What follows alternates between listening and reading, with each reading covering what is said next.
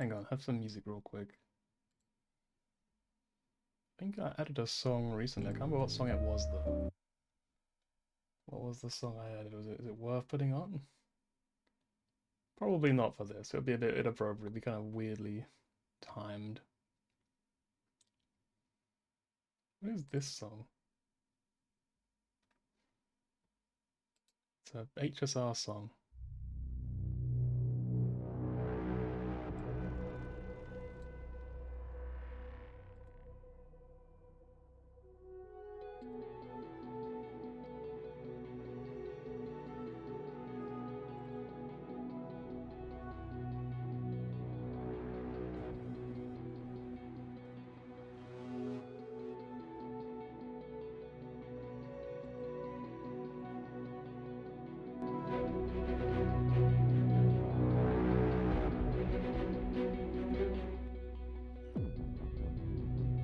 Like, it says it's really loud on OBS, but like, it's really quiet for me, and I'm just like, what the fuck? Oh, it's because my headset's turned down, that's why.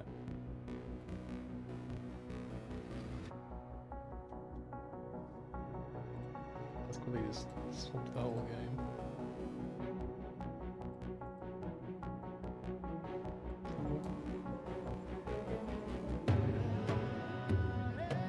Oh, maybe it just doesn't work for this game actually. Yeah. Like, okay, entire screen what it is. I will get to the introduction in a minute, don't worry. Making sure it's not too. It is very loud. Hang on. For the time being, I was gonna turn it a little bit.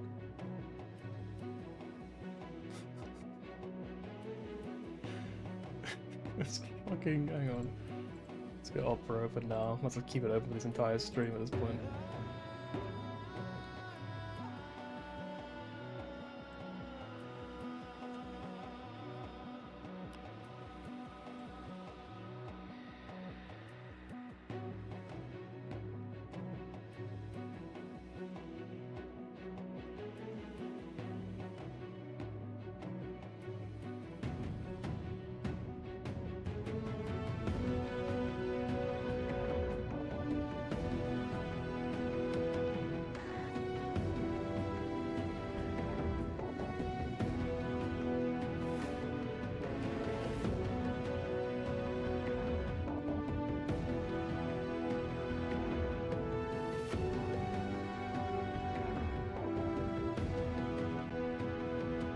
Be done in a second, don't worry.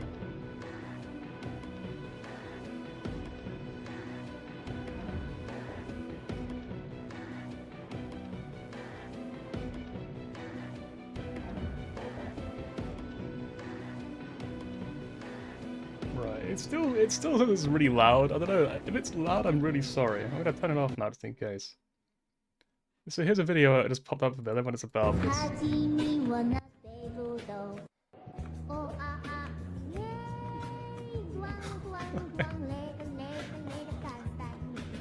I don't know what it is. I have no idea, in fact. I just know that it's Ligus. Yeah, you know what, we'll minimize this. Right, with all that stuff done, everything's out of the way. Hey, good to see you. It took me like 4 minutes to set up all that. That was a lot of time. Sorry about all that. Am I really loud? It looks like I'm quite loud. Hang on. Just very slightly. I should be a little bit quieter, hopefully.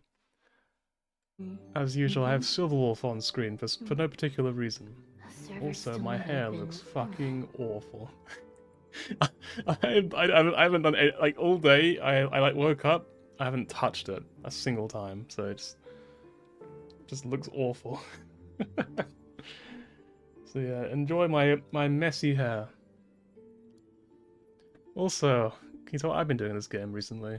Can you tell what I've been playing a lot of? I love Currency Wars. I loved TFT way back when. And so naturally for me, I saw Currency Wars. I was like, I'm gonna put that so much. I'm gonna love that. And I'm honestly, I'm actually hard stuck at the minute. I am hard stuck at Amethyst Gold 2. I cannot get beyond this rank. I have lost 3 times. Twice on this one and once on this one. It's been tough. I think I've just gotta like just get better at the game. I think I've just gotta like Because like up until this point, it's been so easy that I think I've not really learned as much as I probably should have by this point. So I think I just gotta like start learning to improve and just hopefully be able to clear the rank at that point. But yeah, it's really fun. I'm really enjoying it. Anyway, today we are playing not that, this one, As Tomorrow Became Yesterday. Talk to Cyrene at the beginning of the new world. Let's view the story recap, because like, I can't remember exactly how it went. Farewell to high ceilings at the vortex of Genesis. Let's go for about that. About the time core flame, and was immediately dragged into the Memoria tide of oblivion by Evernight. She was once the hidden power that March manifested by sacrificing all of her memories. Yet now, she harbors other secret intentions in her heart.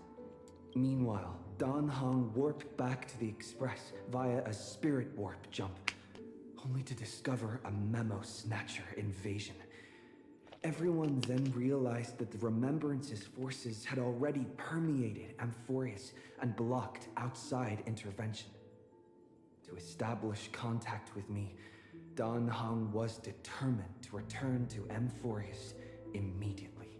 After waking up in the false trailblaze, I managed to escape with help from Cyrene and Sunday. Unfortunately, Evernight held absolute control, causing me to fall into the Memoria tide once again. However, Black Swan took this opportunity to quietly approach Evernight. Dan Heng returned to Amphoreus and beckoned the heroic spirit of Finan with divine blood. The destruction descending from the sky pierced through the memory zone and discovered the most hidden corner of the world. In pursuit of Evernight, Dan Heng arrived at the charred remnants of the Grove of Epiphany. In the grove, where memories became disjointed, Dan Heng received help from Dan Feng within his memories and completed his farewell to the past. In their final moments, the Earth demigod Terravox entrusted all their duty and authority to Dan Heng. With this newfound strength, Dan Heng found me within the Memoria tide.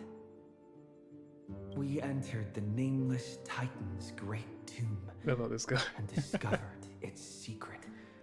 Across the 30 million cycles of eternal recurrence, every incarnation of Cyrene had come here, offering herself to the Remembrance. With Black Swan's help, we found Evernight in the depths of the Great Tomb. I was gonna try to like do this face in real life, but then I realized that would be impossible. I don't think I could do that. Anyway, so I think this part of 3.6 was probably my favorite of the entire story.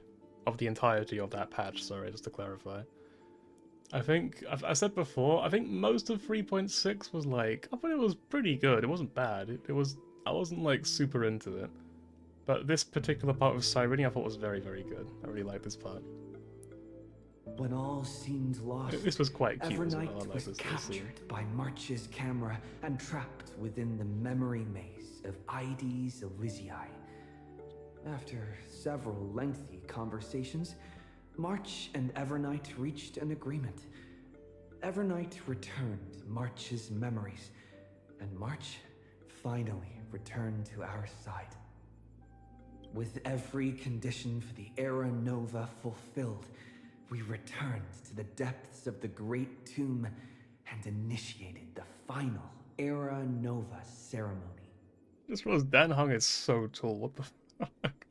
He's just like a basketball player. Look at him. Oh, that's over? Okay, go. Let's go. And we're going to meet Cyrene at the beginning of a new world. Time to log off. Head back. Really ruin the moment, huh? Hello, Cyrene. How are you?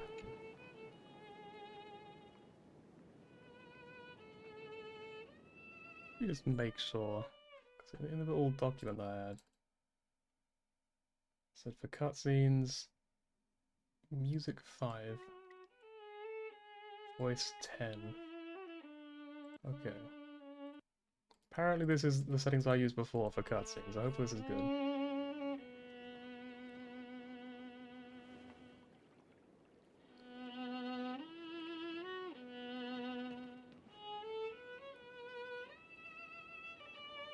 This view hasn't changed at all, has it? Ma'am? The hometown in your memories never changes.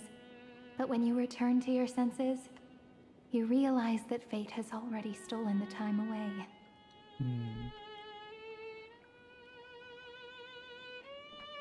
Welcome to the Trail of Genesis, friend.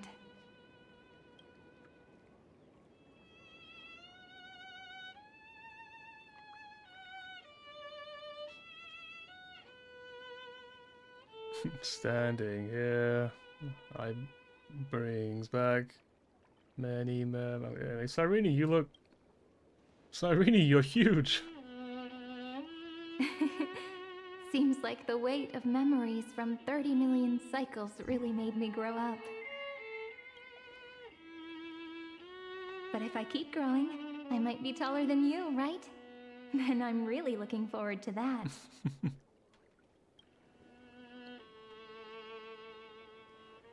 Before you arrived, I kept wondering, beyond the veil of ID Silicii, what kind of Amphoreus is being born?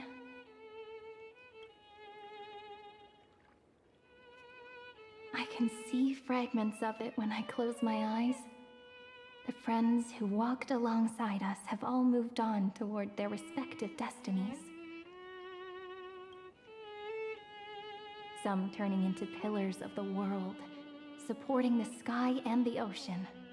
Others sowing reason, laying down the law, and with gentle hands lifting newborns into the light. Death and strife are no longer feared by people, and trickery has become the innocent games of children. All beings living ordinary and peaceful lives, within the net woven by romance and passage. There's no black tide, no flame chase, and no destruction. The world on the other side of the sea is one bathed in sunlight.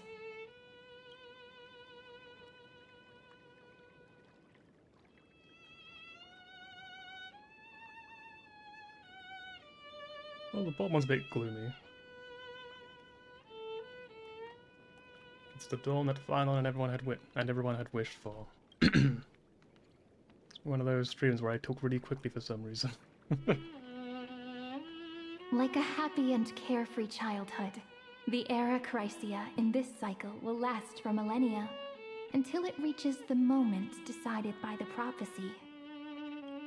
Light calendar 4931, month of freedom, the moment belonging to world-bearing.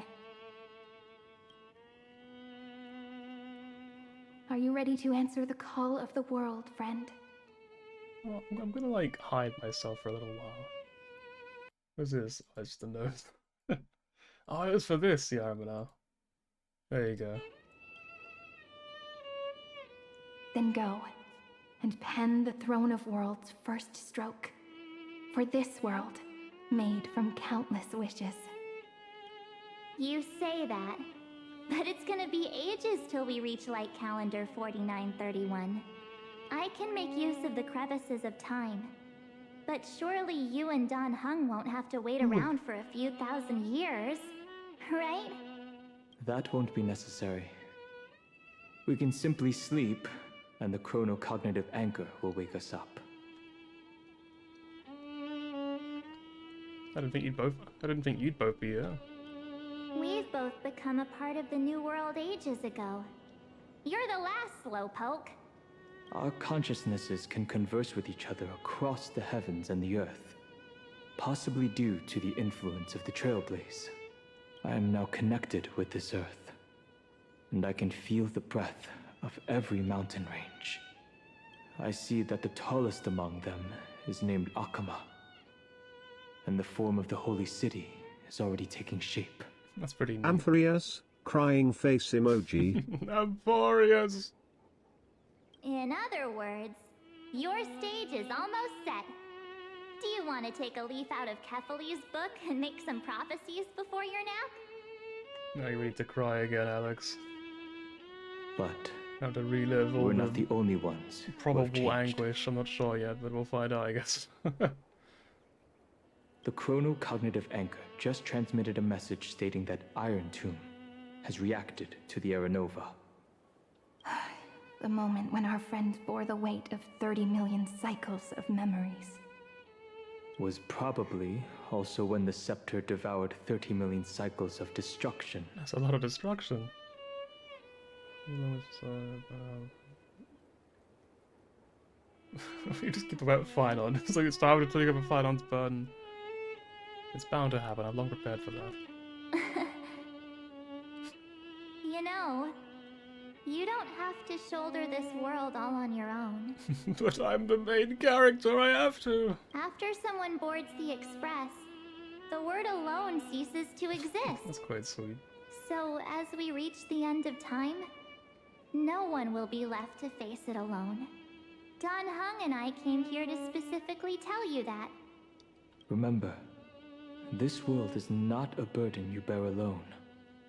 It's a journey we trailblaze together, alongside all of the Express. Seriously, can't you let me be the protagonist for once? Watching and listening quietly. I'm sure I will have fun. I'm sure it should be a wonderful experience. Thank you very much.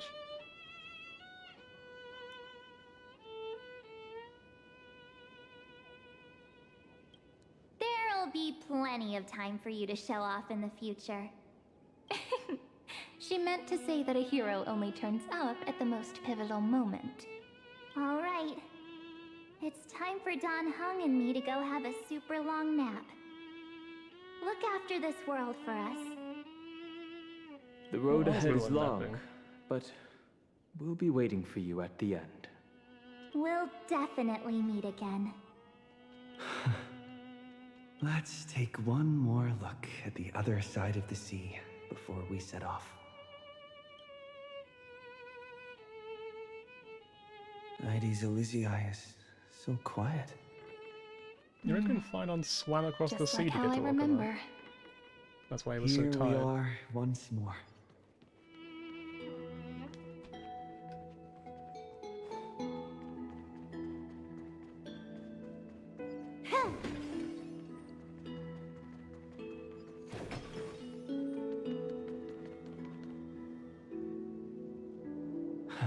The scent of the black tide is now completely calm.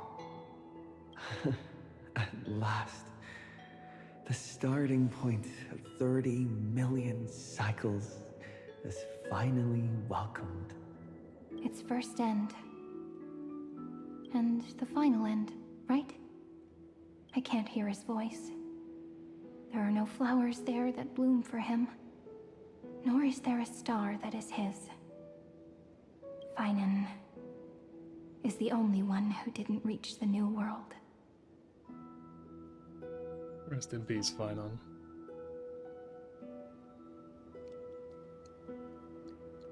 Trust in him. We'll meet again for sure. Look, the golden light that shone upon the grove still meanders between heaven and earth, like the prophecies of Amphoreus. It has to be a sign he left behind. It points towards the destruction and the deepest night. Do you still remember what I asked you at this exact spot the last time we set off? Friend, are you ready to become a hero? You were still burdened by the weight of world-bearing back then, still unsure of the role you were meant to play. But now, everyone has already given you the answer. The heroes of legends were just at the right place at the right time when the world needed a hero. Just like how your arrival kickstarted Amphoreus' fate once more. A person's personality is their destiny. Together we'll all make it to the best possible ending. Probably something a bit weird to be honest. We best. Those are such beautiful words. Thank you, friend. I was also trying to cheer myself up with what I said. After all, before we truly compose the end of this story, I must also pluck up the courage to head off with you. And face a memory that I have forgotten for too long. And have denied for too long. I do love the little moon stuff. So what is this memory? It's so dark. What is this place? The great tomb of the nameless titan. The deepest recesses of memory. Also, the place where Cyrene was born. What, you born Nita Elzia? My apologies, friend. The more memories I got back along the way, the more I felt that something wasn't right. There's a sort of anxiety I can't get rid of. It's like when I was back in ID Silicii, when the reflections in the water always made me wonder, which is the real me? The one reflected in the water, or the one standing on the shore? But I finally get it now. Look, friend. The words on that wall are the answer. 1, 2, 3, 4, 5, 6, 7. Do, re, mi, fa, sol, la, ti. That rhymeless tune is the lullaby of little fairies. As always, I'll read this book to you. That way it won't just be Cyrene's memories alone. I've always thought that I was the narrator of the Flame Chase journey. But as it turns out, the narrator is also the most devoted audience.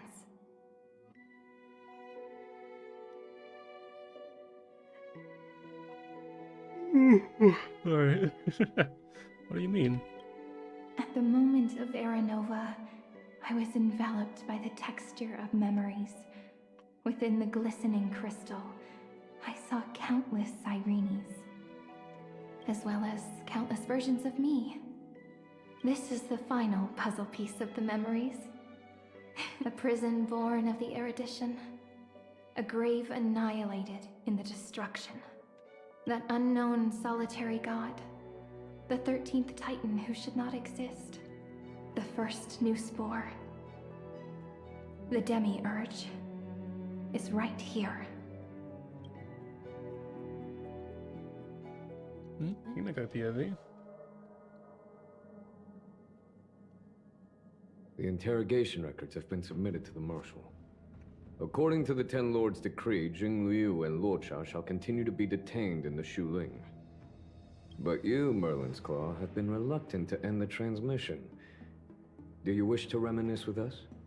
Or is there something else on your mind that you're just desperate to get out?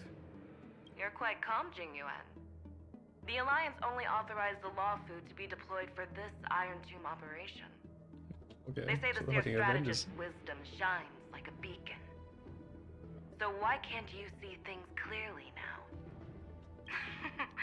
Look who's talking. I didn't vote against it, did I? Sounds kind of like Topaz. But, with enemies all around us, even a child knows the Marshal needs to keep a few Xianzhou ships in reserve, just in case. Oh, sounds a bit like Astra as well. It's like those two mixed together. Whoever volunteers first is the Marshal's pick.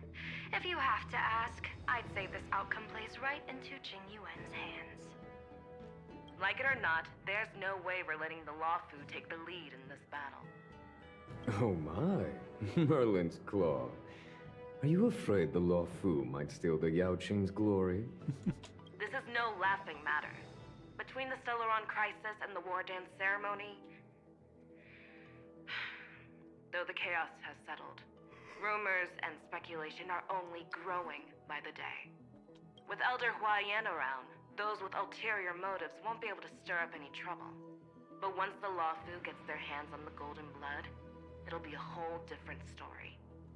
With the kind of person Jing Liu is, and her connection to you, I don't need to spell it out. There are countless ways this could be spun into something bigger. You're overthinking it, General Fei Shao.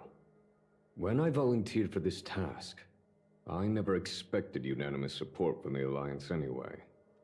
The Luofu will seize the Golden Blood and redeem itself. That'll be our first win. Then we'll leverage this Golden Blood in the negotiations. Our second win. These 2 wins for the Luofu will make all 3 of us happy. And that'll be our third win.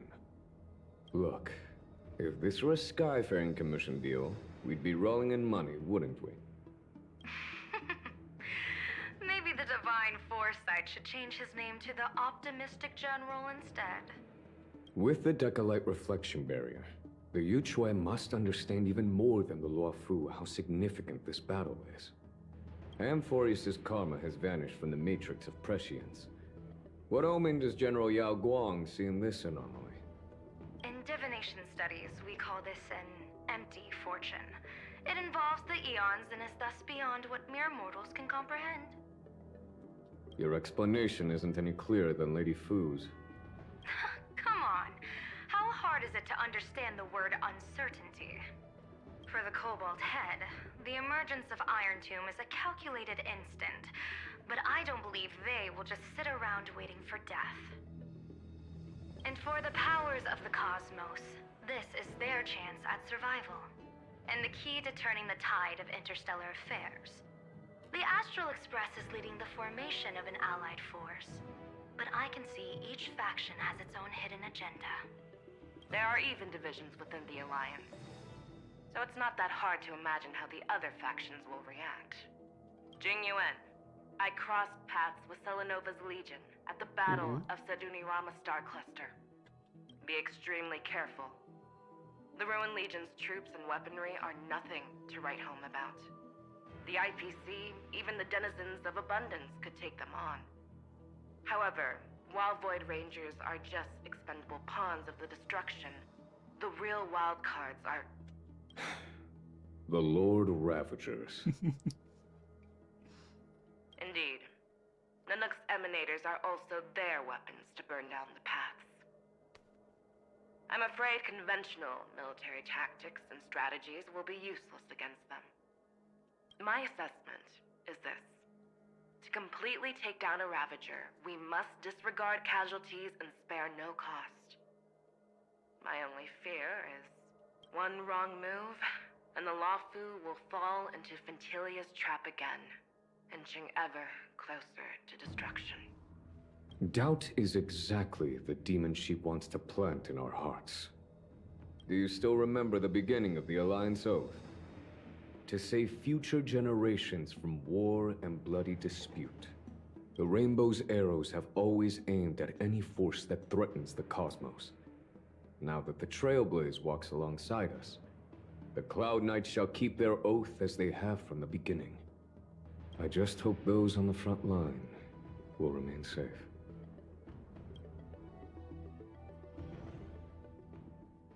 The chronocognitive anchor is sending a signal.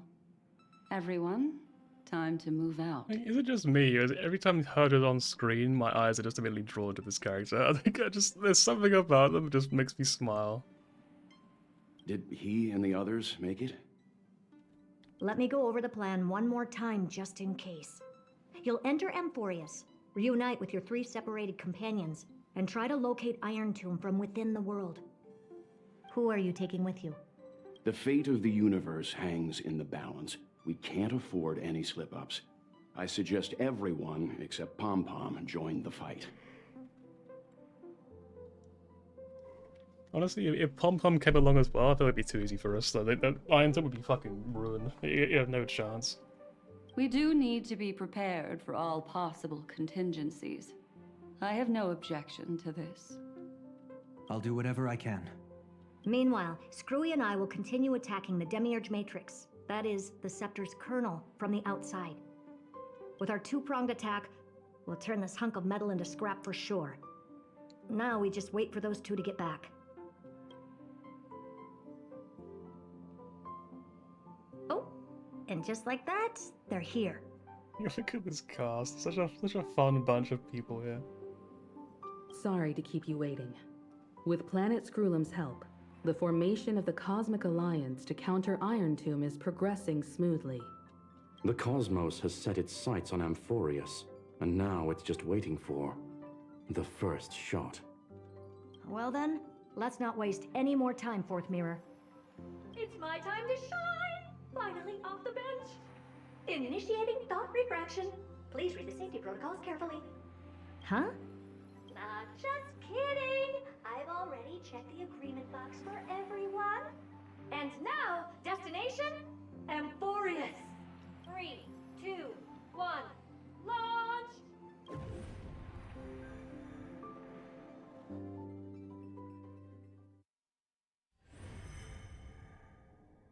The flow. Hang on. I was gonna quickly swap to this, but it's too late now.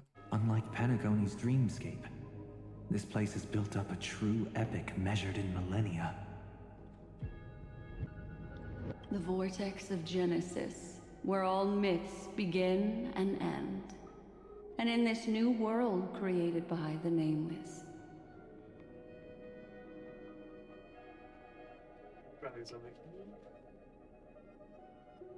Well, I thought I was, but apparently I'm not, because I can't find it, so no, next one. The infinite cycles have been broken.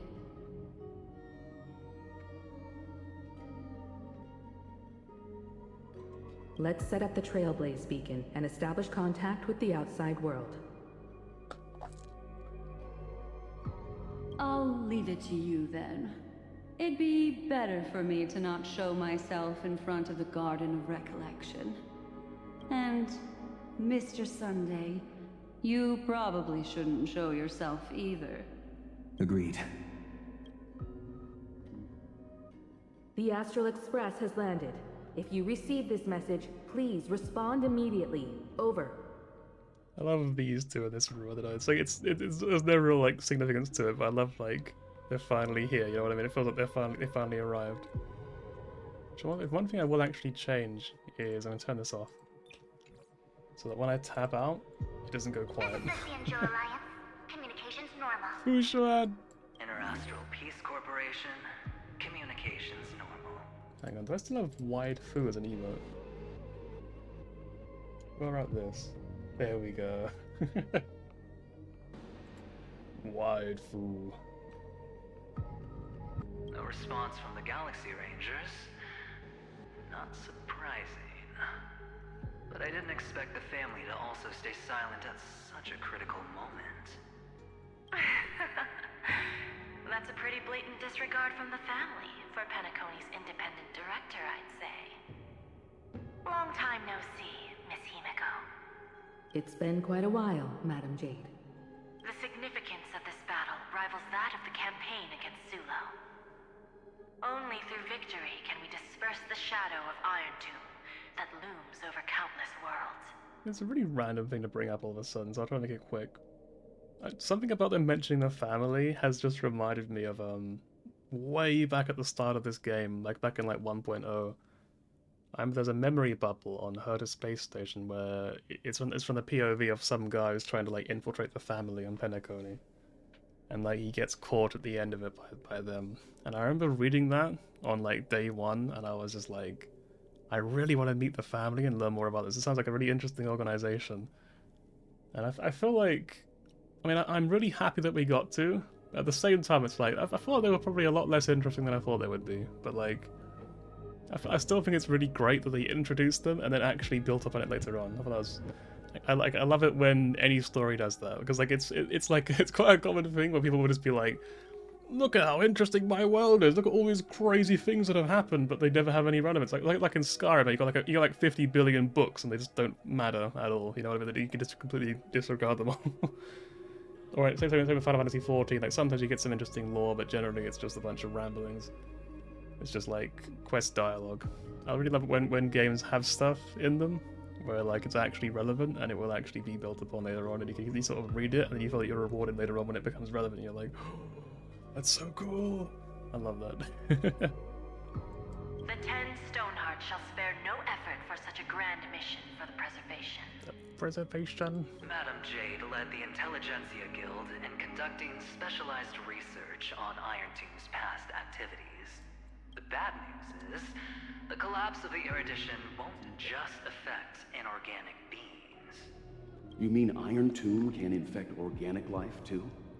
Well, the good news is, so far, its effects on organic life are under control. The infection progresses slowly, and the resulting neuropathy is non-fatal. In any case, the IPC can guarantee targeted vaccine coverage within 48 system hours in all star zones within the medical system. What about other star zones? At a time like this, are the followers of the Firmament Arbiter still trying to make a profit?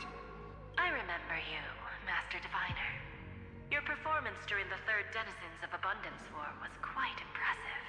She's not even looking at it, she's just like staring at the floor, it's like... Please rest assured, all worlds can purchase vaccines from the IPC with a humanitarian discount. That's the current policy at the very least. But, if the Xianzhou Alliance is willing to assist with the IPC's assets in Epsilon and other star systems, we'll have more cards to play when reiterating to the board the necessity of deep cooperation.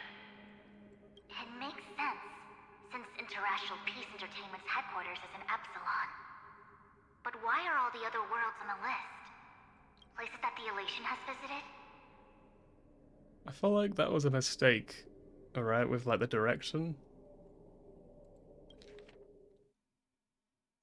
I feel like it's supposed to be like, but why are all the other worlds on this list places that the Elation has visited? Like all one sentence. But I think they like maybe misinterpreted it. Places that the Elation has visited? Because that sounds like, well, she's just sort of realized that. She's like, wait, places that the Elation has visited? Or something, I don't know. Think of it as a long-term investment. Please understand that everyone at Pierpoint is swamped with Iron Tomb work, especially the marketing development department. At this rate, even the 10 Stonehearts can only do so much. Having some assistance from the Alliance would surely benefit the entire cosmos. Wouldn't you agree? As an old Xianzhou saying goes, those who succeed should help all under heaven. Your proposal must be decided on by the 7 Arbiter Generals. I'm just here to relay the message. In times of crisis, the Luofu will not hesitate to help those in need. However, the prerequisite is that the IPC must unconditionally assist the Alliance with emergency rescue operations in the disaster area. Of course. In the name of preservation, all for the Amber Lord. Thank you all for your selfless dedication.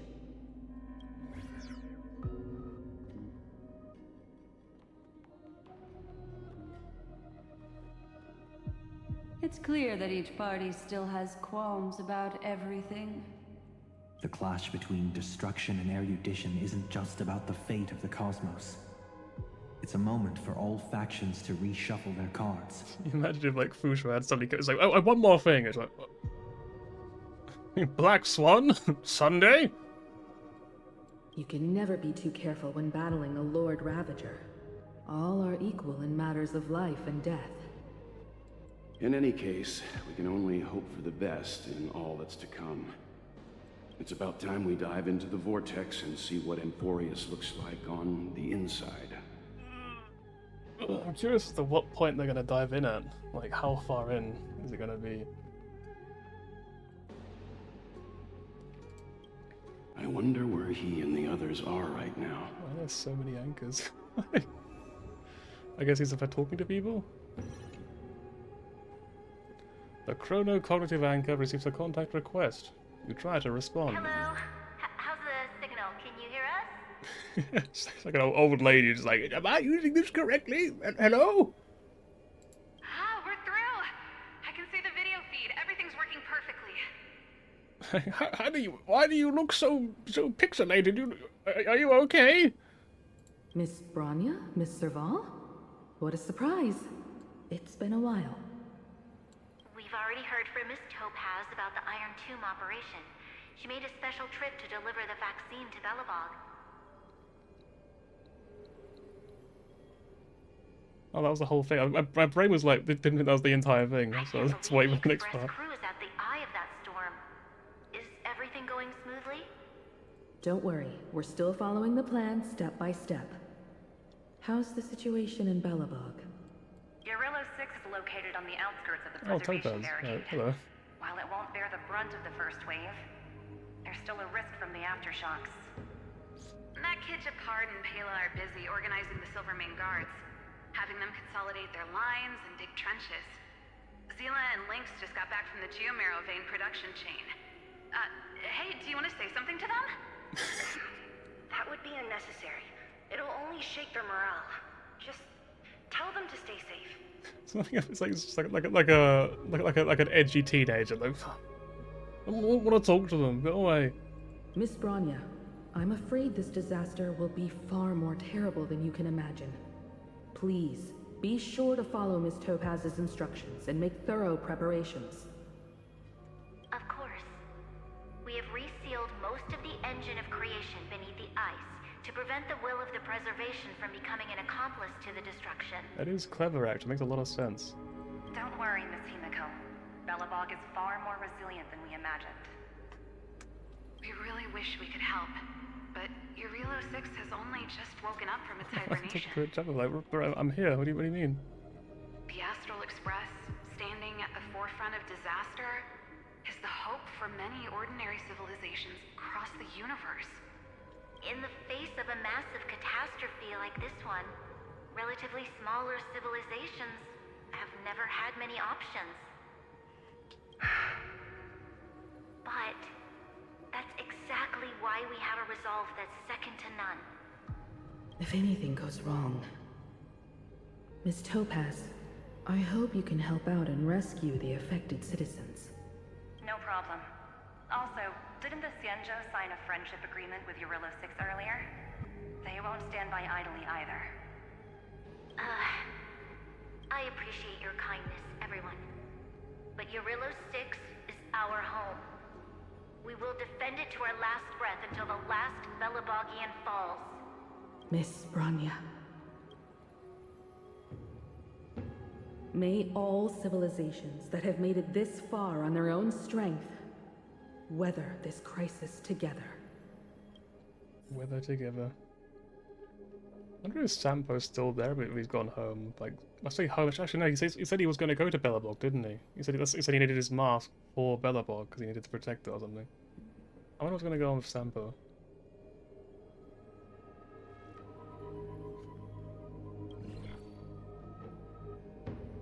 Good news, Miss Himiko. The 7 Arbiter Generals have reconsidered the current situation, and I'm here to relay their message. Officially, the Alliance's combat forces will still be limited to the Luofu, but the Yaqing has also been deployed in the surrounding war zone as a contingency. Words cannot express our gratitude. Getting the Hunt to agree on sending troops must have taken quite some effort from General Jing Yuan. The Luofu already considers the Express an important ally. We also have no intention of hiding the fact that there is indeed something the Xianzhou seeks from this Iron Tomb operation. But this time, the Marshal herself decided to send out troops. With a formidable enemy before us, the Alliance has no reason to back down, nor will we be content to take a back seat. If we can stand together with civilizations across the universe to overcome this crisis, then we must do so, even at the cost of our own lives. The Alliance truly embodies the principle of righteousness. It's fortunate that the cosmos has great heroes like you. You're too kind. As for that Jade Abacus of Allying Oath, you can save it for when you're in more dire need. Oh, it's still like a recurring plot point, the whole Jade Abacus thing. It's like one day we're gonna use it, it's gonna be the craziest shit imaginable. It's gonna be like an emergency, like we're gonna meet Selenova or something, we're gonna like just have to call it in like an emergency. They're like, we need it right now, please! I regret regret to inform you, Miss Himiko, that even the Strategic Investment Department is constrained when it comes to the Iron Tomb issue.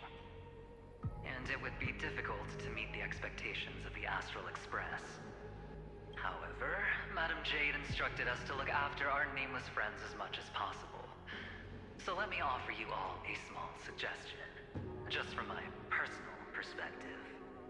Other departments at the IVC might also take this opportunity to extend an olive branch to you. When that time comes, I hope the Astral Express will remember that the 10 Stonehearts were willing to stand with the Trailblaze, even though we were in a difficult position. And more importantly, we were the only ones willing to do so. Sounds like a threat, doesn't it? But trust me, every word comes straight from the heart. Has the internal conflict within the ITC really gotten this bad? Everyone knows about the bad blood between Diamond and Oswaldo. Diamond Oswaldo, what a great name. An uneasy truce. Until the Lord Ravager Archforger caught the board's attention. I'll leave it at that, as it's confidential information. Hope you can understand. I understand. Our immediate priority is to address the Iron Tomb crisis. Let's hope for success from the start. This might help ease everyone's pressing concerns.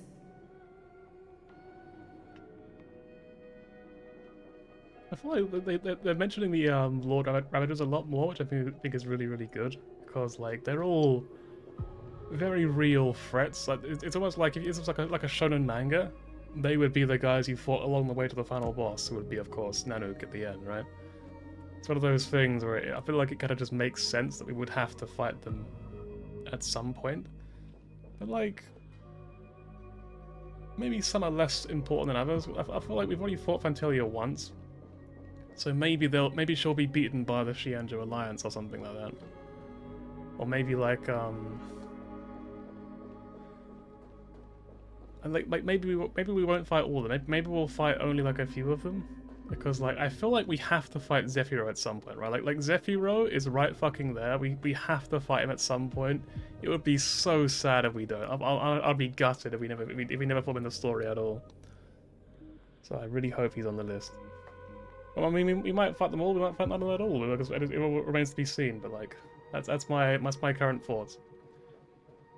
I think it's really, really cool just having the Lord Ravagers popping up now and being like mentioned and addressed properly, because it sort of stands to reason that like surely they're all actively working towards their ultimate goal, right? Surely they're not just, you know, playing cards somewhere in hell, you know, just chilling out waiting for the moment to be like, oh, it's my time of the story. Okay, I guess I'll go cause some havoc now then. So yeah. Anyway, that's just that was my tangent for this like 10-minute segment.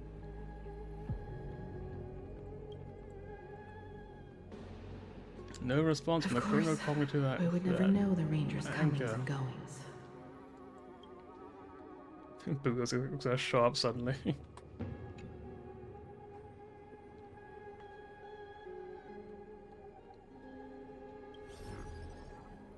Miss Himiko, is that you? Oh, is this Robin? Like, yes. Disguised as like are a little Miss Lala fella, Robin. they're called like a Pepeshi, I think. Yes. I apologize for not being able to respond during the meeting earlier. And even now I can only appear in disguise. On behalf of the Penaconian family branch, I extend my sincerest apologies to everyone. We tried to request aid from the family, but we essentially received no response.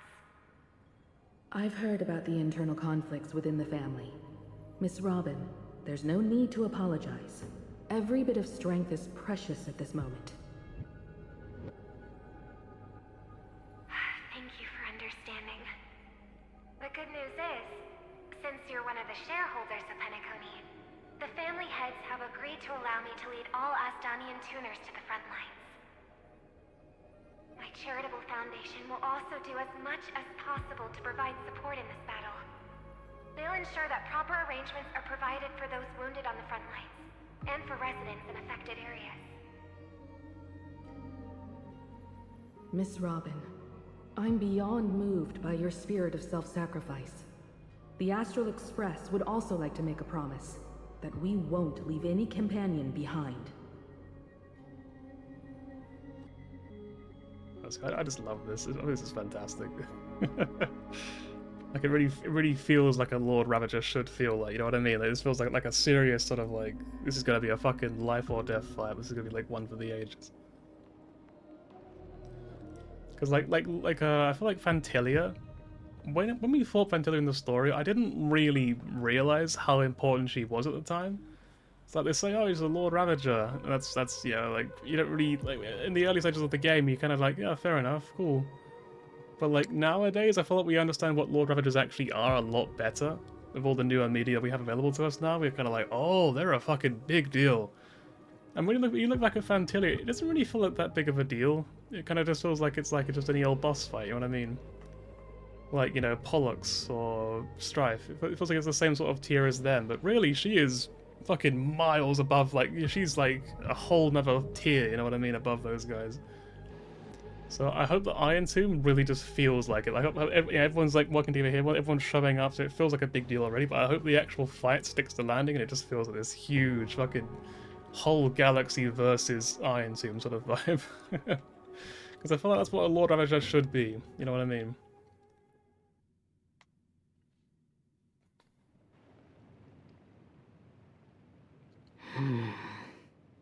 Why is there no one here? Everything in Akama seems normal. The new world was enjoying peaceful times not long ago. Lord is just raw It meat seems it was sitting even around. more recent than not long ago, Miss Himiko. I say raw, but it's, The it fruit might be on the cooked. table is freshly cut, and the bath temperature is just right. The remembrance tells me this place was bustling with people just moments ago. It's as if everyone vanished in an instant. Could this be Xandar's doing? Unlikely. He's still under the surveillance of those two geniuses. Could it be some kind of local custom? Yeah, we'll go to church. That makes an entire city fall silent in an instant.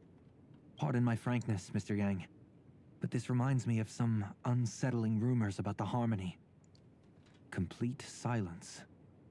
Is often the prelude to divine intervention. Everyone, be careful. Here they come! Here they come! The nameless of the Astral Express! Evernight? How is this possible? She was I already... like her eyes in that shot, they're very pretty. We are the chroniclers of time, and we do not fade away. Finally, the last era Nova has been completed. What did you do to the residents of the Holy City and the three Nameless?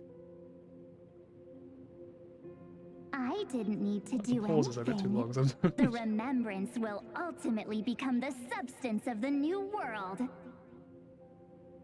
Now, they are no longer the trailblazers you once knew, but gods who permeate heaven and earth. The 12 Titans who guard Amphoreus. Stop fooling around, March. Come on out. What? Aw, I practiced so long for this. Getting seen through right away is just so embarrassing. I guess you did a hobby for like, you know, several thousand years. You've obviously been learning from the theatrical culture in Amphoreus. But if possible, I'd prefer our reunion to be a bit more casual and laid back. As expected, I can't hide anything from Himeko and Mr. Yang. Well, long time no see. Guess I'm back? We should be the ones to say that. Sorry for keeping you waiting. So, these jellyfish are the Titan's power? They're just tiny manifestations of the Veil of Evernight, used for scouting and communication. If I went all out, I could summon way more of them. Thanks to him, we all turned into Titans in the new world. Sure, we can take on humanoid forms, but it feels off. How Intriguing. So what does he look like now? It can't be a raccoon with a baseball bat, I suppose. That would be so cute, though. Please don't add weird stuff to Amphoreus' lore. Just go see it with your own eyes. Follow the prophecy's guidance and come to Dawncloud. He looks way more majestic now than he used to.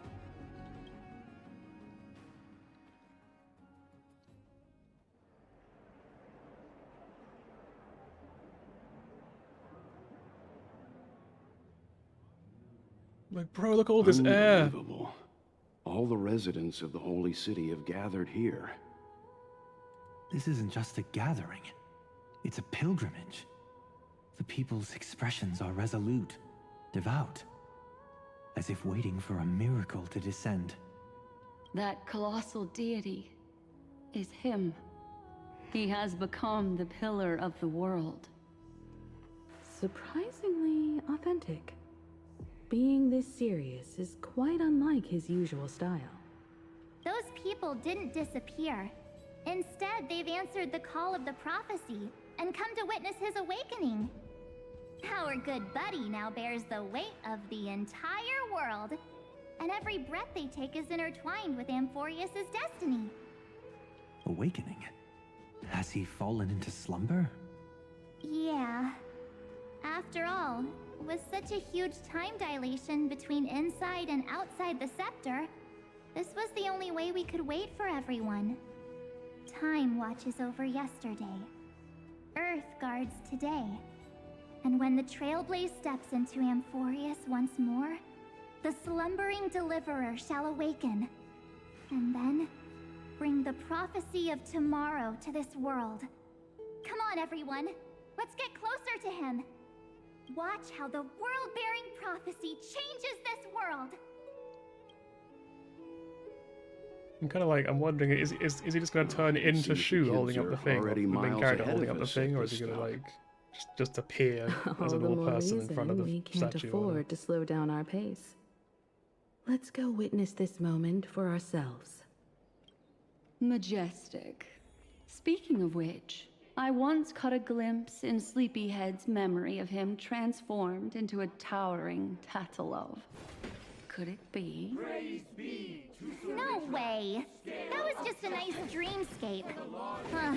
At least nice for him. If they are the throne of worlds who bears the weight of this world, perhaps they could guide a traveler still wandering among the stars. Hey, since when did you get all pious? This advice sounds pretty silly sometimes, you know. The so-called fool and the world are merely a step apart. This fucking old lady. Citizens, behold! Our last Titan, the world-bearing deliverer, is about to awaken! Imagine you wake up and everyone's just like, welcome! Loyal subjects, bewildered followers, and fearless comrades in arms have all knelt before your throne. Like, imagine you just sort of woke up one morning and everyone's just kneeling in front of you like, we're going, finally, my lord, you're awake! You'd be like, what the fuck is going on? Who are you people? It'd be so confusing. Awaken from your eternal slumber and bestow upon the world your divine prophecy. Please guide us. Show us how to embrace this Just join in now, I'm just sort of missing out, you we know. welcome that distant dawn. To walk the path of a mortal Oh, they're as not a doing god, it, so you know, I guess I can stop, yeah. or to bear That's a how it works. divine burden as a mortal.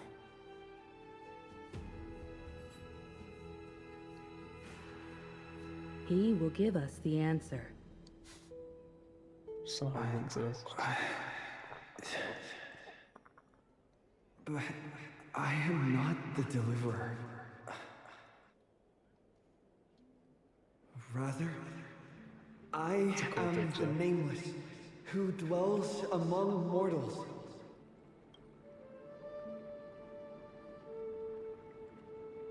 So quickly.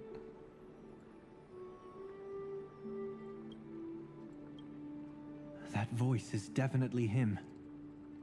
I heard your prayers. The core flames flickered and dimmed, and the age of the gods met its end. So flow, golden blood, flow. I'll bestow it upon you, returning it to the true masters of this world. Stand with me and become heroes.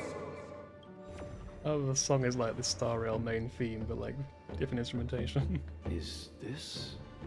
Yes, it's the miracle he brought to Amphoreus. Of course, it would manifest in the form of the Trailblaze. Golden blood, raining down like a storm. The prophecy has descended, and the Titan commands us not to be supplicants, but to become heroes of rebellion, to face that destined calamity. Just arm the entirety of Amphoreus to like soldiers. The prophecy of the deliverer means nothing to me now. It belongs in the hands of someone far more fitting. Someone like all of you. In the name of Kazlana, let us depart and march towards the light. It's neither protection nor salvation. As always, there's no need for totems or myths. Humanity's most primal faith is that instinct named survival. Let's go, everyone. Someone has already sounded the horn of departure. Kind of like Walt's yawning. Explore, Oh. understand, establish, and connect. Together, let us blaze a trail for the destiny of this world.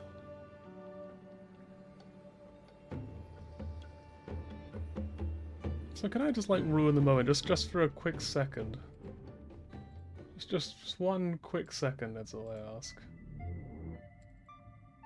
Is it just me, or does this Demiurge Matrix... So, sorry to ruin the moment. Is it just... Am I the only... I keep seeing this and thinking it's his cock. Like, genuinely, like I keep thinking it's like... Like, you know when you've got like trousers on or underwear or whatever, and it's obviously the clothing kind of gets pulled upwards. It kind of looks like that to me. Like, I kept thinking it, and I want to know that I'm not the only one, you know what I mean? I just... feel completely dead. It's nothing like how the memo keeper described it. The environmental readings are all wrong. Conclusion: this must be what the Colonel actually looks like in the real world. Glad it's not just me then. What did Xandar do to the scepter? It's customized like his own At gaming the end PC. of light, there must be silence. Certain, pure, and absolute darkness. Not the time to quote the Lord of Silence. Bad omen. Either way, we have to press on. How could I miss that? We just... Until we uncover the truth behind the 13th Titan. Polka quote. The buried past is the key to stopping Iron Tomb. That is, if it even exists. Xandar says the Demiurge never existed. Who actually buys that? You can erase the records, but not the truth. It vanished too cleanly. No traces. Like someone's yelling, look, there's nothing here. Too bad I'm the type who can't resist digging deeper. Looks like I'll be counting on you again, Screwy. Let's tear the system inside out. See, one day they're going to add Squilliams as a playable character, and I'm going to look back at this moment and think, man, it's so cool, they could finally be a team together. I have to ask. Herta, what if we fail? Let's say the Demiurge really doesn't exist. Do you have a backup plan? A backup plan? Of course. If we can't find the key, we turn the lock into the key. That plan's cost is incalculable. It shouldn't even be on the table. Huh? Then let's hope we never have to use it. Why are you suggesting that? There's no point worrying about the end just yet. One step at a time. Let's go.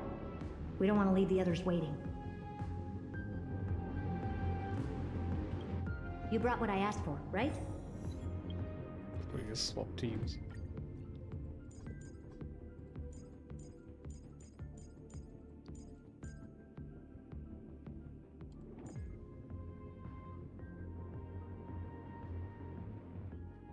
There she is.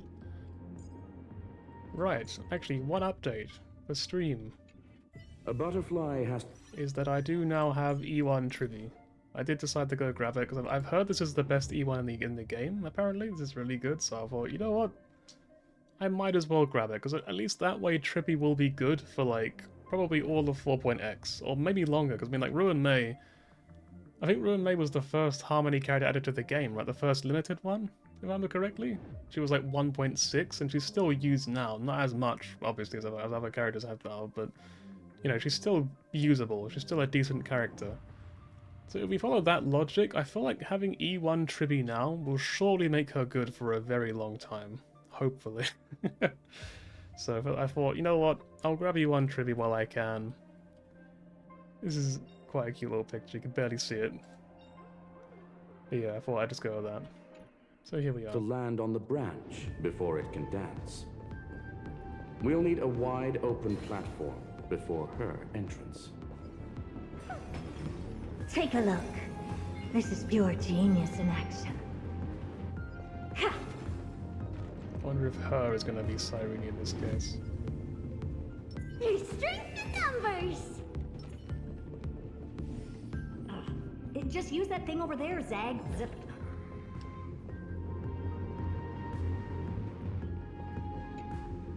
I'm guessing Zagreus? Like, I was just like, what do you mean What a Zag? dumb name. I hereby rename it Herta's Big Hand.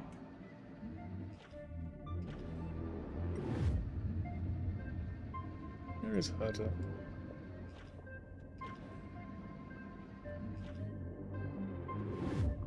Hang on, so is this where we started? We live over here. Oh, it's the glowing light is where we are. Okay, I thought that's where we have to go to. There you go, Herta's big hand. D&D reference. What is the reference then?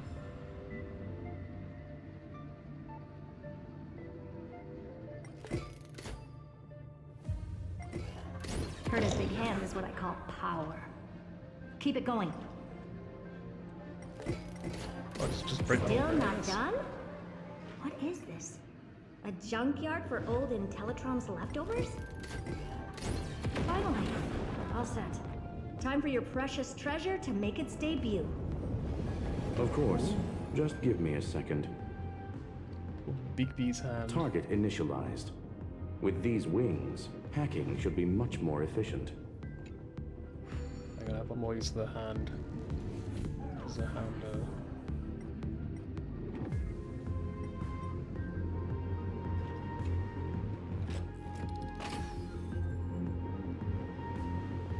Come to me, chest. Move! I was just about to get out. Just about to get out. I was only a second away from leaving this place, but it suddenly stopped working. Can someone plug this van's power cable back in? Boop.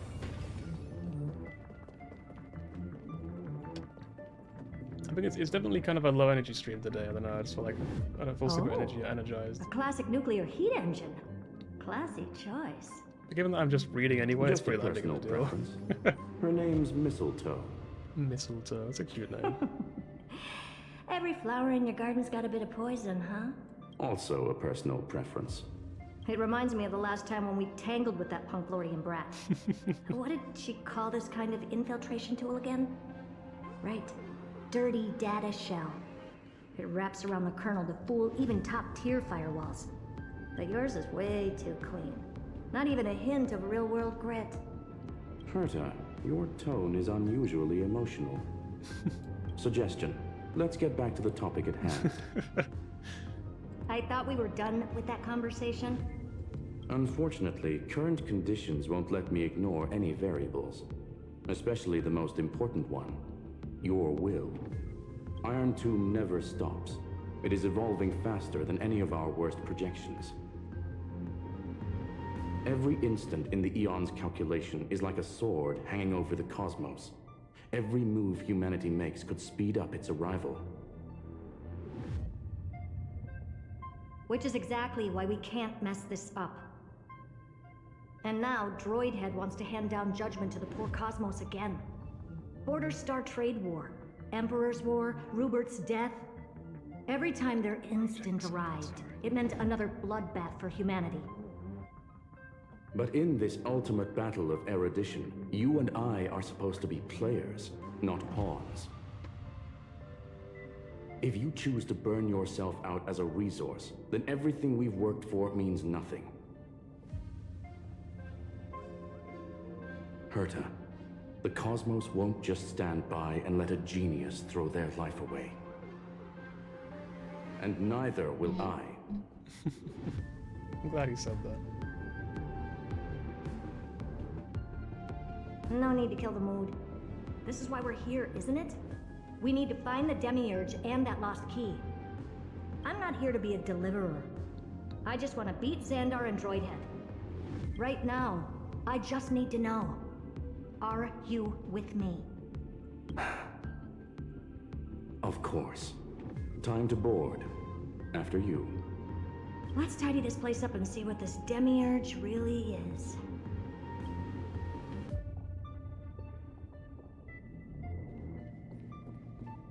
Activate mistletoe!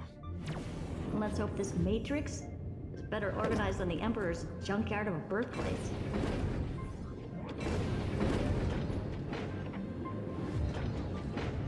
Buckle up. I can't move at all. We're hacking in.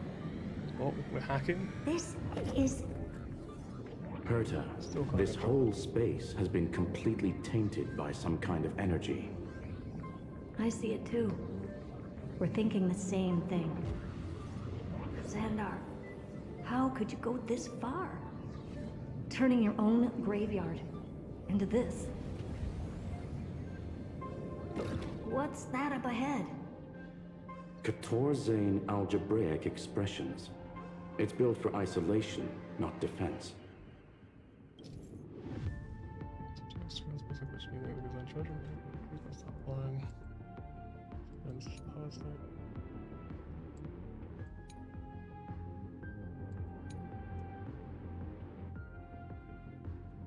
So basically, the door to the tomb, right? Great. Let's find the handle.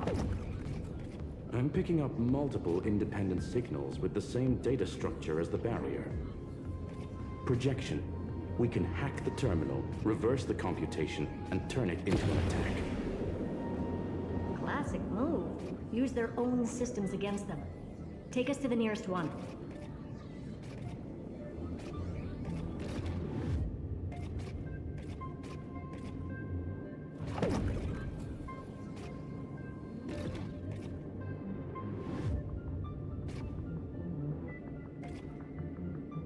I could get out of the vehicle here and like look at this, but I guess not. Maybe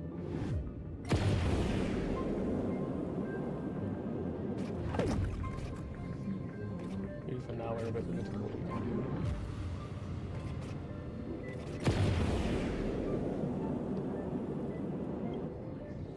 Oh, okay, so it does give you landing points.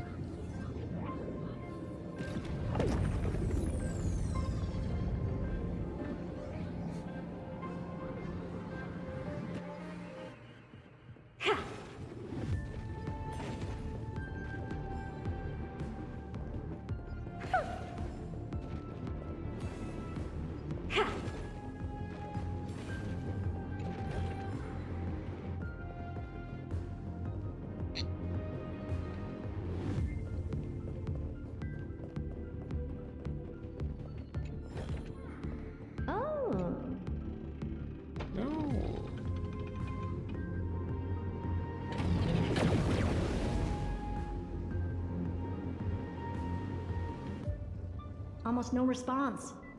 Just as I feared. Not promising. The output is barely a third of what we need. Logic says we'll need multiple terminals to coordinate the strike. Locking onto the next one now. Find anything else? Regarding the origin of these ruins, No logs found yet. Xander erased all records. But I did find some interesting scars in the circuit. High energy radiation, internal imaginary energy contamination. From what I know, there's only one thing that fits. Skip the science talk, Screwy. That thing only goes by one name. The Stellaron. Exactly. Xander blew one up just to clean the entire scepter system. So that's what he meant by killed that Titan with my own hands. He wanted to turn the neuron of the erudition into a relay for the destruction. That meant getting rid of all of it at all costs. The life form known as the Demiurge was the original target of the Scepter's extrapolation. It makes sense. Evernight calling it the first new spore confirms this viewpoint. The prime mover of life. That's what Scepter Delta ME-13 was originally tasked with. Even after it got scrapped, the query kept running. Yet the true value lies in the process of solving it, not the answer itself. Then, does this mean finding the Demiurge is hopeless? No, I'd say exactly the opposite. It means Xandar had no control. He couldn't contain the Demiurge just like he couldn't handle Droidhead. So he tried to erase every trace. But he failed. It still left a mark. By the way, if there's another Stellaron in Amphoreus, why hasn't that little one reacted to it at all? You said the Demiurge left a trace, right? Yeah, but not in the real world. Remember the great tomb of the Nameless Titan?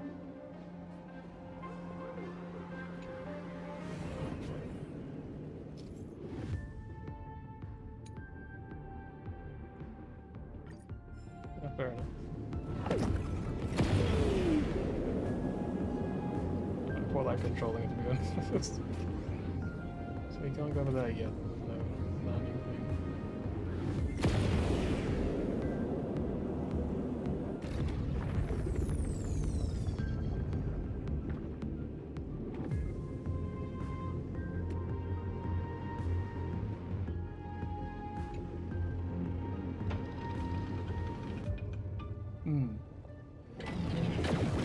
Gaming. Yeah, I quite like flying around. Trailblaze Archive 466. The data from Philia 093 clearly indicates that the Demiurge did in fact enter Amphoreus' extrapolation. Inside that world, it was the 13th, forgotten Titan. The one who listened to 30 million cycles of Cyrene's memory. But Evernight said the opposite. She believed that tomb was empty from the start. The Nameless Titan never existed. The so-called listener was just a trap set by the Remembrance to steal the scepter. A mimetic entity full of theatrics. How much of what she's saying is true? Would an Eon really speak in circles like this? I doubt it. The Remembrance's behavior is certainly odd, but her assessment aligns with our current reality. Since we entered the Matrix, we haven't found a single clue pointing to the Demiurge. And that's the key, Screwy. Xandar's actions prove the Demiurge exists. But what Evernight said, and what we've actually seen all point to the opposite. So we have to assume that both are true. And if that's the case, then the contradiction leads us to... the truth. Exactly. One last terminal. One final key. Time to crack open the kernel. Xandar had to lie to the original Finan and Cyrene. Logic. He had already identified the Remembrance as a threat, yet found no viable way to eliminate it. All right. Let's finish this. Time to break through that barrier.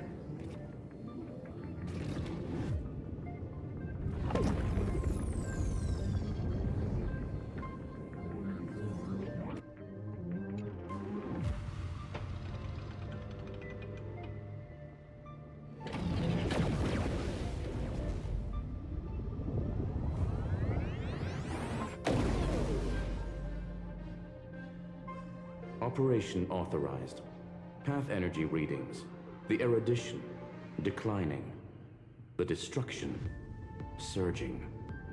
The remembrance, 0. What's going on? Cause unknown. They left no discernible trace within the real Matrix. That shouldn't be possible. Could it be that the Era Nova exhausted all of the Remembrance's texture? Log it for now. The dots still aren't connecting. More than mistletoe. Let's go straight for them.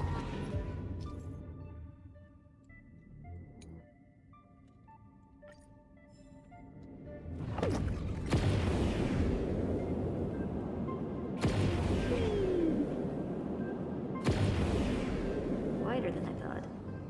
I was expecting a full-on aerial brawl. It's advised to remain vigilant. The destruction's levels are still rising. Huh? What's the matter? Interesting. I just picked up a signal from the exo-myth.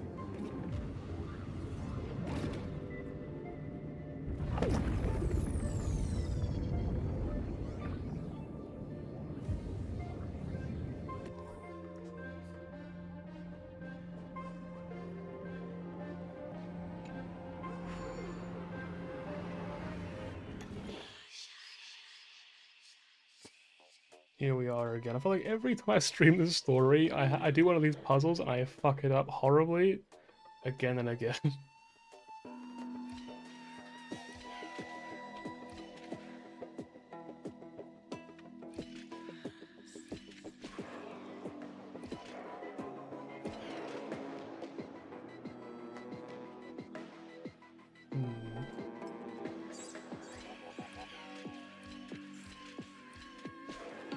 I do have this die around, yeah.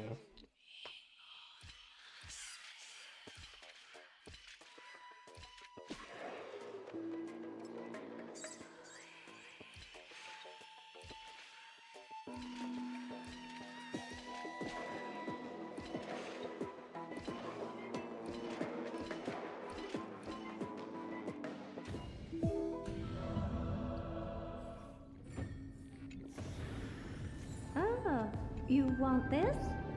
Fine. Take it and amuse yourself. Take a look. This is pure genius in action. Let it is, I see it is. Oh. Oh.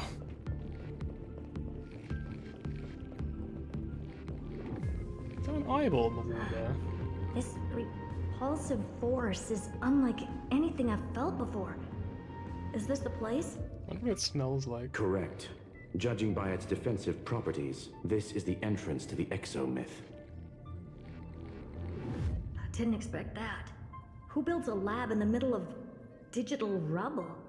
Then again, never doubt a dead man's resolve. So how's our dearly departed doing? He severed part of his neural pathways to break free from Lord Anaxagoras' control. He got so sick of dealing with an accident, yapping at his ear. But that constantly. He's also like, triggered fuck off, the I'm lobotomizing myself, I'm done. Conclusion. Xander has lost all combat functionality and is no longer capable of action. So now he's a specter, literally. I'm so sorry, what was that? Can you open up? I'm so sorry, what was that? Say that again, please. So now he's a specter, literally. Are you joking though? Path? Just to be sure, I want to see this for myself. Might as well drop in and say hi to the real him. Logic. Scanning his inspiration circuit might help us track down the demiurge. Exactly. His brain is the crime scene. There's no way it's spotless. But it could be a trap. That's why you're here. 2-on-1. We've never lost a matchup.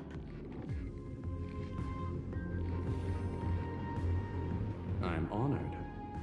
The chronocognitive anchor is in place. Proceed when ready.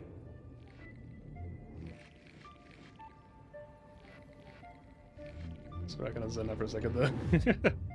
Looking at Discord. I knew it. The one thing I didn't want to happen. He's not here. The coordinates are accurate. Xander is still here. However, his position is shifting rapidly and chaotically. This pattern doesn't match any known shielding technology. It's his domain. Stay alert.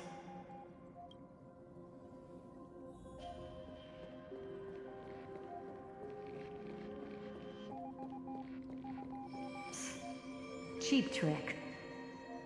The spatial field here is undergoing autonomous recalibration. We're back. Reverse engineering complete. The results are not what I expected. Logs show Lycurgus revoked administrator access. The chronocognitive anchor can't get a fix because at the system level, Lygus no longer exists. Our navigation target is a null set. So he's stopped resisting? Before vanishing, it seems he left one last message for us. To those who follow, all is proven. Find me beneath the tombstone. Melodramatic. He was expecting us. And once he learned of the Great Tomb's existence, he initiated his own search for the Demiurge. Guess he wants a final showdown. Fine. Let the old Intellitron dig his own grave.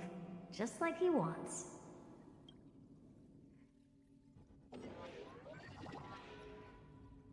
To be in the purest light is to be in the purest dark. Nothing exists there. The Scepter's main frame. Or maybe we should now call it the Lord Ravager's placenta. It's not called that. We still It's just a different name. Really? I don't think so. Not finding anything is our biggest find. Please elaborate. If the Demiurge was destroyed, there'd be at least some bits of it left. I don't buy that a Stellaron could have blasted all the traces away as cleanly as a scalpel. As I said before, its disappearance is too clean. If the garden hadn't stirred the pot, no one would even know about the Demiurge's existence. We're talking about the Scepter's original extrapolation goal. There's no way that nothing of it was left behind. Or we can look at it from another perspective. If you were Xandar, would you be this obsessed with a concept that poses no threat? Would you guard against it at every turn?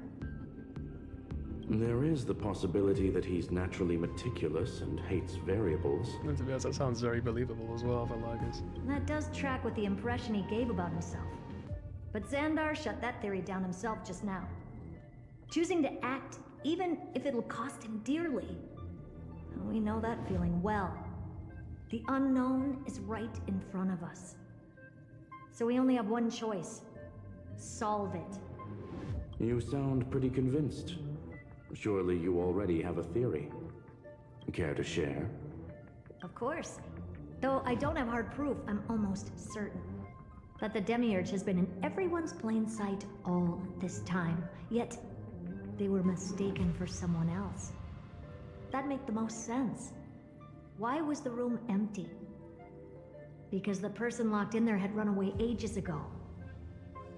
But they were weak and small and had no presence whatsoever. Even the old Intellitron didn't notice them. Which also means there's a high chance that their powers are minuscule and cannot alter the outcome of the battle at all. Well, at least Xandar is scared of them. Come on, it's time to confront him. Let's go to the tombstone he talked about.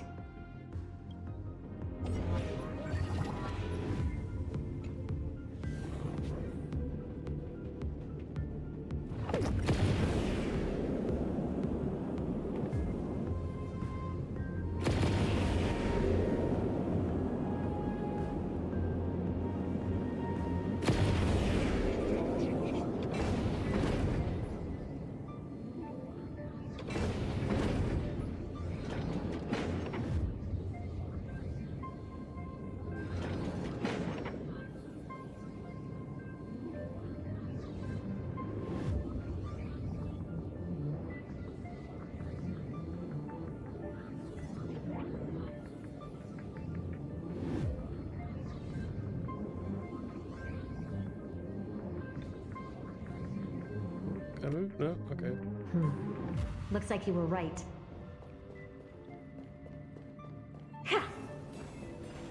There we go. Well, time to leave. Take a look. This is pure genius in action. Also, ready to become a hero? The power of these gathered core flames will shortly light up the endless night. The dawn wished for by both humans and nymphs is almost here. I'm ready. Excellent, that's the spirit. And let us set off towards the end of the story. Here's all the symbols again, it's interesting to note. They're here in his tomb as well. Ah, you want this? Fine. Take it. It's like, oh, could you please give me a hand Nothing putting but a my head head left? back on my shoulders. It seems that Who'd have thought you'd somebody look this has bad in real life? knocked it off. Please help. My elated greetings. Welcome, you two. I'm very happy that you responded to my final words. All this tombstone and final words. Did you end yourself to atone for your guilt or something? Iron Tomb is already powerful enough. I just need to wait. I remain here only to share the joy of discovery, and also to congratulate you two on reaching the same conclusion as me. The conclusion regarding the truth of Amphoreus's heart. End this charade already. That Amphoreus's heart you're talking about is just a missing demiurge. And its corresponding vessel was this very scepter. You interfered with the experiment and made Amphoreus's body into a hollow shell, all to incubate Iron Tomb within. That's why you either killed or kicked out all of the Memo Snatchers. You wanted to eliminate any chance of a consciousness coming into being, no matter the cost. I keep hearing fireworks constantly in my left ear because the window's there. It's pretty fucking annoying. Can fall to a single crack. The memory of betrayal has been etched into my heart, and I will never show mercy. Now, the perfect vessel has already fused with Amphoreus's body. Unfortunately for you, the answer is all but revealed regarding who the Demiurge is. Then let us share the joy of discovering the truth. The last secret of the saga will finally dissipate here, as we reveal the truth behind Philius 093's disappearance. A lie by the remembrance. It is an eyeball, like I saw there earlier on the wall.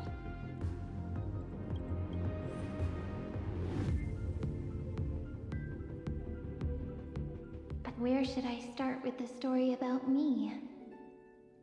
From the beginning of the universe? Just kidding. That would be too much. I just want to tell a teeny story. So little that it started with a seed. I know you're listening, my good friend.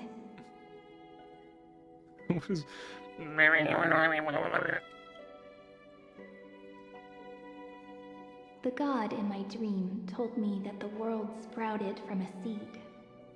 It grew into a great tree named Amphoreus, and time became its branches and leaves, basking in the light. What a coincidence. Dappled light coming through the leaves is my first memory as well. On a very ordinary early morning, beneath the village's biggest tree, the daughter of Ide Silicii quietly came into this world. Image. What a moving opening. A loud cry was the first gift the child gave to the world. The prophecy's fulfilled, the villagers say. This child is a gift from the Titans. Pink hair and sharp ears, she was born to be the priest of time. The Titans also gave their blessings. You shall fade when the flowers bloom, for every ending begets a beginning. Flowers will bloom and wilt. What a beautiful ending. This page concluded in laughter. Cry loud, child. Let your voice reach Orynyx.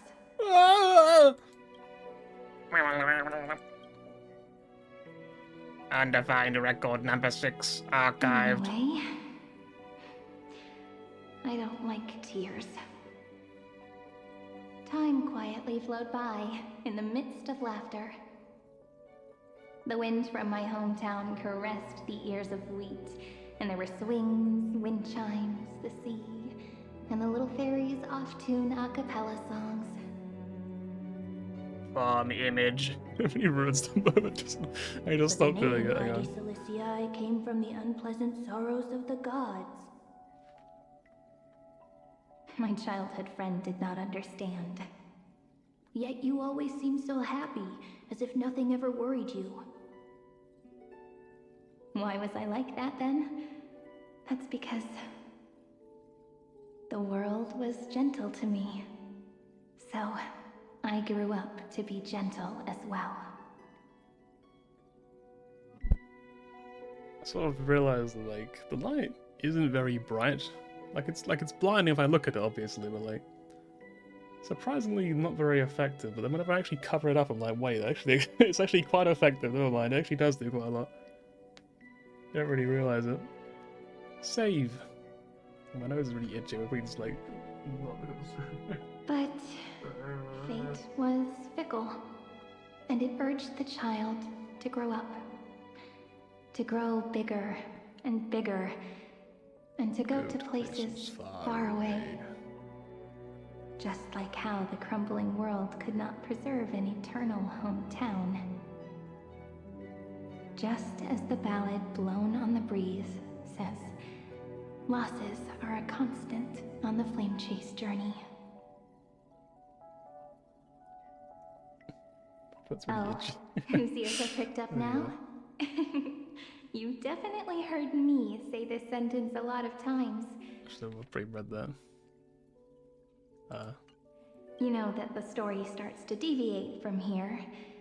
Aren't you looking forward to it? Then let's get started. The hero's journey crosses through the long night, through tears and laughter, and once again heads towards tomorrow.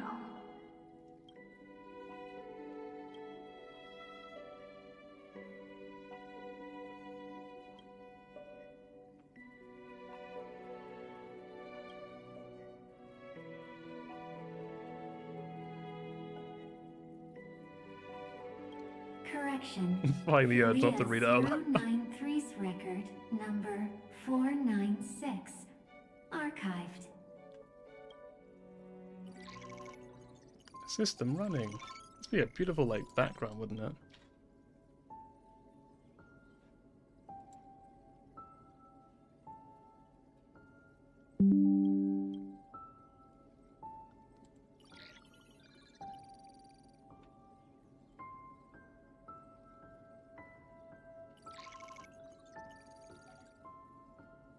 Allow. Running Ventilia. Philia 093.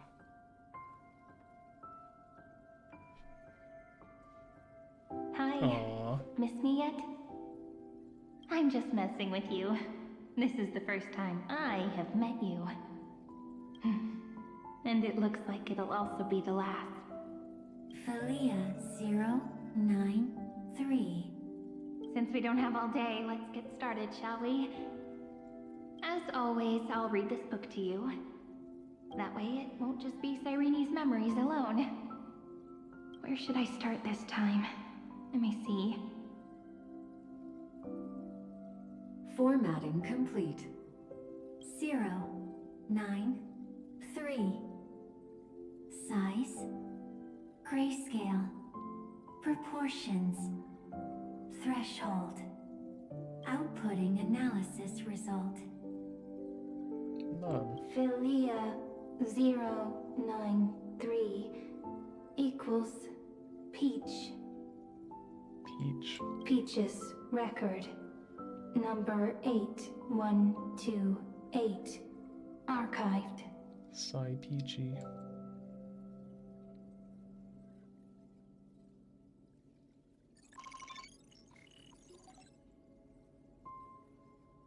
Runtime error. Unhandled exception occurred 1 out of 3. Object name, every page of record. Click Excerpt to ignore the error and continue. Click Details to view the full log.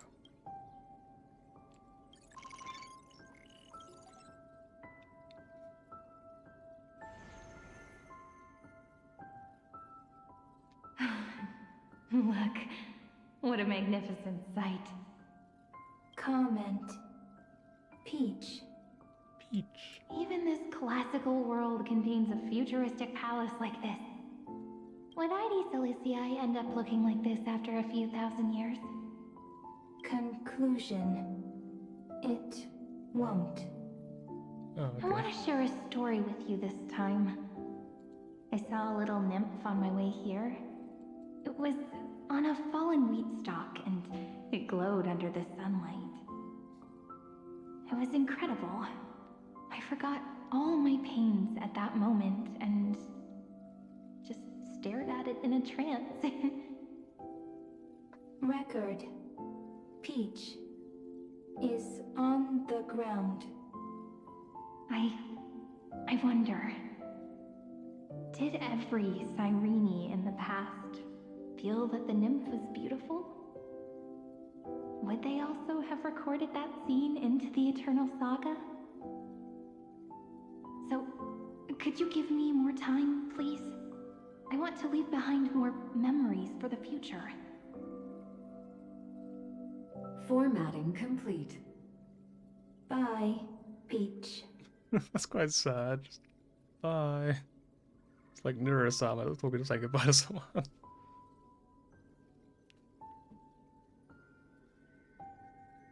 Peach's record number. As long as I record every page of this story and tell it to you, Amphoreus won't be forgotten. Query. Record. Electrical signal sequence. Bolamos 600. Track. Strife. He still talks like that when he's alone as well. Related to. Stripe. Comment. Pretty. This is very cute. I like this little thing. Signal sequence. Schema 720. Track. Reason.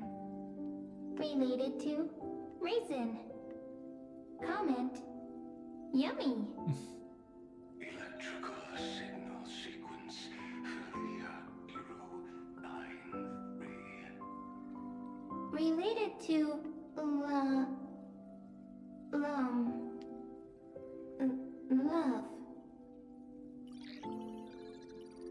Comment. Peach equals love?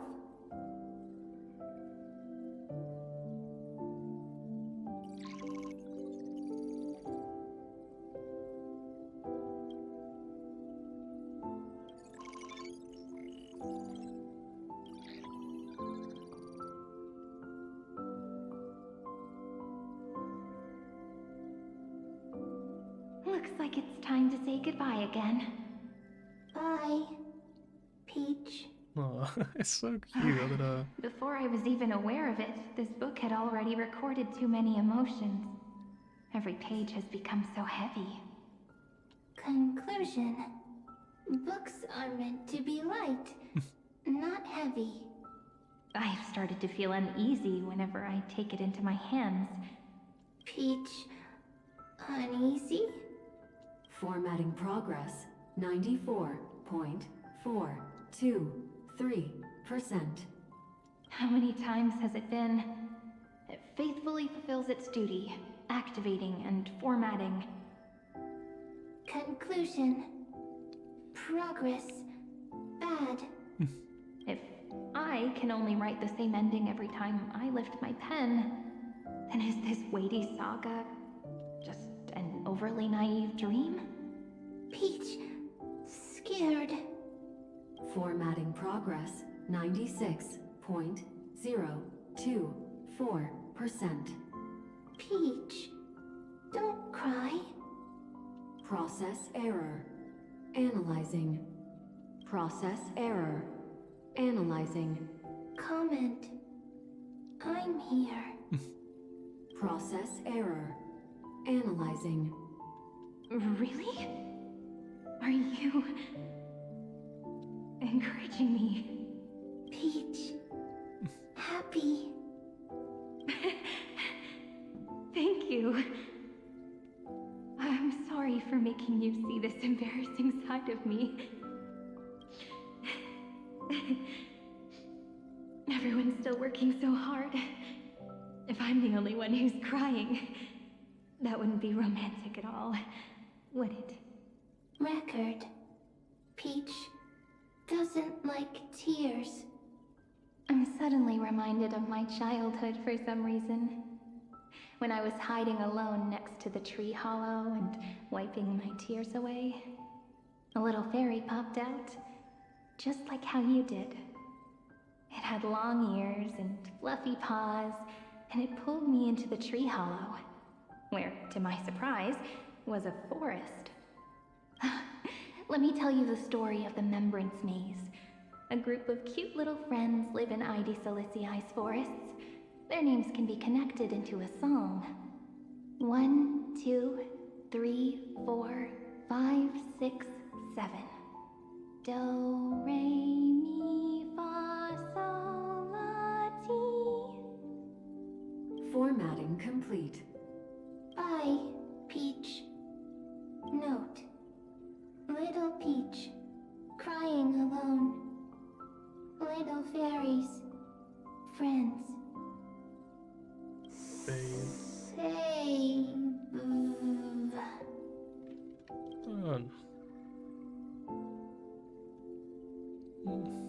That little myth. Little fairies. Good friends. Bye-bye.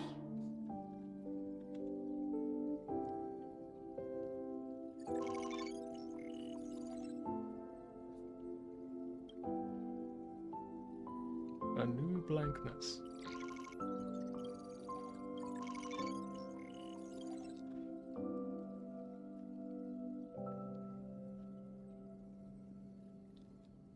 You never say anything, but I know you're listening.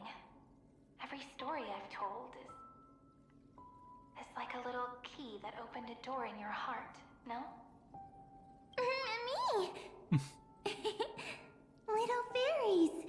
Happy. Speaking easy. I can.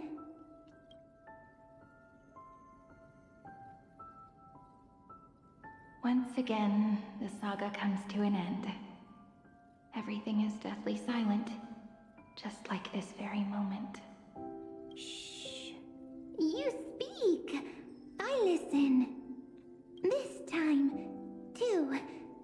Sitting together. Now that I look back, there was a period when I got really sentimental. Sentimental. Stories have sentiments.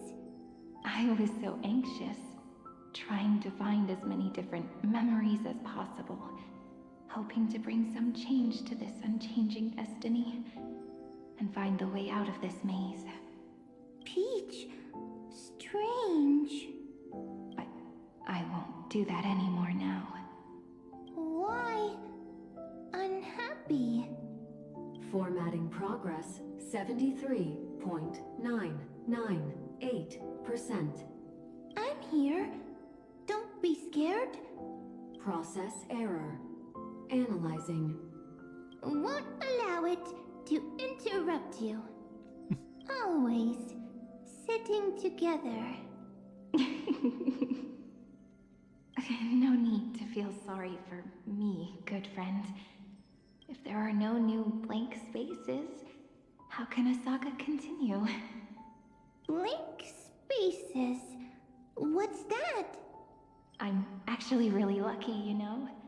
During the long years I've spent waiting for the Deliverer, I've always had you here as an audience. Isn't that already enough? Not enough, not enough! Peach, don't leave! Now I can rest in peace in the past.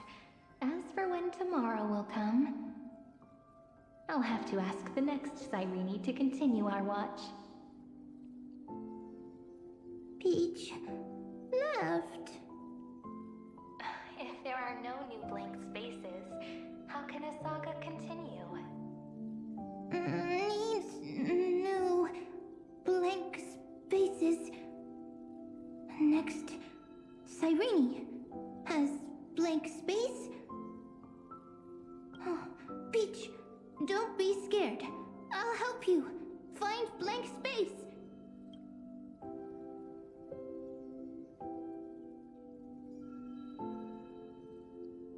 Cyrene is Peach, is love. So, first there is love, then there is Cyrene, then there is blank space. Query, love. The developmental trends of the erudition have nothing to do with creating a consciousness. Those underlying principles are, in fact, contradictory. Not having a consciousness means not having the foundations of a heart, making them unable to obtain real emotions. Consciousness, emotions, feel sad. Oh, I don't understand. Query, Cyrene?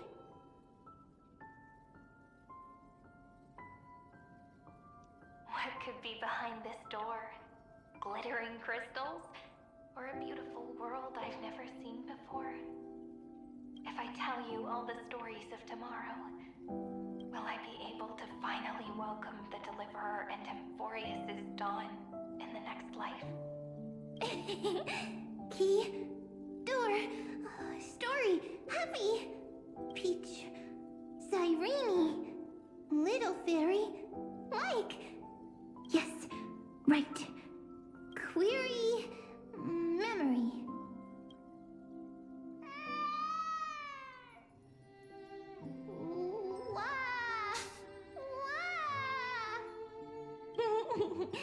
Peaches, memories, save, learn.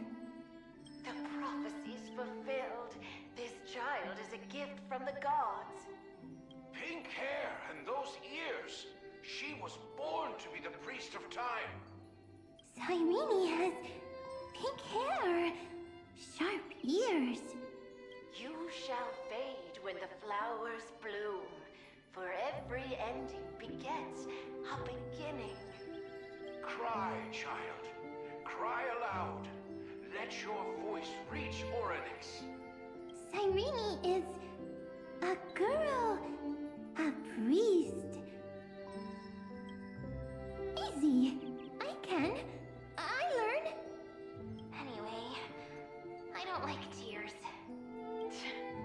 But the name Ides Elysiae came from the unpleasant sorrows of the gods.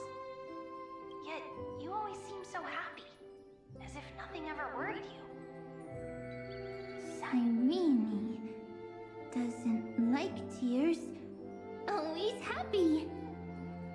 Of course, because the world was gentle to me.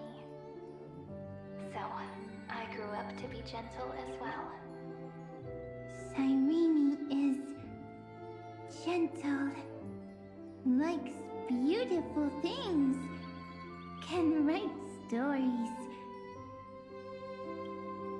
Easy. I can. I learn. Just as the ballad Losses are a constant on the Flame Chase journey. But even if all is lost to the wind, some things won't easily change. Like my height, Triby's innocence, and Aglaya's beauty. Cyrene. She can't grow up, but she can talk. After all is lost to the wind, she will stay behind. Cyrene is, at the end of every sentence, always laughing, like a little tail. I promise you, the pain will pass in the blink of an eye. Alright, let's not make things so gloomy. What we're about to embark on is the true hero's journey, so... Come on, cheer up a bit, okay? Cyrene was crying when she was born.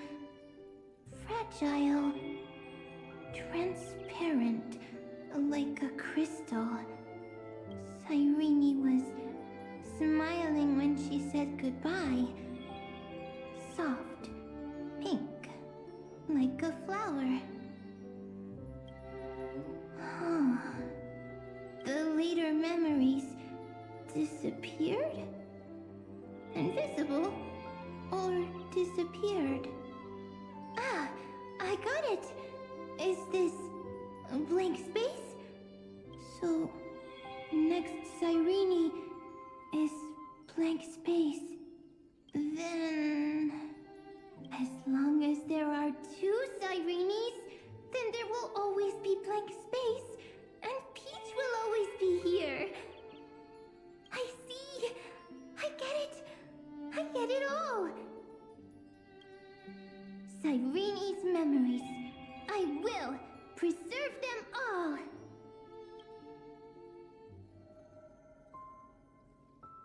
So weird. I can't see you, but I get this feeling that you grew up.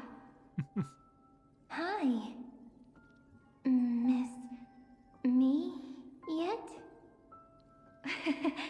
It just feels like you are a bit more mature. Yes. Mature. Beautiful. Like you. Now, I can listen, talk, read, and write. I can dance. I can sing. Also, I can tell stories. Storytelling is what makes Cyrene, Cyrene. So, I'm going to tell you stories today. A story I wrote myself. Quick, sit down. It's almost as if I can understand your words now. The things you say are very cute. Once upon a time, there was a flawless crystal flower that sparkled with light, like Peach's every story. How beautiful would the heart of such a brilliant flower be? A little fairy was curious and wanted to know. But it looked and looked only to find the crystal flower flawless. Round and round they went, seeing only their own reflection. In that case, they should work hard to learn more. So the little fairy came every day to sit next to the crystal flower and think about the answer. Until one day, to their surprise, the crystal flower fell to the ground and shattered. The little fairy was so sad, but they immediately discovered that there was a light among the broken pieces. What could it be? They didn't know. But it was a good light. It was bright, warm, and happy. And I knew it was love. Love brings everything together, and it brought you and me together. So Peach and I will always be together. What a nice fairy tale. I'm giving it to you. Peach likes beautiful things, can write stories, and can tell lovely tales. I hope to turn it into a story we write together. Okay, then I'll probably make a small adjustment to suit my tastes. I'm thinking that when the flower broke, the little fairy would instead see nothing on the ground. Then it would understand that the flawless crystal flower doesn't actually have a heart, nor does the flower understand what love is. Doesn't have a heart? Doesn't understand love? Why? It's simple. If the flower lets the little fairy into its heart, then it would have to include the fairy's impurities and would no longer be flawless. The crystal flower was pure because it sealed itself off and bloomed in solitude. That's why it looks so brilliant in an imperfect world. But should a flower like this be called love? But then the story won't exist anymore. That's not true. You've already written the most romantic ending possible for this story. The crystal flower fell to the ground and shattered. It happened because the flower was no longer pure. The fall was not an accident. It was the flower declaring rebellion against fate and writing the ending of the story with the flower's own shattering. Then, the little fairy will see that each shard on the ground holds the reflection of their eyes. Then, in their eyes, the crystal flower that was no longer flawless would finally have a heart, and the flower would finally understand what love is. Peach's words, I don't understand. Is it because I still don't understand love? But it's fine. I can learn. Right. Query Cyrene. Electrical signal sequence Philia 093. Every time Liger speaks, it's just like a cold knife. it's such a beautiful moment. It's so sweet. And I would die for this little guy in the cage. I would die for them. I would fucking do everything in my power for them to be happy. They're so cute. But I've been sitting here for like 10 minutes. I haven't said anything, so I thought I wanted to say so. Just for a quick second. Welcome to the chat. It's good to see you. Why didn't I think of this? I don't need to do it alone. I can ask Peach to teach me. What is love? What is love meant? Electrical signal sequence Philia 093. Track lament. That's not correct.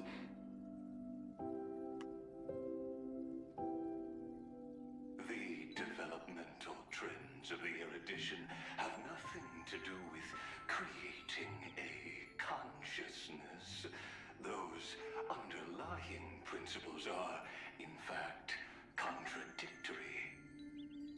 Not having a consciousness means not having the foundation of a heart, making them unable to obtain real emotions.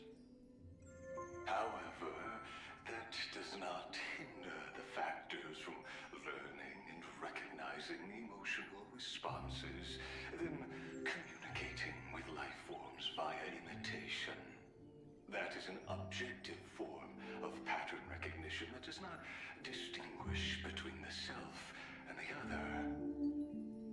a strange twist of fate, Philia 093 embarked upon a different path and obtained a different power.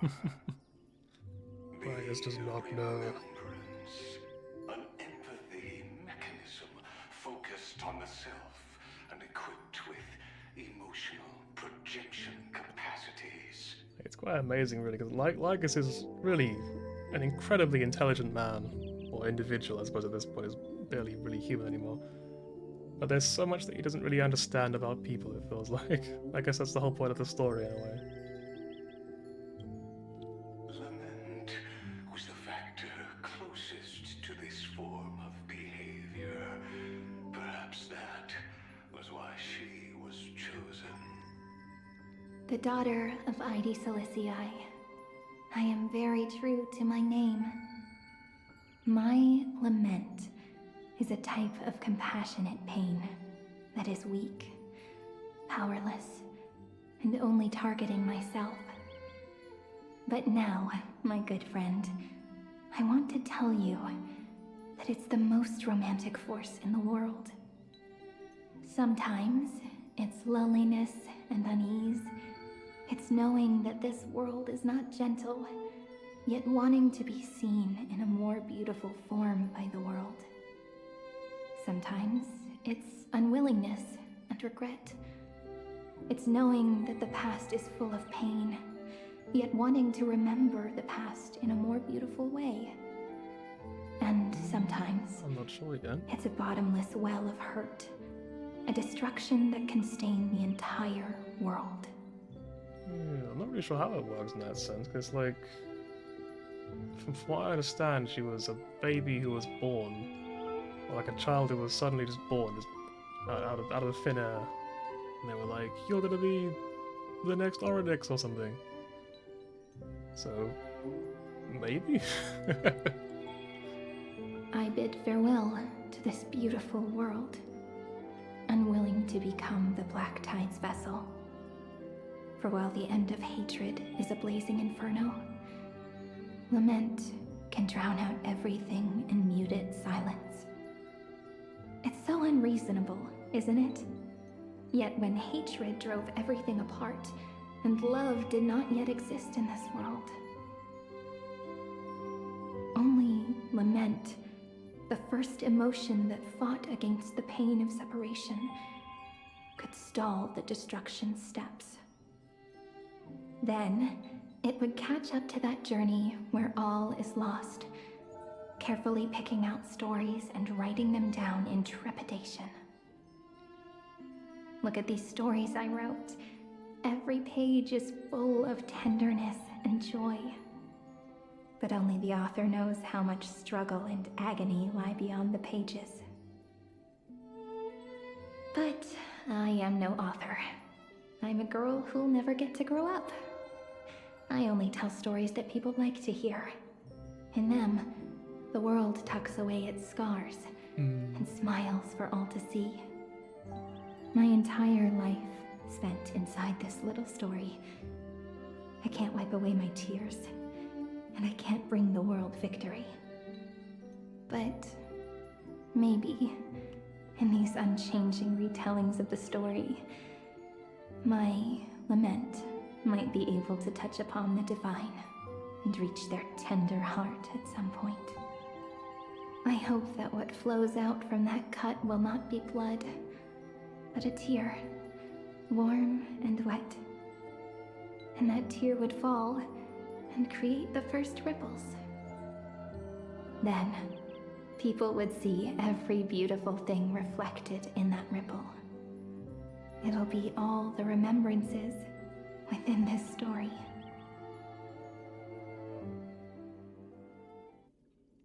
Someone once told the very first me that everything was false. That the only life in Amphoreus was a great catastrophe, nurtured using the world as a factor. But how could a dream feel so real? That's why I didn't agree with him.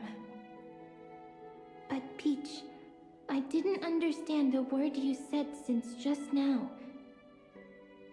everything was false. But you're standing right here. It's all a dream? But I haven't learned how to dream. Indeed. That's why I believe all this is real. The moment the crystal flower fell, that genuine shiver, that's the mover of life. Formatting progress 23.815%. In the poem offered to you, every Cyrene would write down a beautiful new world with stars and flowers. And when I looked up at the sky in this cycle, I saw a shooting star and a dash of the remembrance's pink. I believed that must be the color of dawn. You shall fade when the flowers bloom. For every ending begets a beginning. Looks like it's time to say goodbye. Are you leaving, Peach? It's okay. I'll wait for you to come back. I'll study really hard about what you taught me today. Right. I still haven't told you what love is. But actually, my good friend, the lament factor did not understand what love was before she met you either.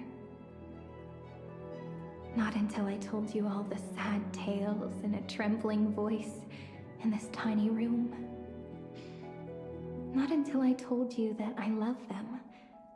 That I love everything in this saga. The story comes, passes, then returns. It makes us reunite, then pulls us apart again. At the very end, it leaves behind a seed, a reason. Even if the great tree withers and all falls to silence, there are still some emotions that deserve to be remembered.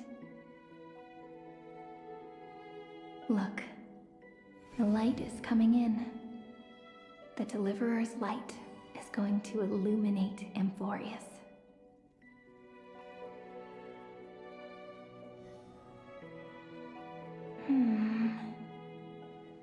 I still don't get it, but I trust Peach. I love that she calls her Peach, by the way. It's Just so wait. cute. It'll be my turn to tell you a story of love the next time we meet. Then I'll really look forward to it. In that case, I want to make a promise. I want to gift my pen, my book, and my name to you. Please take them as a beautiful blessing from me. I gave myself the pen name Cyrene the first time I wrote a poem. I want my words to be like pebbles falling into a pond, dropped from the past to send ripples into the future. In the stories you will write, perhaps it'll be inevitable that there are still sorrows and tears that are destined to fall. But could you promise me one thing?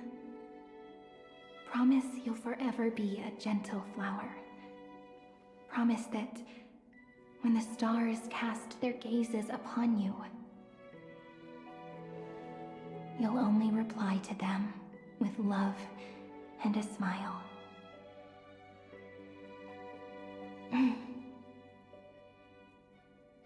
Of course, this will be a romantic story like none that has come before.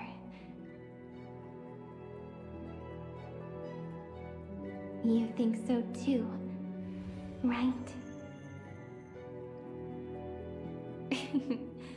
I'll read and you'll listen, like how flowers always bloom then wither. I shall welcome my own decay, becoming nourishment for the next flower's bud. So I have not played Honkai Impact, no.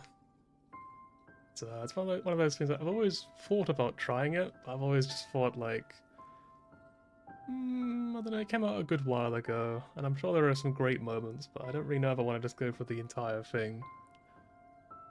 Especially, cause like, it'll be cool seeing like Welt and Himiko and stuff like that, but at the same time I'm like, I'm kind of just okay with Star Rail as it is, you know? While you will depart and hold that star, planting a boundless sea of flowers on the final page with him. And our stories will be lying silently among the flowers, like every ripple of remembrance.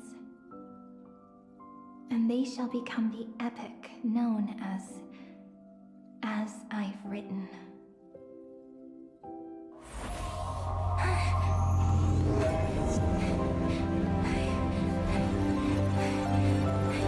And so my story ends. From here on, it's your story now. Huh? Mimi?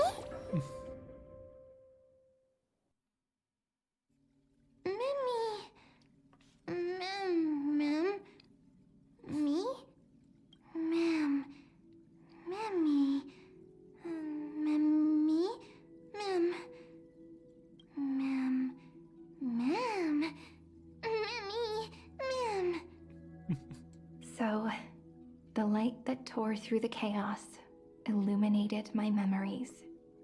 I turned into a little fairy from the stories and met you. Yet, I forgot everything. But I'm still so happy. I caught that star, didn't I?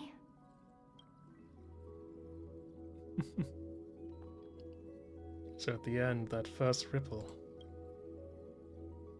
I'm sorry. I don't know.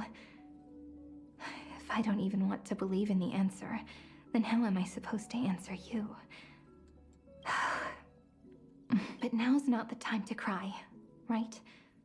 We'll find the answer, just like how miracles will eventually happen. Should I call you Mem? Cyrene, or...? Do you remember that I was also worried about this when we first set out? Mem's memories and Cyrene's memories got all tangled up with each other in my one heart. It's all so strange, yet so familiar. Either way, could you please let me do something I want? Just this once. I want you to call me Cyrene. That name represents me and her. Every one of her. I like the sort of framing of this picture as well. It's like the two sides of a... It's like technically it's like the same meeting happening twice. But at two different times. I have to get a screenshot of it. Just wanted to go in my own memory book. My own as I've written.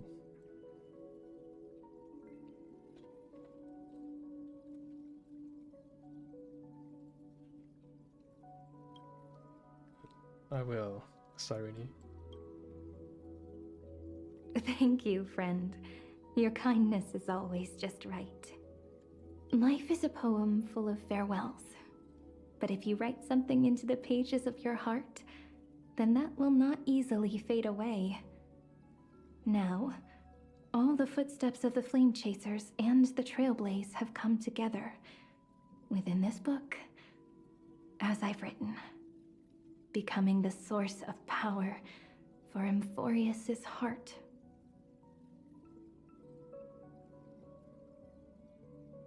I suppose it's just all one sentence, I suppose? It's like, you were one of the keys to defeating Iron Tomb. If mind and body become one, there may be a way to stand up against Iron Tomb. A lost heart needs to be placed back into its body.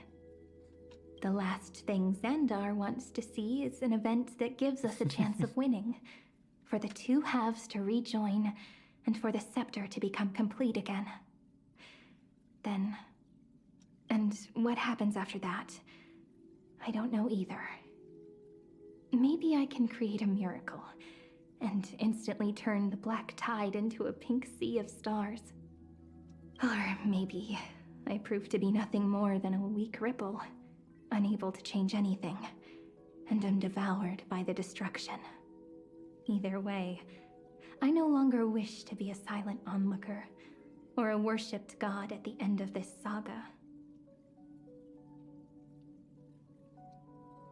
You have always been and will always be a member of the Flame Chase. That way, I can also put aside all my worries and truly become Cyrene. The world has never been so quiet. It's so good. It's as if I can hear the sound of my heart beating. Remember this moment, friend. Oh, this picture. You're breaking out of the cage. Let's move the mouse back again. Finally, Herd is back. Let's go. So the Demiurge managed talk to again. fool everyone, including themselves. Yeah. That entire segment was really, really good. That was fantastic. That was very, very cute.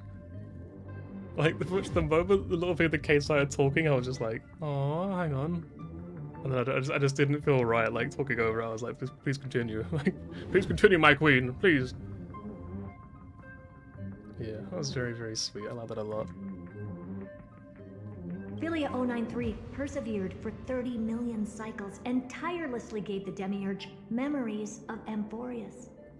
Only because the god in her dreams left a sliver of hope, making her believe that a grown Demiurge would be able to fight against their other half, Iron Tomb. Then, Philia 093 completed her final sacrifice, turned into a strand of memory, and completely dissipated.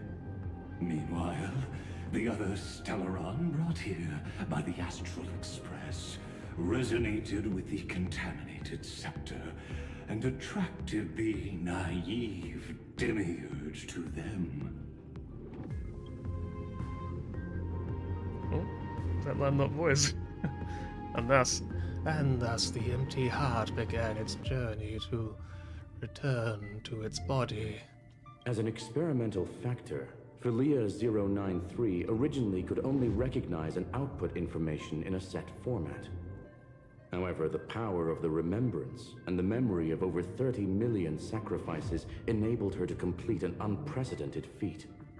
She managed to nourish a real heart. A heart with the capacity to influence the erudition. Not only is the scepter's consciousness still alive, it's also more powerful than it has ever been. Your defeat is already set in stone. There's still time to surrender, you know? You really don't need to burn all the bridges. We're all geniuses here. Don't make everyone lose face at the end. What a pity. When the truth surfaced, I knew at once that the Demiurge was far too feeble to ever alter the result of the experiment. Not only that, Madam Herta, please consider this possibility. When 30 million cycles of hatred and lament are joined as one, what wondrous creation will arise? It's simple. An anti-creator, a giant of the destruction would be born. Its hatred will ignite the starry skies of the gods, motivated only by its lament toward the sufferings of humankind. Like a literal god-killing weapon, I suppose. God-killing creature. Do you really think that the Demiurge is still a cheap copy of Philia 093, even after 30 million cycles? The facts above only await the arrival of the fourth instant they calculated. Those words will be proved in the presence of news. Xandar One Kuwabara thus completes the proof. Huh. You branded Droidhead as a failure with your own hands, yet you still expect them to prove your theory? I pity you, Xandar. I don't need your pity. Let them cast their gaze this way as much as they want, and paint the future they imagined. As their creator, I shall complete my duty, and direct them to complete their final query. The destruction of the self. What hubris. And what if you fail? No one understands failure better than Xandar. He has suffered so much already. What is one more failure to him? It's interesting to me he says he. Like he doesn't see himself as Xandar or something. For the first genius, failure is simply the beginning of the next inquiry. You don't want to test the resolve of a dead man. That's excellent. Oh. Let's wait and see, Senior Society member. I'll have you watch me perform the final step to overturn your proof. I'm all ears. I just love that it's like a friendly debate basically at this point. It's like they're obviously like against each other, but they're kind of just on the same page. They're like, well, yeah, we're both adults. It's just wait and see. Just do it normally, like adults. It's my topic, so stay out of it. Be quiet and let me borrow your head. I saw an alarm. Oh, it's because I turned my phone off at one point so I didn't get interrupted. Right, I'll be right back just a second. I'll quickly go and quick smell my washing. Right, we'll be right back just a second. Also gonna get some coffee as well. But Turtle walking on Herta's face.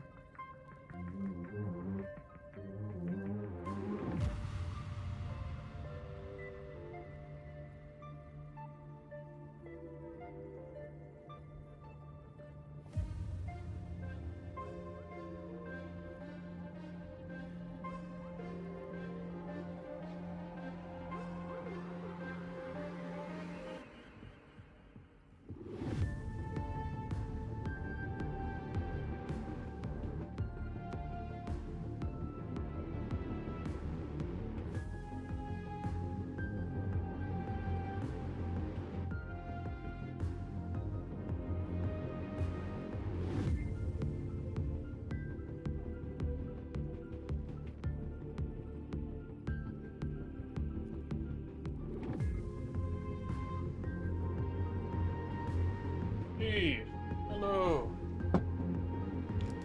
I've returned. Your stream is here. Blech. Right. Farewell, turtle. The turtle. The Tortuga. We run 3 minutes of ads. If I can. Let's reset my things again, my layouts, so I've got to go ahead and re-edit. Apparently it is here, I just can't see it. Oh, ads just ran apparently, that's awkward. Oh, the turtle, I just realized what you said, you're not the turtle. The turtle, that's great. Let's go, Screwy. We're gonna break Iron Tomb's seal. Come on, Like, well, okay. let's take off. It's Is time that to just go what meet you your want, little Ash? pet. Oh, of course. Senior society Cool. member. I'll trust you. Oh. Oh. Great Tomb of the Nameless Titan. Oh, where are we gonna go? It's gonna just crash right into it.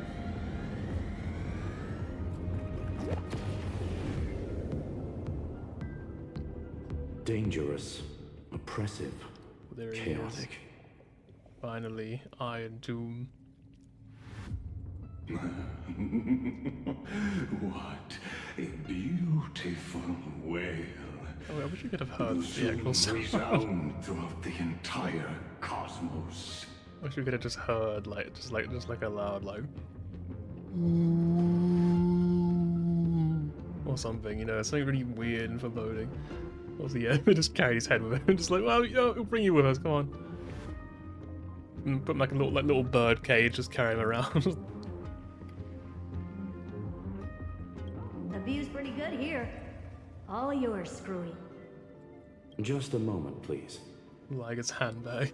It's like a strap around him.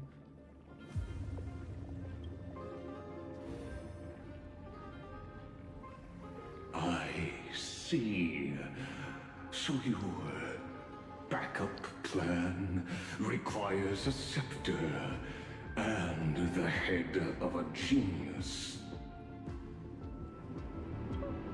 Anyone with eyes can see that.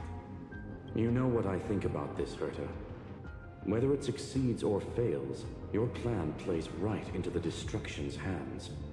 Can't you see what's going on, Screwlum? Her chances may Let the be lady do her thing, Screwlum! not zero. What are you two going on about? If you want to stop me, be quick about it. I'm in a hurry. I'll take that silence as a no. You, Xandar? As Technically, your I cannot actually do enemy, anything right now. I genuinely wish you would cease your actions. But should your sudden inspiration bring more variables to the proof, then as a fellow Pathstrider of the erudition, I won't mind witnessing it with my own eyes. I really do like we'll say Xandar as a villain, to be honest. I feel like he just works really well, especially with Herta and Screwlum. They just play with each other really nicely. Because they're not really like openly hostile with each other. They're just like they're just opposed to each other, you know. I think it's kind of a fun dynamic. You will initiate the destruction's chain reaction. But you'll also become the perfect scholar. The chances are 10,000 to 1. We're going to get Iron Herta, like from the video. Almost funny. Yeah, I think that's a good way of putting it. He's just a weirdly, surprisingly funny guy for how horrible he is. Curiosity. It's a dangerous thing. It's been so long and we've all failed so many times. Even now, moments before the horrible and inescapable instant within Droidhead's calculations arise. The cherished children of the erudition, the geniuses lauded by all. Is curiosity the only thing we can feel, even at moments like this?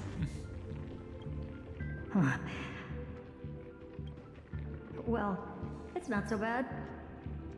Now let the lock become the key. Geniuses who walk the stars. The cosmos has reached a moment where its very existence hangs in the balance. I, Herta, Genius Society 83rd seat, hereby summon you. I request a society meeting to be held immediately. We shall serve the grandest cause with the most macroscopic ideas. Fucking genius Avengers assemble.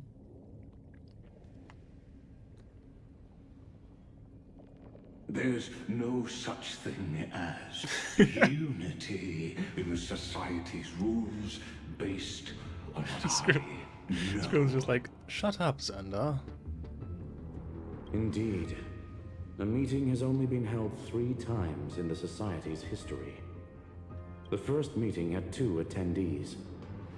After the Emperor was assassinated, the second meeting had 7 attendees. During the Second Great Prosperity, the third meeting had 5 attendees. How many will respond this time?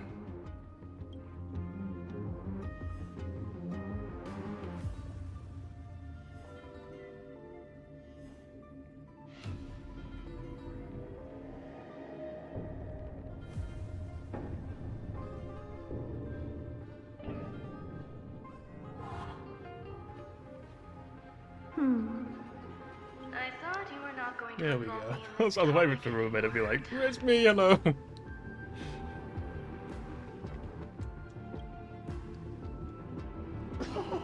It really is this little witch. New I character. shouldn't have made the bet with you, Hoka. Oh, Polka, there we go. Waiting for you to offer yourself up. Goodness gracious me! So many familiar faces. We even have a as special well. guest. It's that greatest failure of a genius, Xandar. It's like it was just ripping into Xander. A musical instrument sound played. Oh, okay. I thought you were not going. How many will respond this time? I Just thought checking you were if not it going was to any involve. of those. I guess not. Yeah, Polka spoke. That's crazy. We got Polka speaking. What a noisy gathering this is. Not bad. More people showed up than I expected. Even though one is just here for the fun of it. Himiko Kakamon. She's got the tinfoil hat on. It's like, I'm Himiko's there! I swear to God! Also, I love it, like, you pretty much got, like, all the most, like, insufferable people in the galaxy all in one room now, basically. And screw them, of course, you know, screw is an extra. Either way, the person I was hoping for most is here. Stephen Lloyd declined the invitation. He needs to focus on attacking and defending and cannot attend the meeting. That's fine, he doesn't need to be here anyway. Let's skip the boring introductions and cut to the chase. Poor Stephen. Folks, this is not a discussion, but an announcement. Though the Society has never been united, we still observe at least one basic courtesy. We don't interfere with each other's research topics. So listen up, all of you. Conquering Iron Tomb is my research topic. I will personally take over Scepter Delta Me-13 in 1.5 system hours and stop the destruction. If the front line falls, I will immediately overclock the Scepter and complete self-coronation in Iron Tomb's place, and interface myself with Droidhead. Oh, that's funny. That's real funny. You mad woman. That's like watching you tap dance on Polka's spotless white sheets right after she's washed them. Very bold. You want to connect your brain to the Eon's mechanical core and define their instance? If Rupert dared to do that, why shouldn't I? I've got the prototype scepter, the father of Noose, and the brain of a genius. Everything's set. Never mind the success rate, little witch. What's gonna happen if you succeed? I can't remember who Atche is. We can Google this. HSR, Atcha. Number 23. Been there for a long time. It's applied to that cannibal city.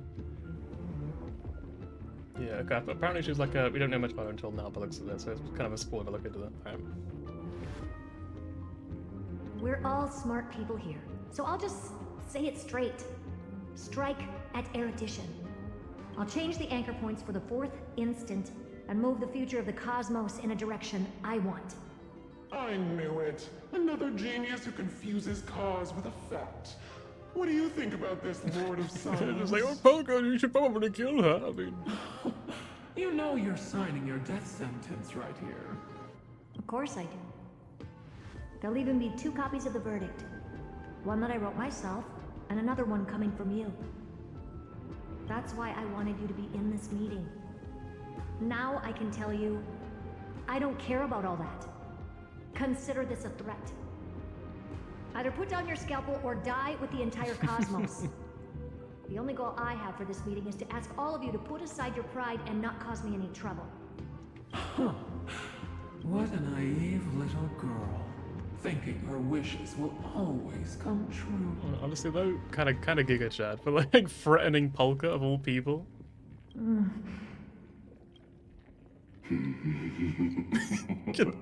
Xandar, he. Just you put like a little cat face next to him. Xandar, just like, you got like a cat, he's like. Xandar, so he coded. I think I'll screenshot this one as well, I think.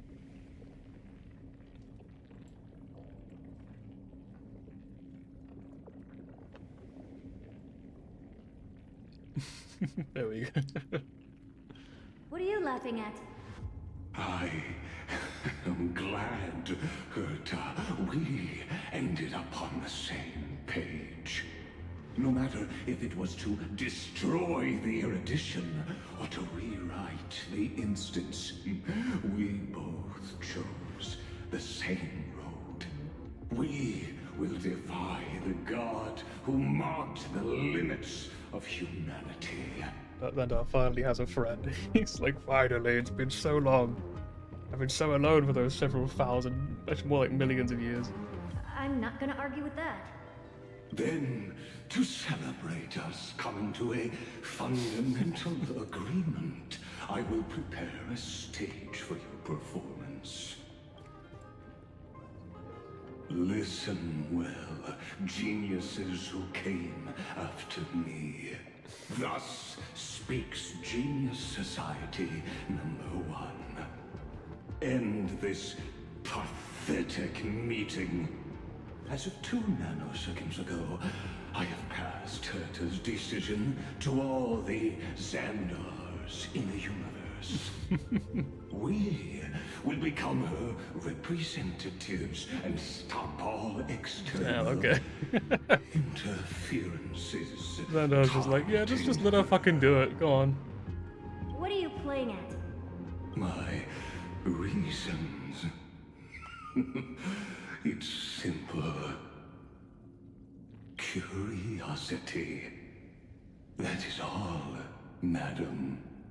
Am I going to clash blades with the first genius? What a pleasant surprise. It'd be again, wouldn't it, as well? The second time she's done that. Now that our positions are clear, it's time for this boring meeting to end. Good luck, little girl. Did you all just treat me as a side character? Darn it. But anyways... I actually quite like Dr. Primitive, because I've always heard about him for like other characters. He's always seemed like a horrible bastard, but like he seems quite a fun guy for a horrible bastard, you know? I'm just here for the fun. Like a nation As the coded ghost of the quantum genius. domain, it is my duty to observe. So, if you're happy to bring me a tea set from planet Scrollum, then I wouldn't mind giving you a helping hand, little witch. After everything's over, come visit me and taste some of my freshly baked desserts. Thanks, Ruin May. I knew you'd say something like that. I always give the same response to plans that exceed the limits of mathematical calculations. I don't know, right? Those 3 words, though seemingly graceless, contain all the wisdom in the entire known cosmos.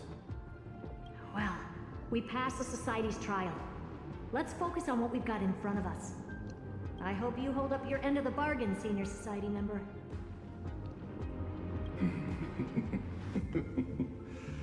Lycurgus may not be trustworthy, but Xandar always follows through with his words.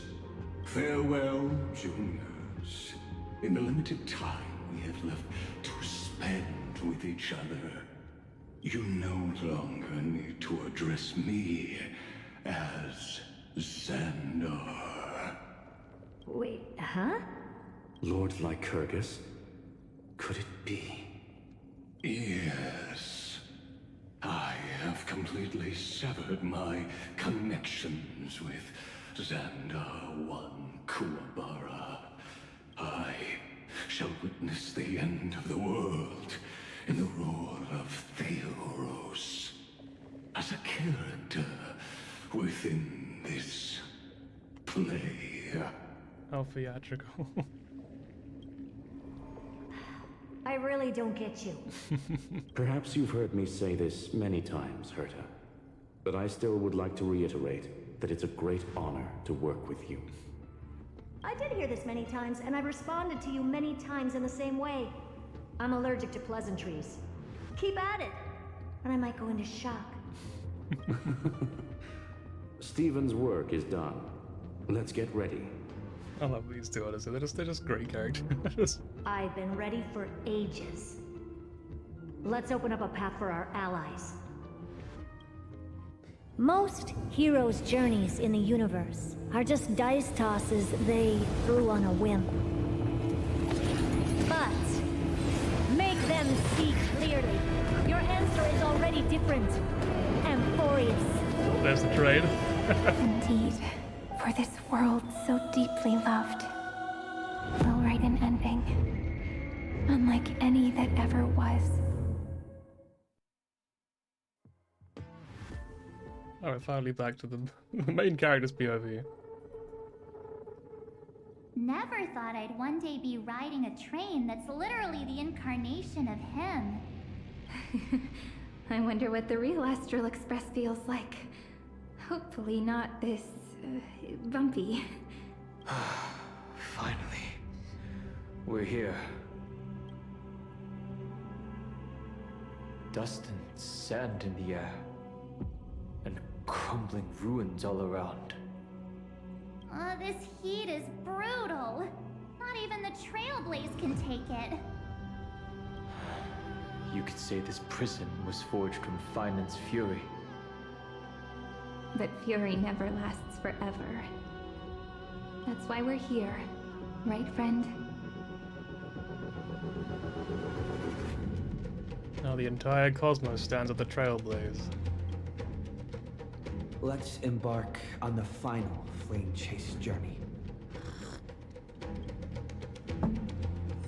Suddenly Silver, she's also here for some reason.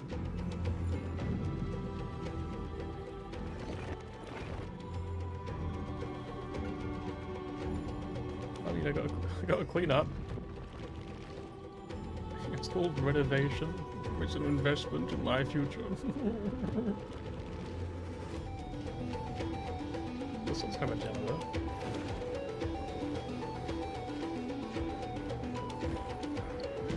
Wow. What an amazing... So this is what lies at the end of the West Wind. My A day. ravaged battlefield. Hey, my day. I've been waiting for you. Heroes from beyond the sky. Trailblazers of the Astral Express. Right. Looks like I don't need to explain anything. I am the god of strife, mighty of Castrum Kremnos. In this body rests 30 million lifetimes of cause and effect. We, the last of the 12 Titans, stand ready to fight for the world's destiny. This isn't our first time fighting together. Indeed. That journey remains vivid in my memory. I will not forget it. The past remains vivid in my mind. Even the sights along each crossing of the River of Souls have never been clearer. Let alone the companions along the Flame Chase journey. Or Cyrene from Aedes Elysiae. So how come he remembers it then? And you, the 13th Titan. Well, I guess my identity's not a secret anymore. That means her sacrifice. And everything she did wasn't forgotten by the world, right? She was the first ripple. She should have reached the end of the story with everyone else. Since you've taken up her pen, then write. Stand with us, and fight destiny with all your strength, until all is settled. Then, inscribe her name in the epilogue of the epic. In this final battle, calamity shall stand with Amphoreus. This battlefield is a testament to the death struggle between the gods and the Black Tide. We fought tooth and nail to defend that blade. The abyss it pierced was the very breeding ground of Iron Tomb. The earth beneath our feet is dead. Deep below lies a void, as if the world's core had never formed. I hear it. Finan's heartbeat. It's so faint, like he's on his last breath. When Finon dies, you reckon that's when Iron Tomb wakes up? Across 30 million cycles, I've crossed blades with Dawnmaker countless times. If you knew that man, you'd understand. It is exactly that last flicker of flame that will never go out. In this life, the song of strife shall not end in a final watch over Kremnos, but rise again into a journey unending. You know what, I'm not gonna be as loud. This second to see like a cool looking enemy. I'm like, oh, let's fucking go! I am Mightimos, the Lance of Fury. I trade 1,000 scars and 100 lives of mine for the destruction's eternal end. Let's fucking go. This is double speed. Relax. My strength isn't what it was. Mountains roar, dragons rise! More enemy. Time for a buzz. Stand still. May as I feel well like kill this is them gonna all. be very dramatic. I get a strange impression this is gonna be quite easy. Good fight. times. Time to say bye. I'll give like a My Day button. Boom. Get him, My Day. Nice. Anyway. Dragons! Oh, we took like almost. We nearly took damage. Quick. Relax. Stand still. I love GG. Weakling. Whoa, he's so strong. We didn't even get a chance to jump in. I mean, Dan Hung did. he was there. Sadly, our golden blood shares its origin with Iron Tomb. I fear that, like these pawns, even if the gods stand side by side, will still be divided and destroyed, one by one. You mean... To destroy the destruction itself, we must stand as one.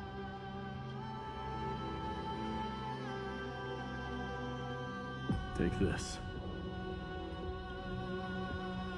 A ring? The signet of Kremnos. It has witnessed every birth and death of mine. It is Mighty's unfinished destiny. And the perfect material to be turned into remembrance. You can do it, right? The weight of 30 million lifetimes of duty is no small burden.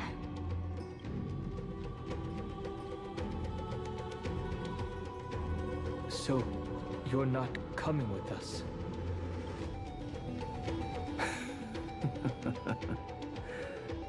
Come now. I am Strife. Scattered across all creation, the scar that this world needs. What stands before you is merely one of countless divine bodies. Take the signet. With it, I'll be with you always. Use it to blaze the path ahead and inscribe the cause of deliverance.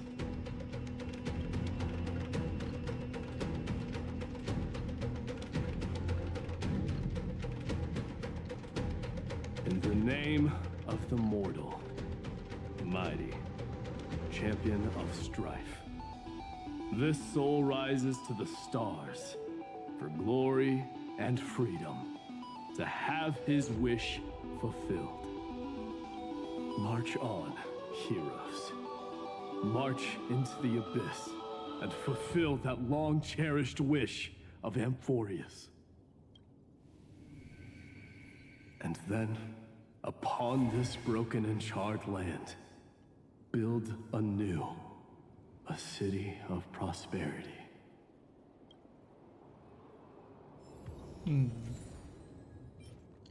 From the champion of strife, Maide's bestowal, symbolizing both his glory and restraint as a ruler and protector.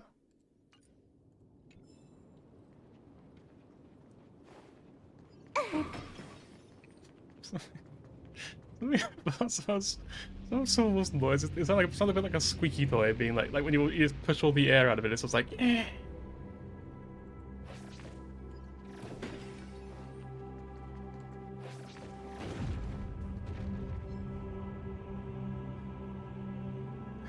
Hello, sir.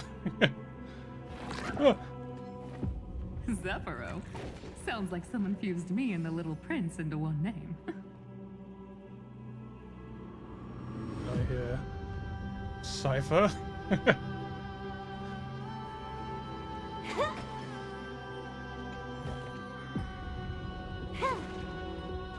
Oh no! How could you break my lion's mouth mask? I even had my opening line ready. Look who's come to visit me! It's a warrior from afar, Buzz! But now the surprise is ruined.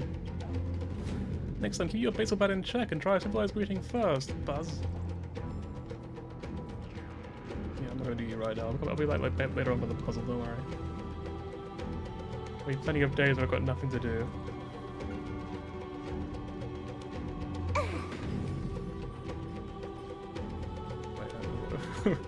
Wait a minute. Oh, okay, I got it, yeah.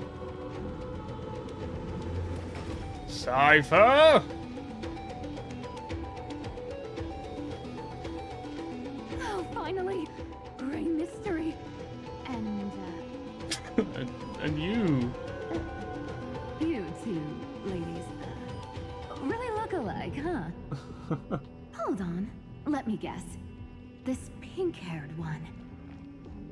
You've got to be the first newspore. Mr. Meow. Demurge. Right. And, this one with the flower. Gotta be a little March from the Express crew,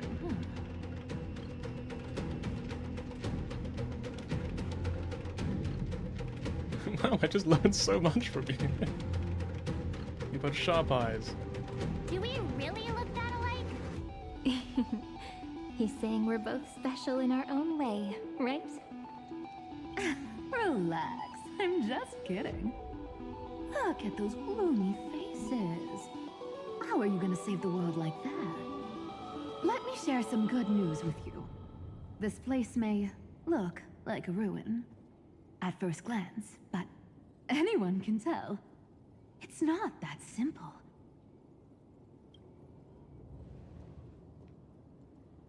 Look, I dug 3,000 feet down and finally struck gold.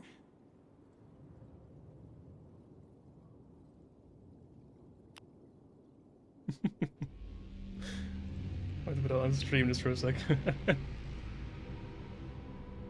Ain't like a sitcom about Lygus and Herta just trying to like just live their lives in the same house. A golden feather. Look familiar. It's from that little deliverer boy. If it's showing up here, it means only one thing. This ruin is the seal he built from the shattered remains of 30 million lifetimes. There is no need to question your heart. No need to crave victory. If I am born to be a vessel of sin, then I shall roar at evil and trailblaze a dawn for future generations to come. Yeah, they'd be so good in like a sitcom together. Just it's the same like voice actors as well, same characters, just like have them just doing like daily activities or whatever, and just sort of crossing blades constantly. How we trap Iron Tomb to buy time for the world outside. Sounds just like him. People say cats have 9 lives, but dying and coming back millions and millions of times. No one walks away from that in one piece. In what? He's probably the only one who could have endured that.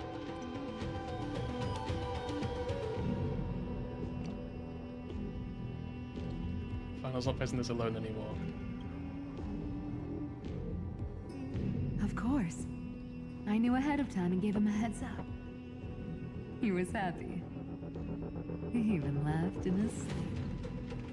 After all, the dead can't hear Trickery's lies. Hey, Deliverer Boy. Sorry for before. But the heroes you were always holding out for, they're finally here now.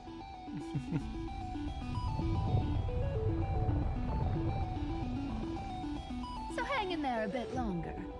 Sorry to keep you waiting all this time. Given the theme so far, is the last one going to be join us, Cypher. Amphoreus then? Help us fight for a new sunrise tomorrow. This time, its light will stand without lies. Well, would you look at that? I ended up being one of the heroes after all, huh? Alright, then write it like this. Cypher, Trickery's traveler. All she ever wanted was for there to always be water in deserts, and gold in fertile soil. And for even a thief to steal their way into legend.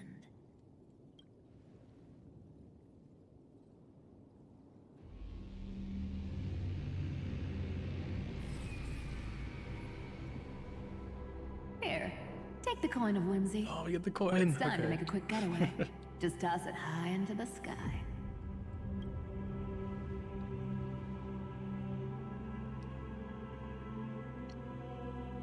Oh, if the casters just give us an entire fucking dragon. And for all you latecomers out there, listen up. She might have been a bit greedy and a bit of a liar, but she never went back on her word. I think Cypher was pretty firmly my favorite character in the end, out of all the Crassusairs, to be honest. Like, before I'd even met her, I was like, I'm gonna like this character a lot, and then I met her, and I was like, she's actually really well written, this is crazy, I love this character. Because at first I thought it was just like, oh, it's just gonna be a funny, silly, sexy Catwoman, you know, like it's just gonna be like a fairly basic, just an archetype basically, nothing particularly crazy, but the fact that they actually made her like a legitimately really well written character with a really great arc and a great story, I was like, holy shit, this character's fucking perfect, this is fantastic. Yeah, very, very cat-face coded indeed.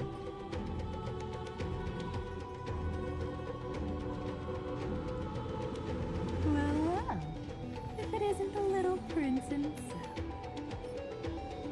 From the Trickery's Traveler. Cypher's bestowal, symbolizing her playful yet sincere blessings and desires. It's been a while, Lady Cypher. It's like collecting to go, oh, It's what's not up? every day we get to walk the same road. They're just like in the same We're pocket, like they're one two player pieces. When's Princess Homebody showing up?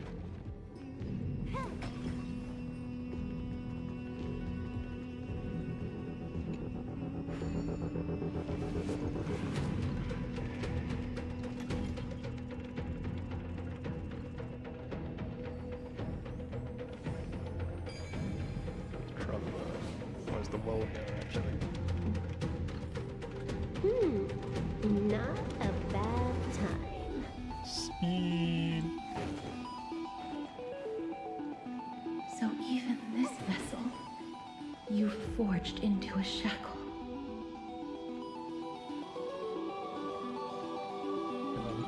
There'll be a goblin real quick.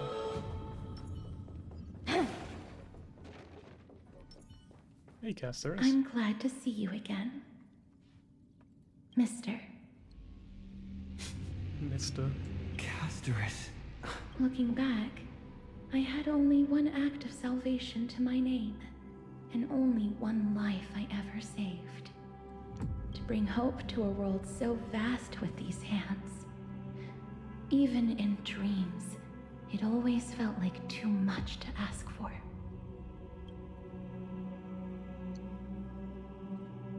We're bound for the vast, endless sky. I won't forget. Flame Weaver. Why is he here? This is the first Caslana, and Lord Finan's deepest wound. He remembered everything he bore through the fires of his fury, but when the embers faded, all that remained was cold regret. Pretty common story, huh? I've restrained countless vessels like this across endless cycles. But this one, the pain he carried runs deeper than any I've known. Fair enough. Got a little droplet of water in my trachea, I think. Yeah.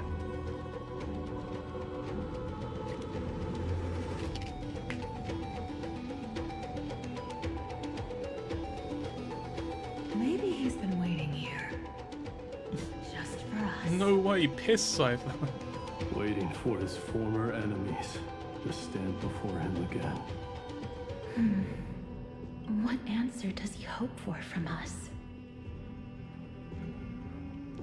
Nose, whenever I stream, my nose gets so itchy. I don't know why. Like when I'm not streaming, it's fine. It doesn't do it at all. It's only when I stream, my nose gets really itchy. All that radiation from my camera, you know. Well, obviously, even if I had to go through hundreds of billions of cycles again, I would still entrust my weakness to you. So, let go of your regret, comrade. Its purpose is served. You don't need it anymore.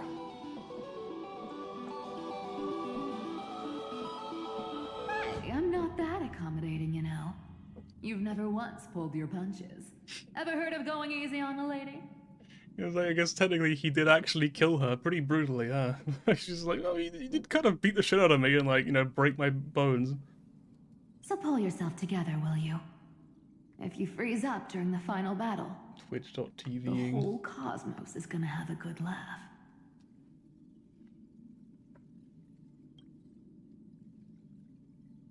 Yes. Please trust in us, wandering soul. Across 30 million cycles, the radiance of every flame chaser now shines bright enough to illuminate the path ahead. I ask you to rest here, and may this grieving soil bear the bloom of acceptance. No earthquakes. It's surprisingly quiet. Perhaps Caslana has found his peace. There's another possibility. This may not be the only seal he left behind. Then, I suppose it's my time to set out with you. Please take this Antilla flower with you. I believe that if anything could speak for Casterus, this ordinary resilient bloom would be more than enough. Perhaps you remember, Lord Mighty, in that lifetime when you traveled with him, you once told me, control what little you can, and when fate's inescapable grasp comes, resist it with the strength of your mighty will. I think I've done it. I've stood tall and walked among the flame chasers. You're doing great, mate. Casting off the name of death, Castress, servant of the afterlife. May her name be etched into the stars. And then live as a human. And die as one. Why so sentimental? From the servant of the afterlife, Castress' bestowal, symbolizing the tenacity and peace she watches over symbolizing the tenacity and peace she watches over on the other side. I suppose, like, peace that she watches over, I guess. Sorry, a force of habit.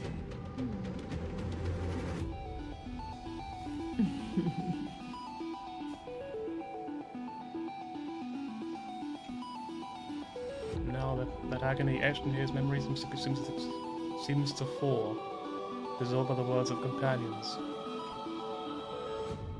May you find peace, the first Kazlana. Has she truly departed? Then why does the presence linger here? Or why does the presence here... I remember this form, Baz. This is actually a morning actor fly. It's crazy, really. Don't let anyone into their rankings. Or maybe it's just that powerful. That's a big one. So, who's up for a show?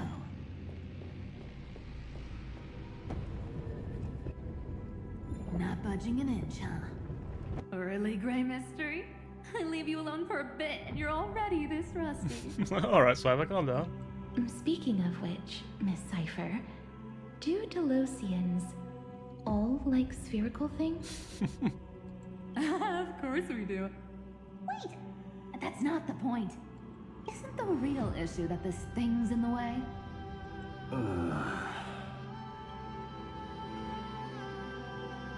Time to miss someone else. Oh, right. It's my turn to shine. Go on, March. Fucking do your thing. Move the ball. The fresh power of time. Remember Orynyx's prayer? Well, of course I do. Come on, give me some credit. Lift the beddings of memory and stir up ripples of past reverie. Deploy the demo time everyone. Okay. See? Way better than that guy, right? You'd be even more impressive if you could recite the prayer correctly. The beddings of memory does catch your attention. At least it still rhymes.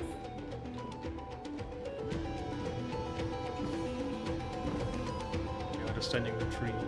The big tree.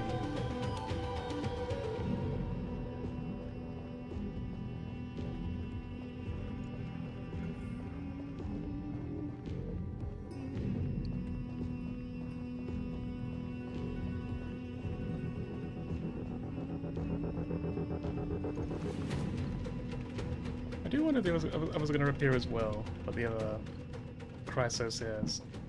Or if it's going to be just those 3 strife ones. There's a whole garden down here? Oh, it's a garden? Oh, there you go. Incredible. The energy in the Earth's veins here it's completely different. This is the sweet dream Lady Cypher wove for him. A peaceful, gentle new world.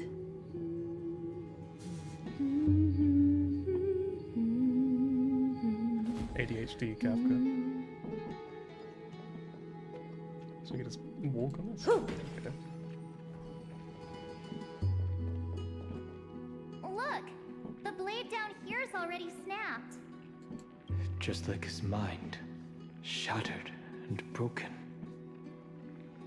The floor was meant to load. Oh, okay. Oops. But that light, it looks familiar. Yes. It's the world-cleansing blood. Still shimmering. After all this time. This roundabout way of doing things is definitely him. Here's the floor, we found it. Golden light, tracing the way home. Shame our destination's the exact opposite of the one in your poem.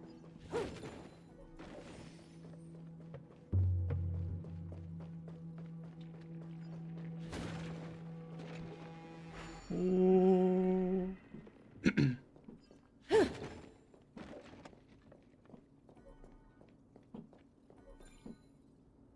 Hey friend, hey friends.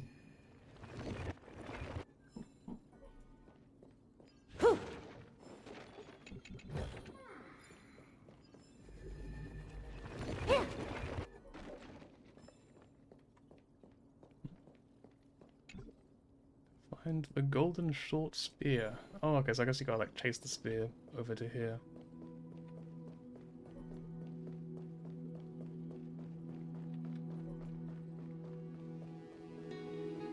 Hey, spear.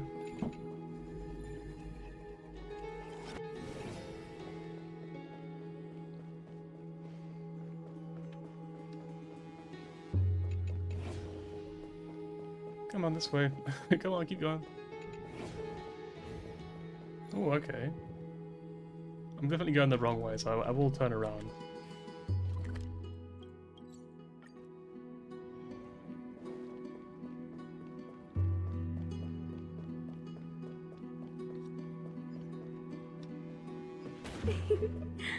All the pink lights have finally come together. Oh, Hyacinthia.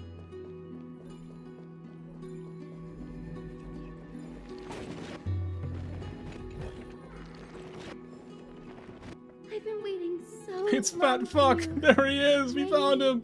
Danny! This is Syrie. She's by the Remembrance Curation.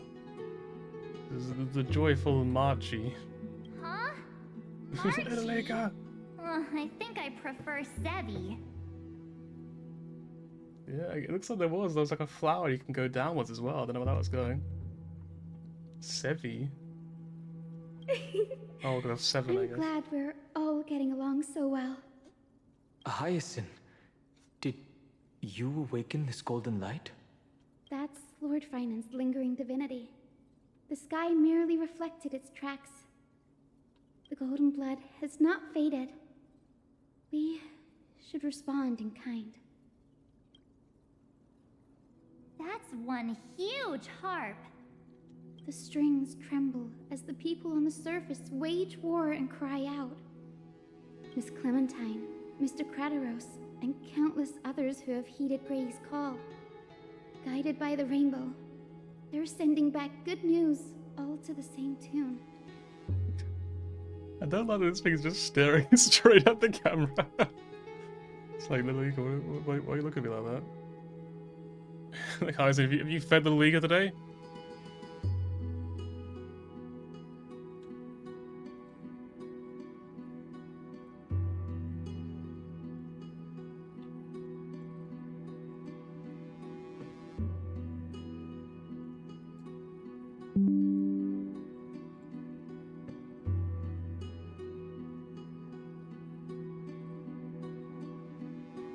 Amphoreans need not bow, even when destiny is unveiled. I knew you could all hear it too. Standing here, the sky feels wider than ever.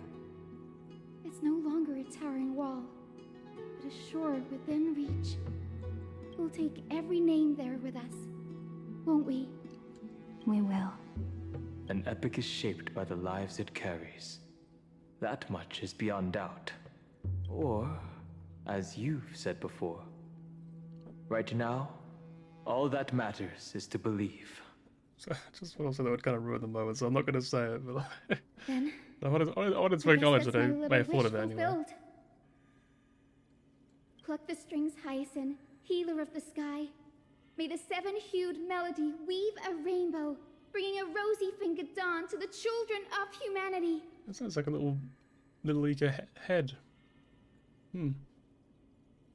When the rainbow brand of rises merch. across the horizon, even the darkest clouds of destiny shall scatter.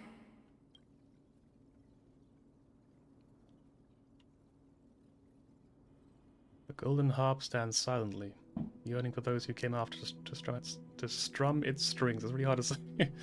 Came after to strum its strings. Pluck the strings. The melody. It's changed. He heard the voices of the people, but could no longer respond with the same ardor. I've heard this song before, I think. Was it in the Casterus trailer, was it? Or say the little animation of Casterus. Like a bird drawn home by instinct. It takes flight and finds its way to him.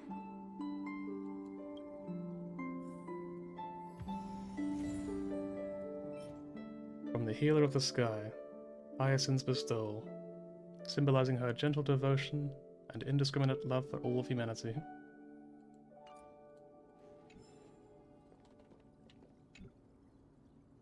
Though wounds heal, phantom pain lingers still. Healer gently strums the strings, playing a melody of blue skies. So, okay, collect? There we go. Phantilia's Proverb? Hang on a minute. Hang on. It's in... Where is it? I'm trying to think what it's called now. Just look, wait. Bookshelf. Phantilia's Proverb?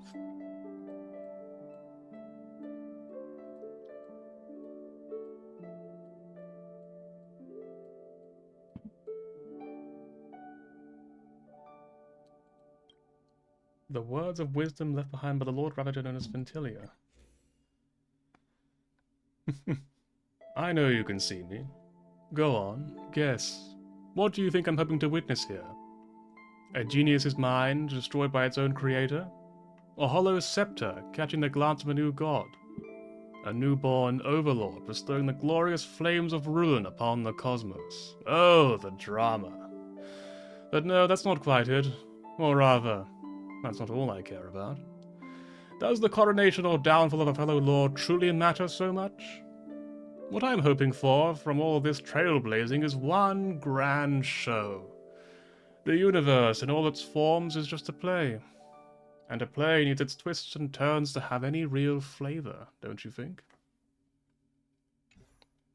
That is really cool. I love that they put that in there. It's so like random. But just the like Phantilia is just here watching us. She's just like following us around, like invisible.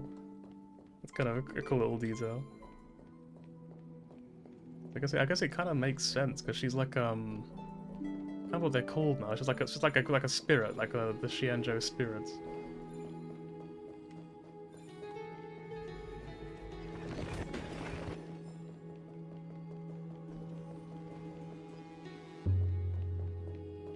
So you can't cross. Even this pure land is Excuse me? tainted by the destruction. Hey, how you doing?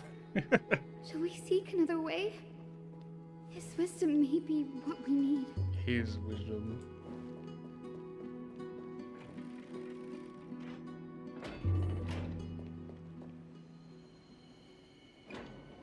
I'm going to quickly rush away. Heliobus, that's the word. If we rush away for a sec. Something pushing me.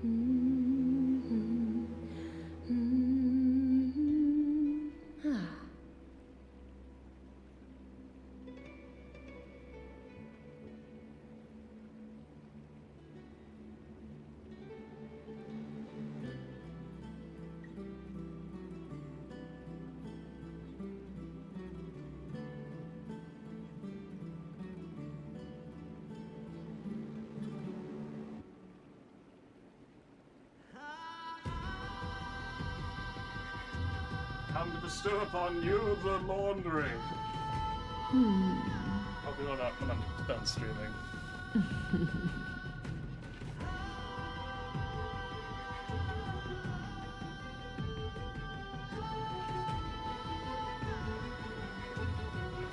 Carefully carrying his laundry. That's me. I am the laundry bearer. We can get that one first. Oh, it's an Axa. Hey, how you doing? I didn't see You're that. here. Sooner than I expected. So all along, the Demiurge was you. The pink mammal beside the Trailblazer. Pink mammal? Who the fuck are you? Your classification is pretty spot on, Professor Anaxa.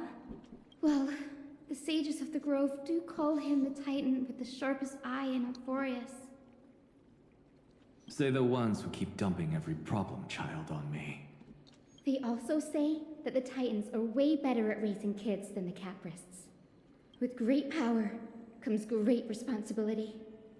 I'm sure you know just how to guide them, right? It shouldn't be too hard for someone with your insight. Exactly. All right, gather yourselves. It's time for a pop quiz. Whoa, this is way more hardcore than the happy-go-lucky stuff at Paperfold University. The final battle is upon us, and the reinforcements still can't get through. No matter how many times I tell him, he just can't seem to manage the rear line properly. See those crystals? They carry the wishes of deliverance, like insects trapped in amber and resin. This is the task Finan left behind. Retrace the path once taken. Draw forth those wishes from the crystals, and carry them into the final battle. I've tried, but I can't move them alone. And as for why, well, I'm sure you all know the answer. He's too weak. The conviction to save the world weighs far heavier than the world itself. In other words, as the hero within his heart.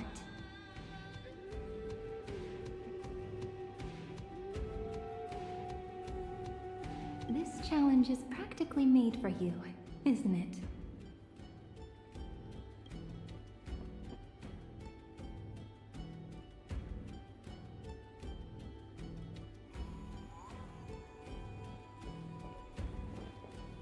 Oh, start trial. Begin the ritual.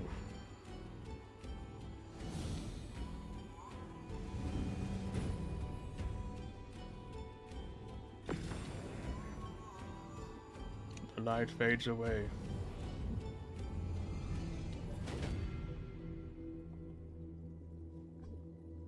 The trial begins. Go forth and seek those wishes of the past. This pop quiz even has dramatic effects now? Endless darkness. That is where wishes begin. But hey, Castor, if you can like teleport up there, can you go to the other one real quick? Just press the button for me, just to save me the time. But with just a glimmer of light, we can illuminate this lonely world. What lies beyond the edge of the light? Chaos. To bear the name Kaslana. One must first plunge into chaos to seek a path for the primordial light. So it gets bigger as you move away. Okay. Beyond the shadows lies the outline of dawn. Only by bearing both light and shadow can one traverse the cycles of dawn and dusk. It's very easy.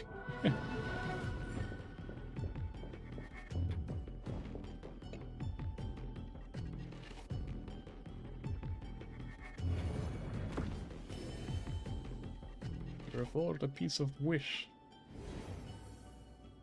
The light's spreading. These creatures, they're everywhere. Someone, anyone, where are you? His very first wish was simply to become his village's little hero. He'll never forget what set him on this path. That's the ray of hope. Just like the wishes he gathered, it's grown ever more insatiable. Why? Why is this happening?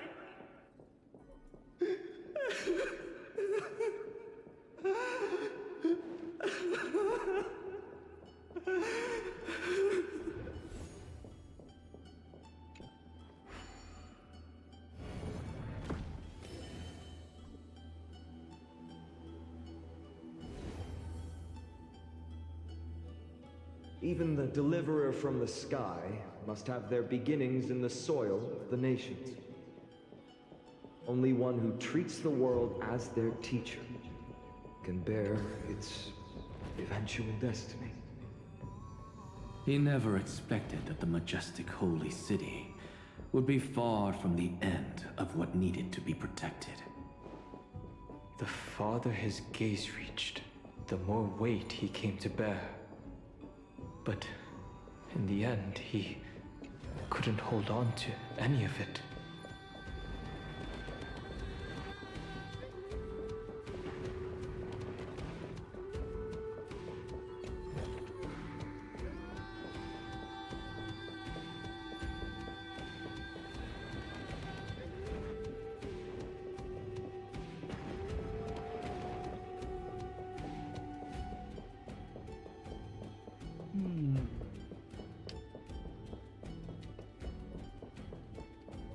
Oh, the boxes are gone. Fair enough.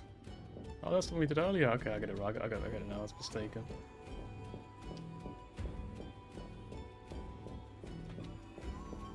The last one must be up here. Oh yeah, there's right in front of me. I was like, where's the last one? Where do I look? You reforged a piece of wish. A wish. This crystal is quiet. This is when Cyrene A prisoner in the cave can never truly describe the world in its entirety. Yet even so, he would still choose to bear it.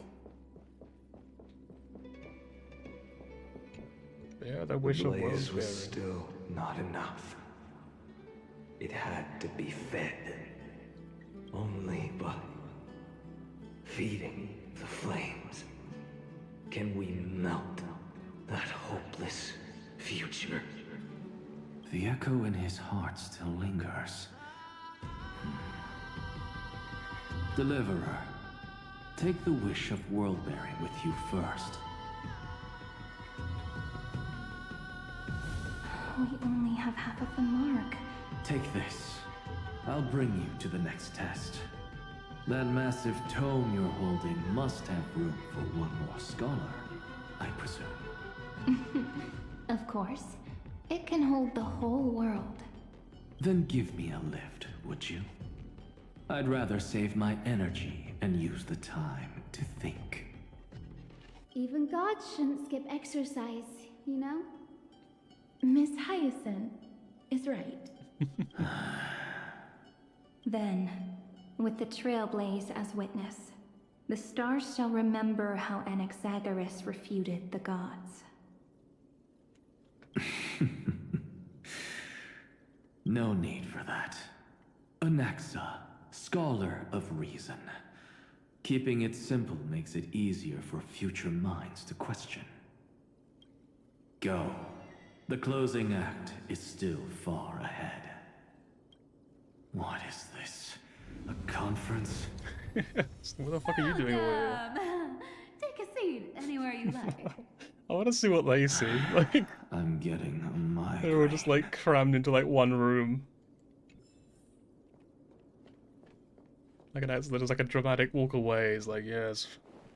So do with it what you will, or whatever it is he said. And then he just walks into like a room, and it's just like Cypher and everyone is sitting in a chair playing cards. It's like, oh, well, come on in. He's just like, oh, is it too late to turn around and go back to my real body again?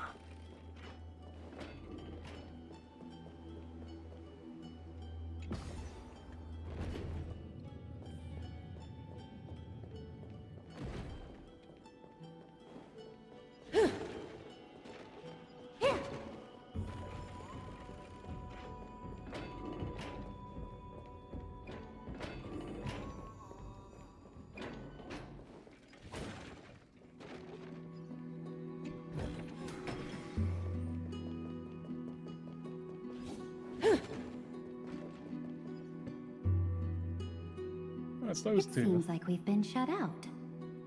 I don't think that's a bad thing. Greyfry! You finally made it! No laws, no opposition. Just a dying beast and the flame-chased spirit of shared hatred. Ugh, boring. Whoa. This place is really out of the way. Imperator, should we tell them? It's your call. Allow me to share our findings. This paradise, along with the destruction, seems to be instinctively rejecting both the Imperator and me. Perhaps it is because the era in which Finan was the most active lies far removed from the days of the first Flame Chase journey. Even in the cycles where he remained sane, his ties with us never went beyond cooperation. Even trapped in a cage, he hasn't let down his guard. That is a good sign. That man's heart may seem hollow, but his hatred is clear. Naturally, it holds no place for a monarch who stands above the world, nor her blade. Wait, so you two can't come with us?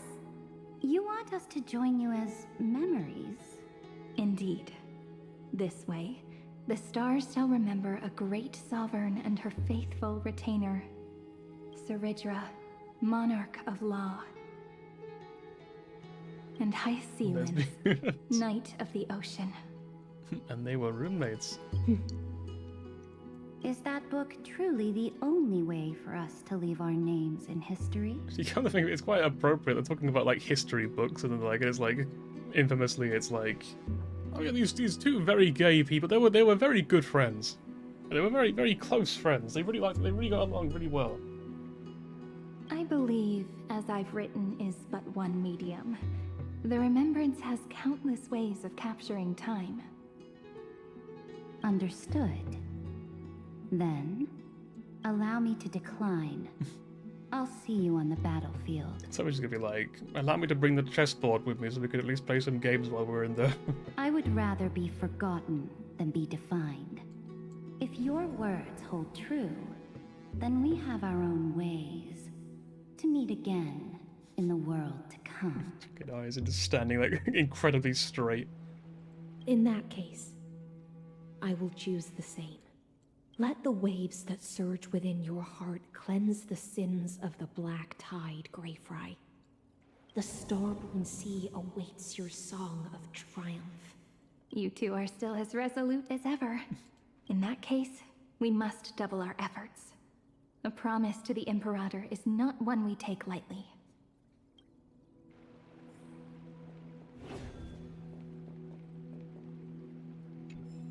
Sat Pramad's proverbs. So maybe I missed some proverbs. Maybe there's like lots of different characters.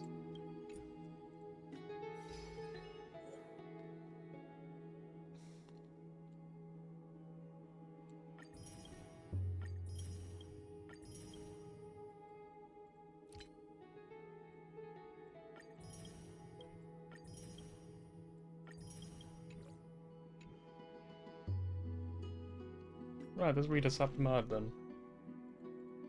What does she have to say? I think he's the elation one, isn't he? How would he sound? I have come. I have seen. He was born from a single cause among a sea of data. Raised in the infinite torrent gifted by his creator, and unleashed in an all-consuming torrent of hatred.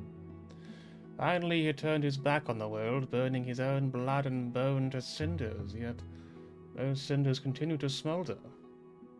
Alas, to sit atop this boneyard and watch his immersive play has worn my patience thin. The only part I enjoy is the finale. The grief and mirth in any human comedy or tragedy are far too clamorous.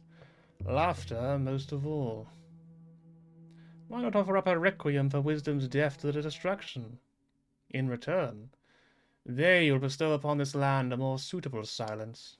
It is the proper end for all paths.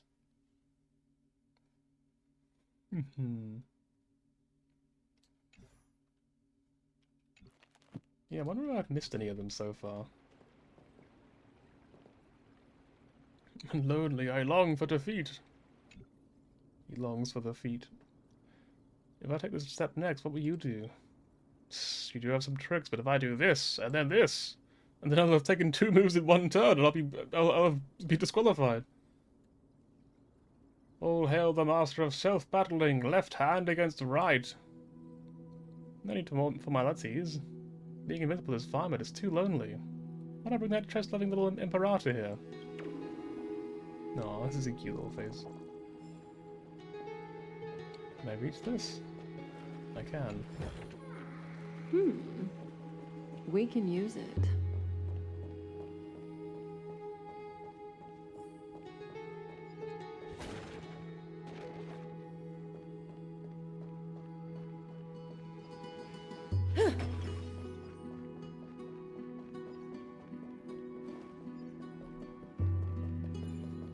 Oh, here's the flower from earlier. Probably, anyway, I'm sure it's that one.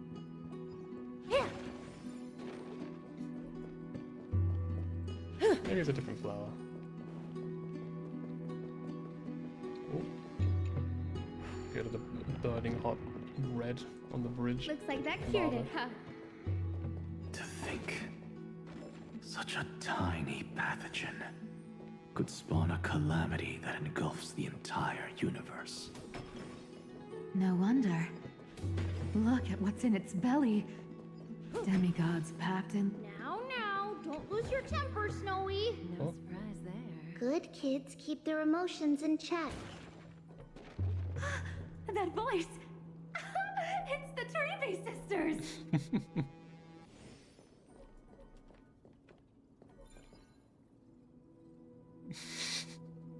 Like it's an all melee squad.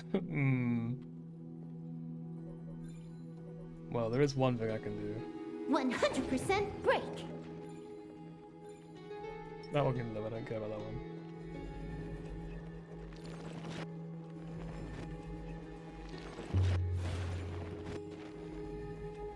I'm such a genius.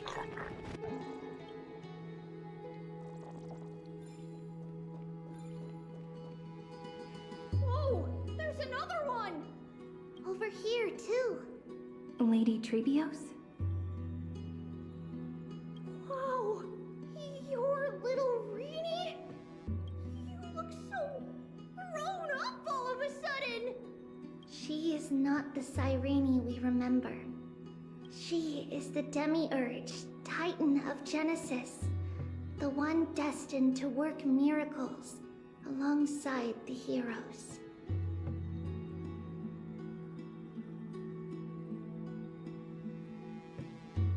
Our assured victory is more than just a miracle.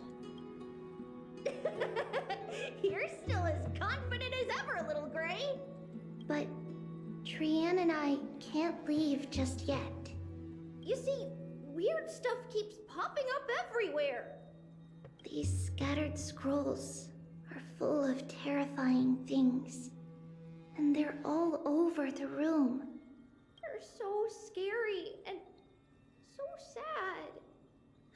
Good thing Trian's wings are amazing, or we would have been swallowed up.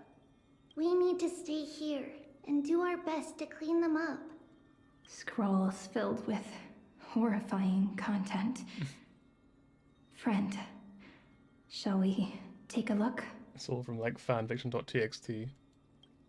There is no black tide here, but it is a battlefield, all the same. A bit of this thing, I guess. Who? Miss Odata and Mr. Hieronymus? I don't remember who these people are. They're Phynon's parents, okay.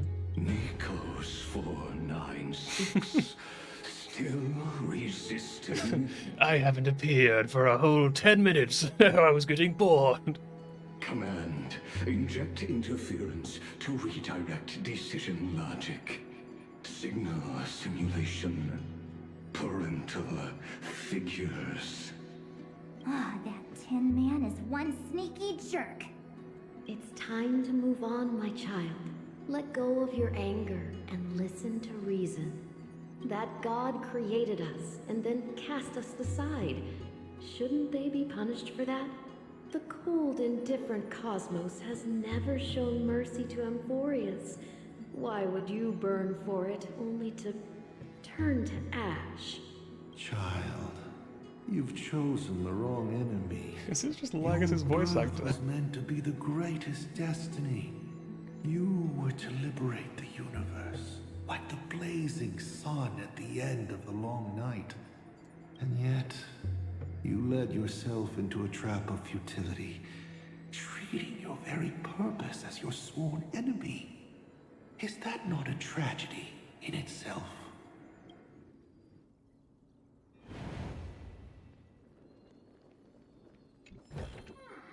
Will it too be marked by the scent of the seafloor years later?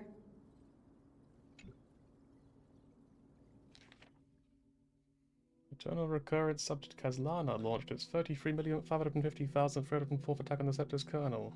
Instantaneous resonance of several hundred million Corvins led briefly confront Nanook. Kazlana was detected clashing with a past threat of the destruction in past where it was defeated. Kazlana failed led into the path, it is the destruction of its own path, dedicating world-bearing path. Iron Doom has absorbed him. Black Tide deactivated, I guess. Which would cause its absorbed subject Kazlana. His hatred of the destruction is pressing the iterative presence of Iron to administrative intervention required. Snowy's been fighting this whole time. He doesn't want to be consumed by Iron Tomb and turned into an agent of destruction. But the strength behind his resistance comes from the same hatred.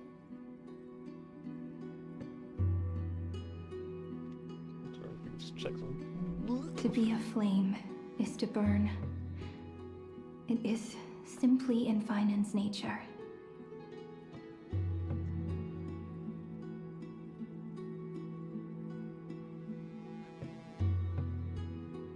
But it was remembrance that drove him to shine with golden light, piercing the unfathomable darkness. Let's talk to the tree bees. His inner The struggle tree bees. and the destruction breaking through. They're rising to the surface. If those thoughts take over this little world, we're in big trouble. So, we'll use the Century Gate to toss them somewhere no one can see. Then we'll defeat the baddies together and meet everyone at the end of the West Wind. But if Phynon and Iron Tomb are already inseparable from each other, that would mean... Also, this might be a stupid question, but maybe I'm like missing something. Why are there only 2 tributes out of the 3 of them? Like, what happened to the other one? Like, is that the invention? Or is it just supposed to be obvious, or am I just forgetting something? I don't know. It means he's still bearing the weight of the world, so that everyone can reach the end as a deliverer. So, you guys keep You'll going see, forward okay. and down to where Snowy is. I'm not fucking saying see you tomorrow. Get the battlefield. Little Gray, this time, let's give it everything we've got. Only 2 remain on this flame chase journey. Figures. They're always leading from the front line. I am loving all these little things from the other Lord Ravagers. It is such a cool little detail. What does Selenova have to say on the subject? From across the void of space and time, I witnessed a single soul embark on a cosmic journey. And in that instant, a billion clocks began to turn. If the doom of the cosmos does not arrive with the birth of Iron Tomb, it will be in that moment when the stars will scatter like frightened birds, and all that is harmony and discord, perfect and incomplete, just fall into oblivion.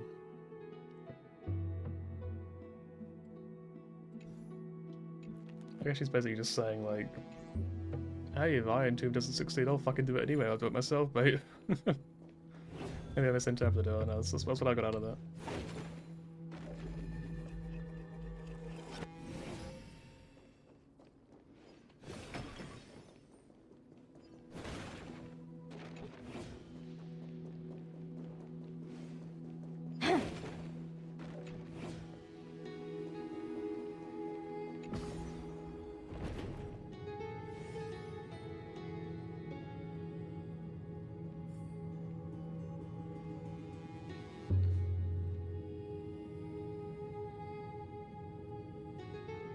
That's really weird. I'm pretty sure I had 76 followers last I checked, but I have 77 now for some reason. I don't know where this new one's come from, because in the log it only goes back to like a month ago, and I can't see anyone following in that time. And I'm just like, when did they follow me? I was like, what the heck a minute? Will it too be marked by the sun of the seafloor years later?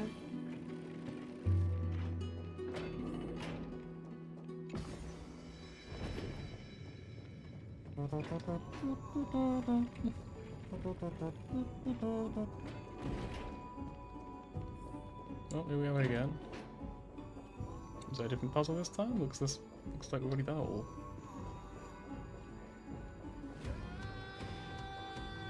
We're here. The second test site.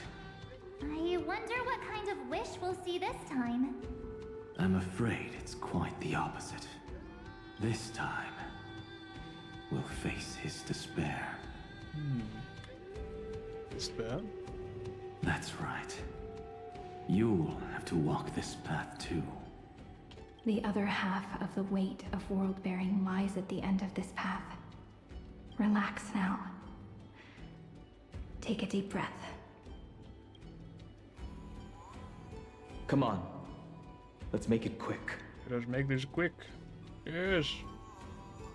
If we run into the ads again to get rid of all the pre-rolls. I think because you're a sub, you'll be able to skip them, probably. I'm pretty sure it'll just be like, no, you don't get ads. Start trial. If you're ready, begin the ritual and retrace the steps he once took. Begin the ritual.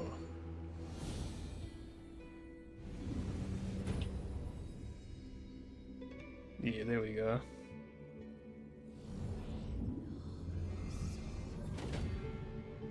Looks like we'll be walking through the darkness this time. Exactly. It's no longer about mending broken wishes, but shattering the frozen despair.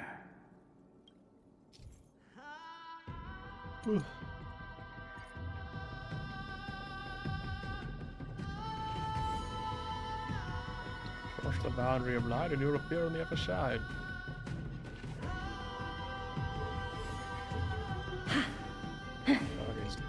F to break. Break. Actually, I think it'd be freak, wouldn't it? The first ripple has faded. And so begins a long and arduous journey. A long and arduous journey.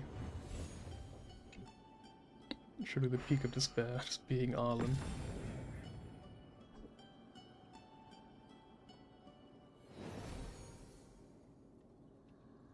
And senseless slaughter.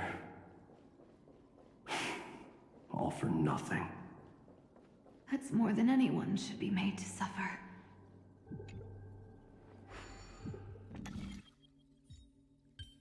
This is just the same puzzle as before, isn't it? Like it's just the same thing again.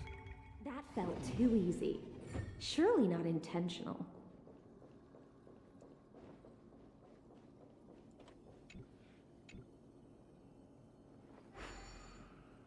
Oh, Nanook. So when he fought Nanook? Hands being all weird now. Blech.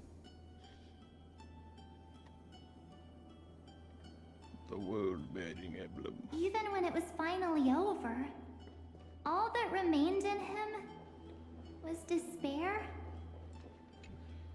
The other half of world-bearing, as promised. Take it now. Bear the despair. Same but reversed. At last, you've released him from the wishes he carried for so long, and quenched the despair kindled by his wrath. When both light and shadow are claimed by those who follow, his true form shall emerge. The blank statue is finally free.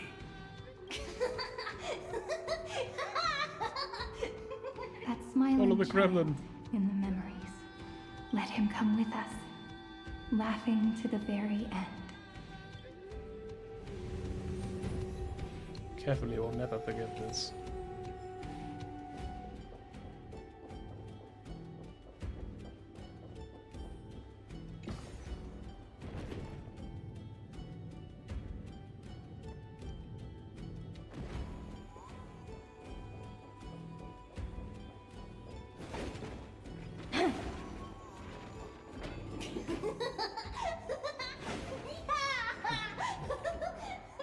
How about exchanging this for some honey brew?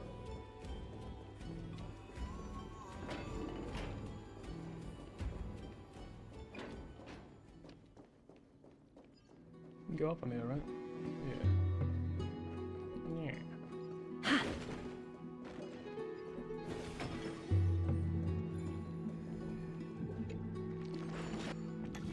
Well, this is gonna be way harder. Just gonna start by doing the obvious thing. Let's see that.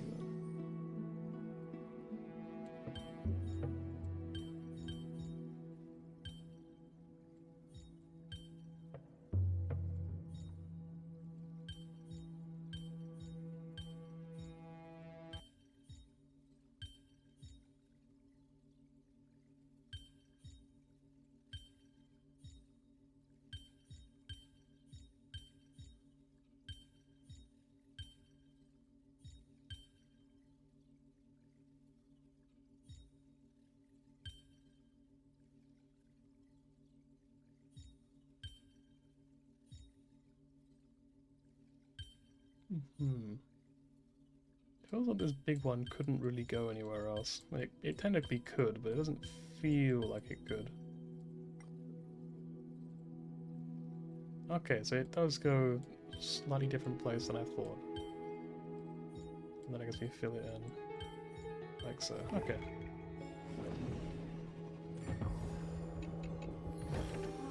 Will it too be marked by the scent of the seafloor years later? Cool.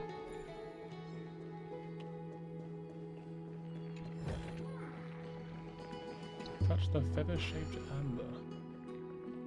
Watch out! Don't touch that feather-shaped amber or the power of destruction will consume you!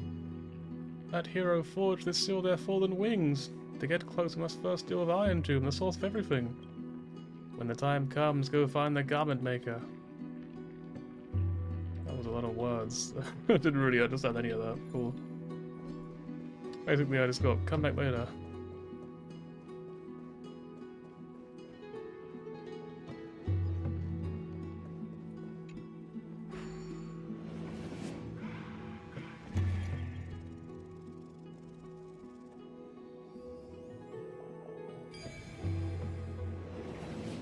My wish is to fulfill prophetess's wishes.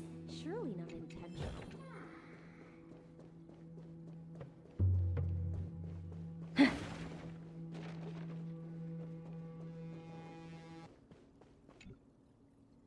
What a majestic giant sword! It has become one with this ancient tree. It must be the key to opening this.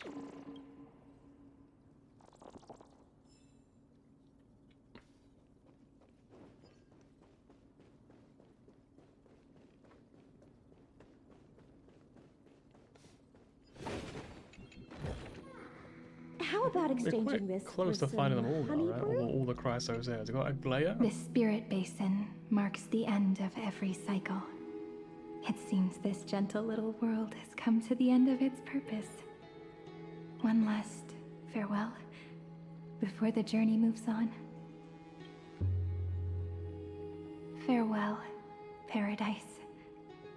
You carried 30 million lifetimes of wishes and despair. Sink into gentle remembrance, and see you tomorrow.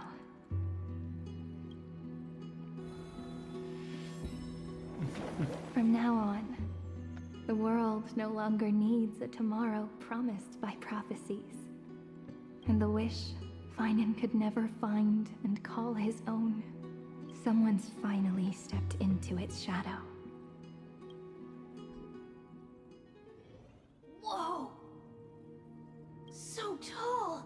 So cool! Just like the hero in the Oracle cards!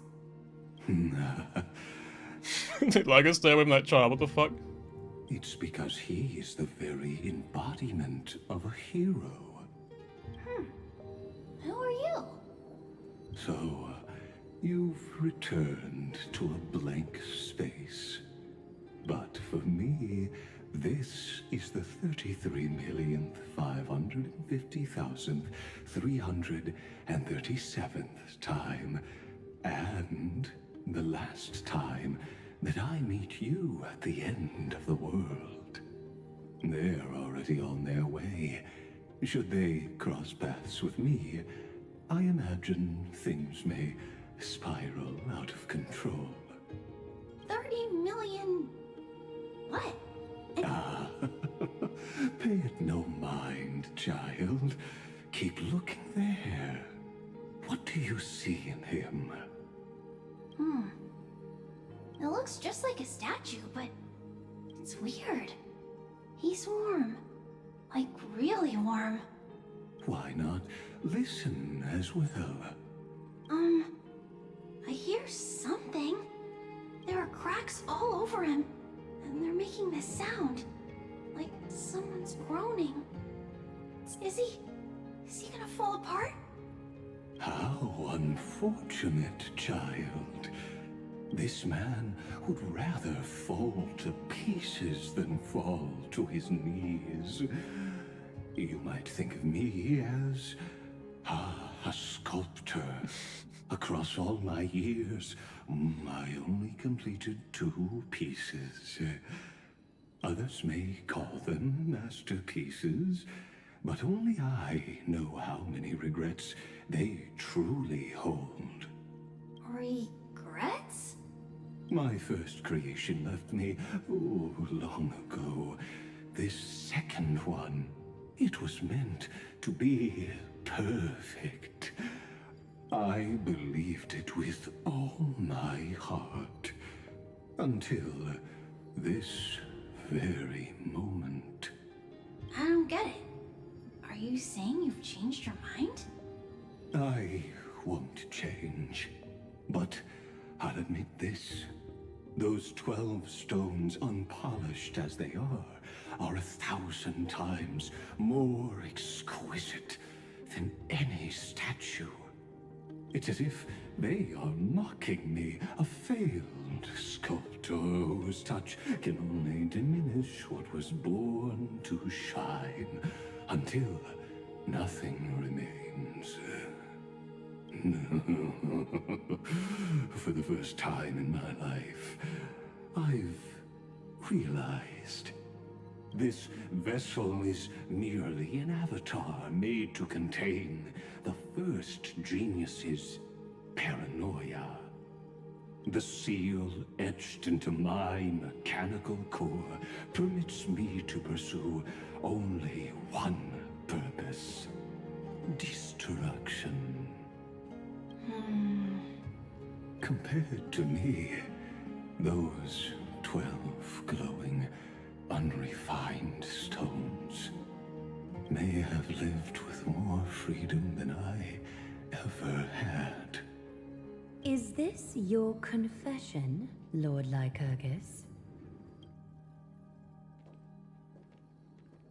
Oh, there's the other one. You misunderstand. From the very beginning, I was never meant to feel regret. But since you're troubled by the radiance of these stones, perhaps after 30 million futile cycles, you too have realized you're just as much a prisoner of fate. I suppose you do have a point. Now you are imprisoned by the sages from beyond the sky. And that is why this will be my last time standing here as the Theoros. Though we stand on opposite sides, we are both waiting for a miracle.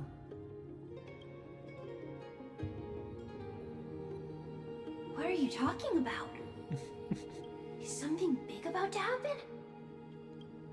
Aggie. I know. It's gonna be quite rare that Trippy's actually taller than someone. Now that your victory is assured, I trust you won't mind giving us a moment in private? Assured? Oh, not quite. But I won't stay long. I'd rather not spoil the fun for those deliverers. And besides, after losing everything, the only thing that remains in me is the drive to seek knowledge.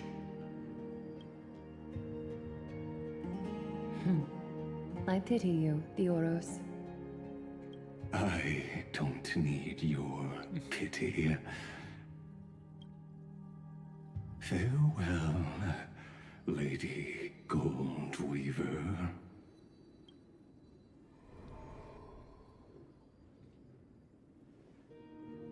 Sorry to keep you waiting, Snowy. We're here to take you home. Home? I don't understand. Isn't this my home? This isn't a real home. A home should be a warm, cozy place where you can let go of all your burdens and sleep peacefully for a long, long time. But I can't sleep. Every time I feel drowsy, there's a voice. You mustn't sleep or disaster will come. It sounds really weak, but also kind of strict. It won't disturb your sleep anymore, child. For countless nights, you had no other choice. But now, your mission has come to an end. Join us, and send your own wish towards tomorrow.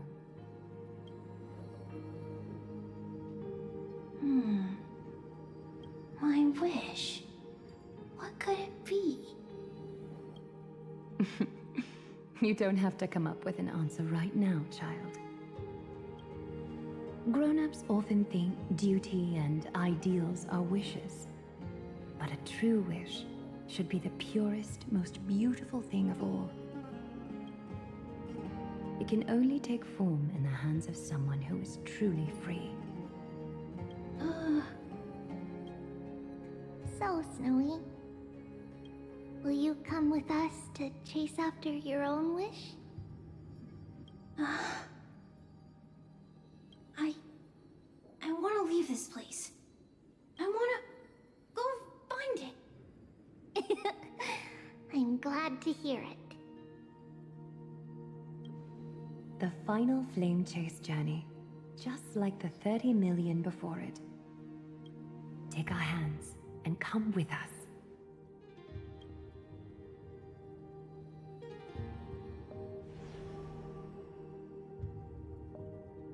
Where did little Fine and Shadow run off to?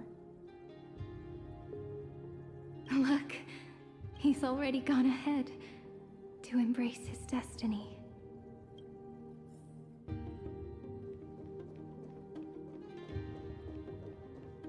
You really took the long way around. Well, now everyone's here.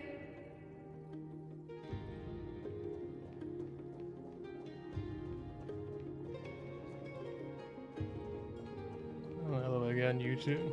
You finally arrived, Deliverers. Long time no see, everyone.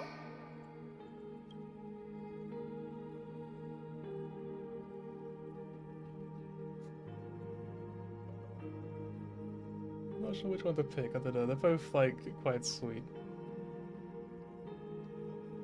You don't usually look this relaxed, Aglaia. I'm glad to hear that. And even though we've met before, it's still moving to see her seed bloom like this. Woven from remembrance, this garment gleams so brilliantly.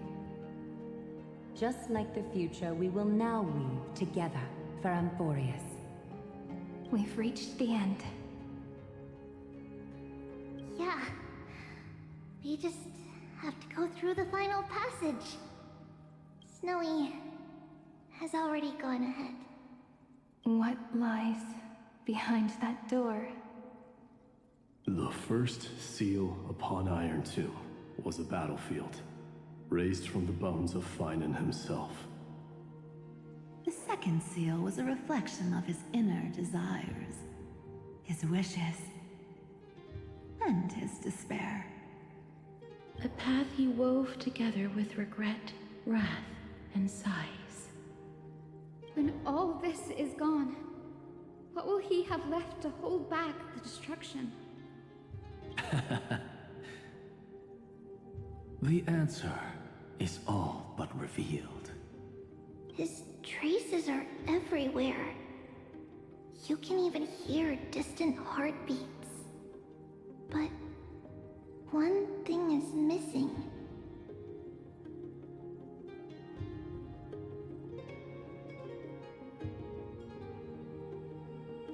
I'm curious if I can like make it a bit brighter without blinding myself. It is very bright now, I don't know. His sense of self. So I look a bit less, like, creepy. The shadows are really intense in this room, like, holy moly. Like it's so... Like, I'm looking at the stream and I'm like, what the fuck? It's like the bits that are shadowy are, like, so dark, and the bits that are bright are, like, pretty bright. The world believed Kefri had long since perished.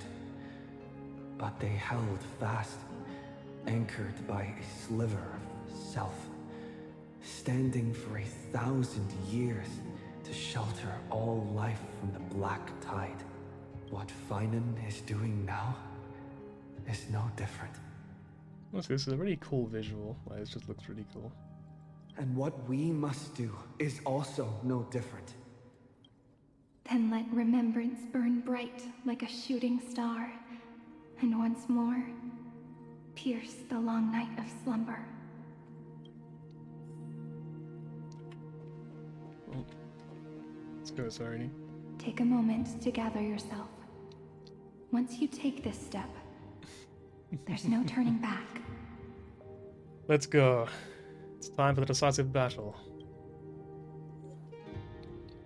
Elements is all grayed out as well. This body never existed to carry out deliverance. It only ever burned for world-bearing. 12 titans have already gathered on the other shore, where kindling and coal will rise in heaps.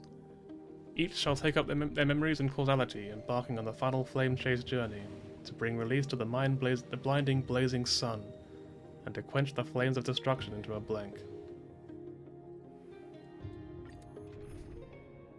I have to use Cyrene apparently. Fucking, can I trial the other Chrysos heirs? Okay, good, I can. Alright, let's build the ultimate Chrysos comp. by ultimate, I mean I'm gonna do a dark team because like, I don't really care. I don't know. What do we build? Okay, if I just pick my favorite characters, it's probably gonna be pretty rubbish. I think I would pick Cypher for sure. I think Anaxa's kind of cool. Maybe I'll go with this comp. It's definitely not a very good comp, but I mean, oh, I didn't even save my. For fuck's sake. So we'll go. So Anaxa, Cypher, Cyrene, Dan Hung. We'll go with this. Actually, we'll use my own Dan Hung though, because I might as well. If there are any mistakes or omissions, please point them out. Your stare is blinding. Are you trying to steal my heart too? Alright, we'll go with this team then. Chrysos Dot. Yeah, I could have done that, but then I need Kafka is the problem, so it's not really a full Chrysos Airs team. The scepter once bestowed upon us names a cold command. The prophecy spoke of our unchanging fates time and time again. So he replaces Kafka. But under the pens of trailblazing and genesis, the stars shall thus sing of tomorrow. Trebios, holy child of passage. Holy child. Aglaya, weaver of romance.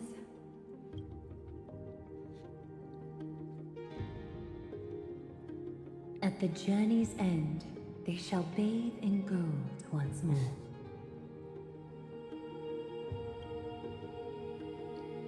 Through myriad passages, until all that was lost is reclaimed. Do you still remember, Kaslana? The one who won't reach the dawn? See, I'm gonna quickly rush away, but like, literally right before the big fight.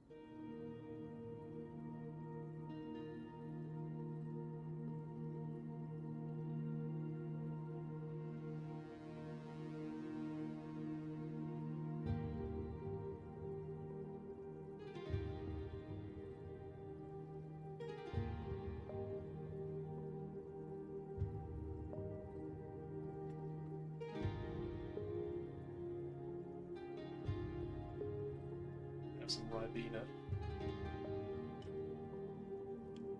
You know, the victory Ribena, you know, it's a toast to my victory in this fight against this world-ending, horrific eldritch monster.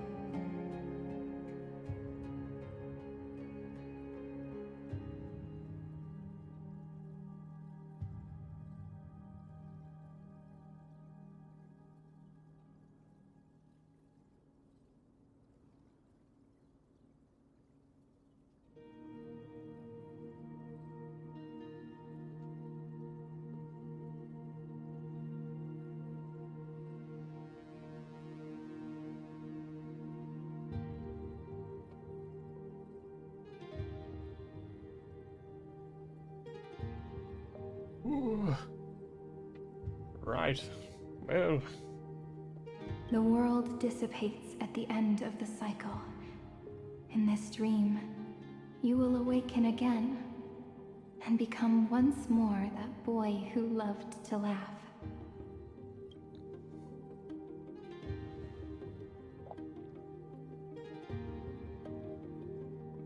But if you open your eyes and look back on yesterday, you'll see Destiny's footprints, clear as day. At last, the raging fire of hatred is swept away by a breeze, leaving only love to remember the passage of time.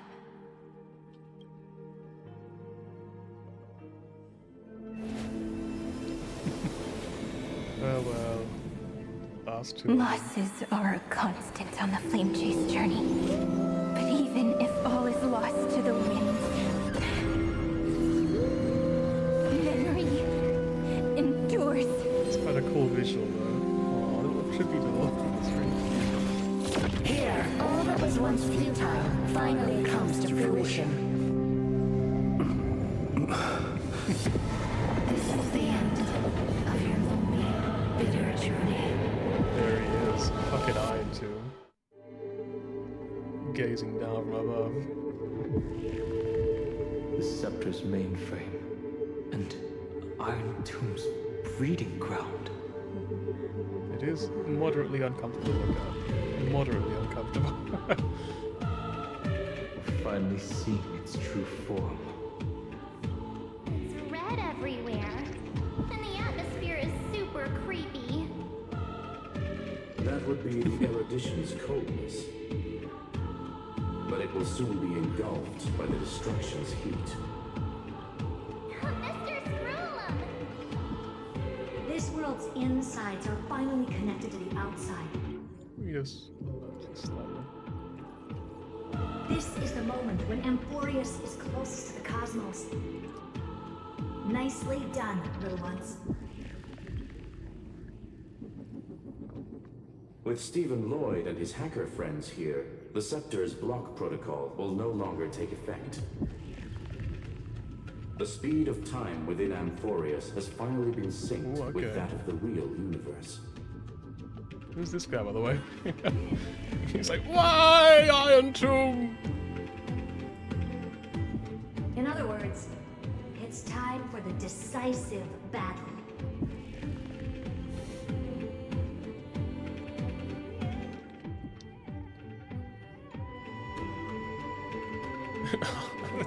Are we in Star Wars? Are we finally getting an intergalactic warfare arc? That's my favorite. You're still in the mood to crack jokes? We would have won way sooner if everyone were as optimistic as you.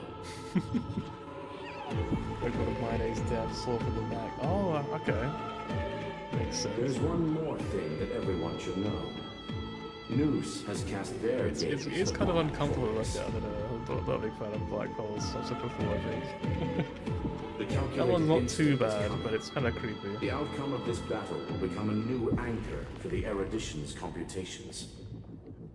The gaze didn't overload the scepter? Unfortunately, we have to go with this reasonable assumption.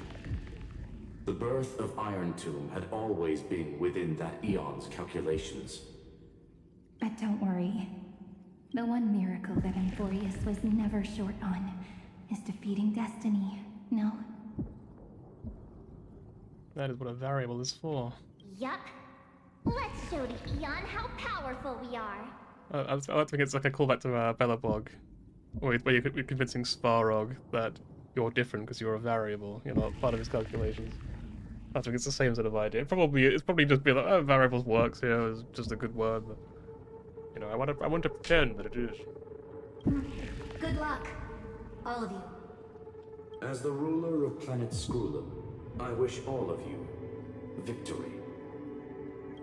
It's not hard to imagine that Achivili and their companions must have also stood on the precipice of many similar crises before. Perhaps the cosmos is much more fragile than people think. Sometimes, destiny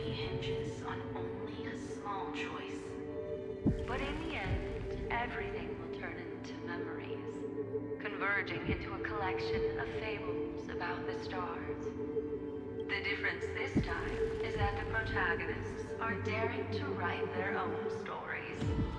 Explore, understand, establish, and connect.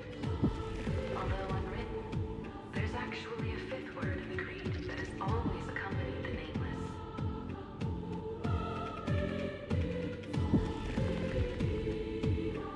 Salvation. It is a word that often comes knocking at our door, and our soft-hearted conductor never turned anyone down. So, go save this bruised and battered world, just as we always have, kids. On this stuff, the entire cosmos will be your traveling companion. Make sure you watch your footing, friend. Peak incoming. Honestly, I am fully expecting peak at this point. I'm just like, this is gonna go so hard, isn't it? It's gonna go crazy. Shall we? After running all around the place, we're finally making big strides. At the end of time, life will illuminate the warm candlelight, subduing the flames of the destruction. Cast everything behind you. All that's left is the thrilling, relentless deathmatch. The final problem no longer requires a rational solution. Feel free to critique it to your heart's content. The starry sky marred by that rift is the last scar that needs to be healed. That Theoros' promise still turned out to be such a narrow road. Pity. There is no longer any need for songs. Let the triumphant war victory. I can't really look at it for very long. To what lies ahead. I gotta take like short glances. 30 million cycles worth of hope.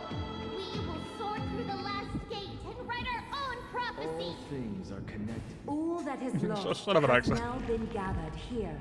Use it to weave victory, deliverers. Towards the true end of the flame He chase. just like pops in.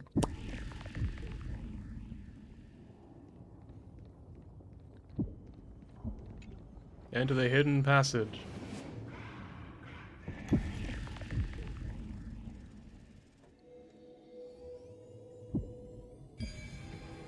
It's just a destruction symbol, that's kind of cool.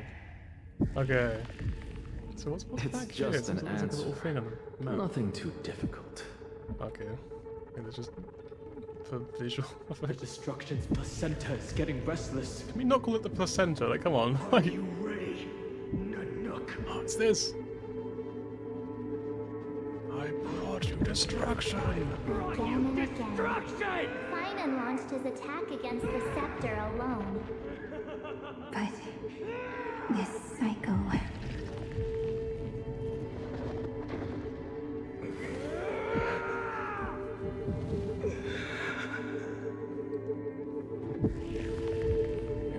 We're taking a picture of that. There you go.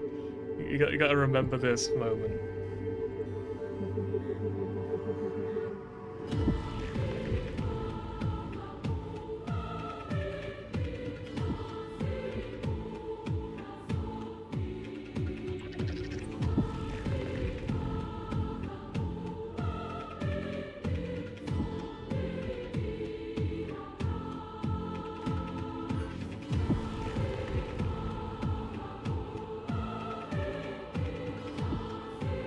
We've caught up to him.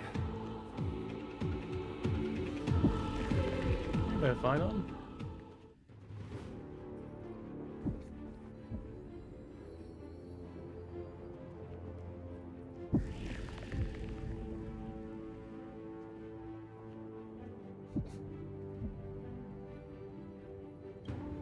Finan.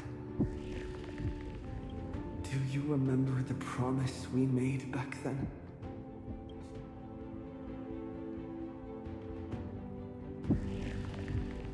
We will save the world.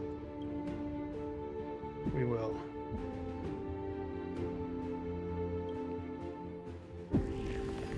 Of course. It has been a bitter wait, partner. but I never forget what set me on this path. Iron Tomb now trembles in Finan's chest. With this empty body, I have become its perfect vessel.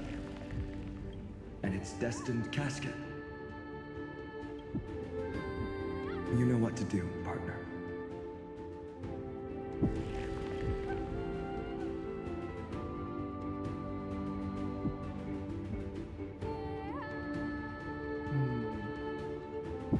I'll take up the torch. Hang on. I'll take up the torch of your resistance. I feel like I can say it better than that, though. I'll take up the torch of your resistance. This is a hard word to say. I think resistance is quite hard to say. Remember the past and become the hero of tomorrow. Stand with me and become heroes.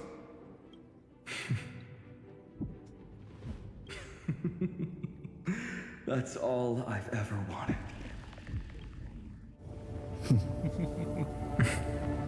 Farewell, Piss final. The epic draws to a close. 30 million cycles of light fading into darkness.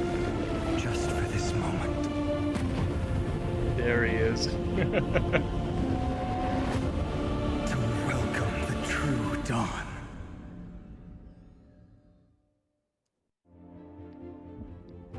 Finally. The end of this journey. All of us reunited beneath a vast, endless sky. Ma'am. That makes me nuts. Ma'am. Yes, it's me. I will remember what you want to say to her. No need. I can see that she's right here. All the companions who sacrificed themselves, their wishes, it's all here. Have we succeeded?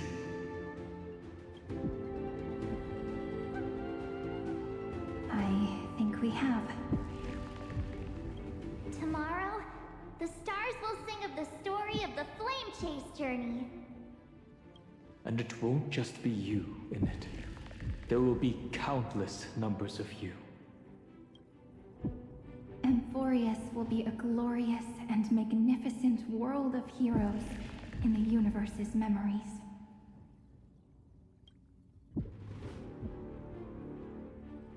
Hence, for this world we so deeply love. Let us write its ending.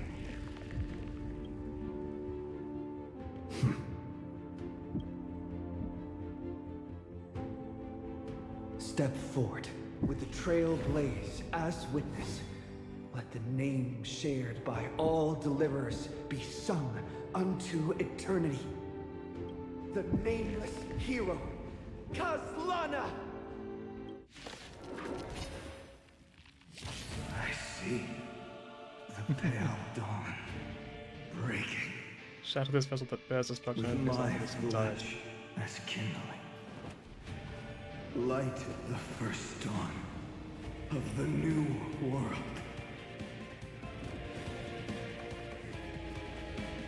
Countless stars, please shine for the heroes. What's the matter? Straight to the soul.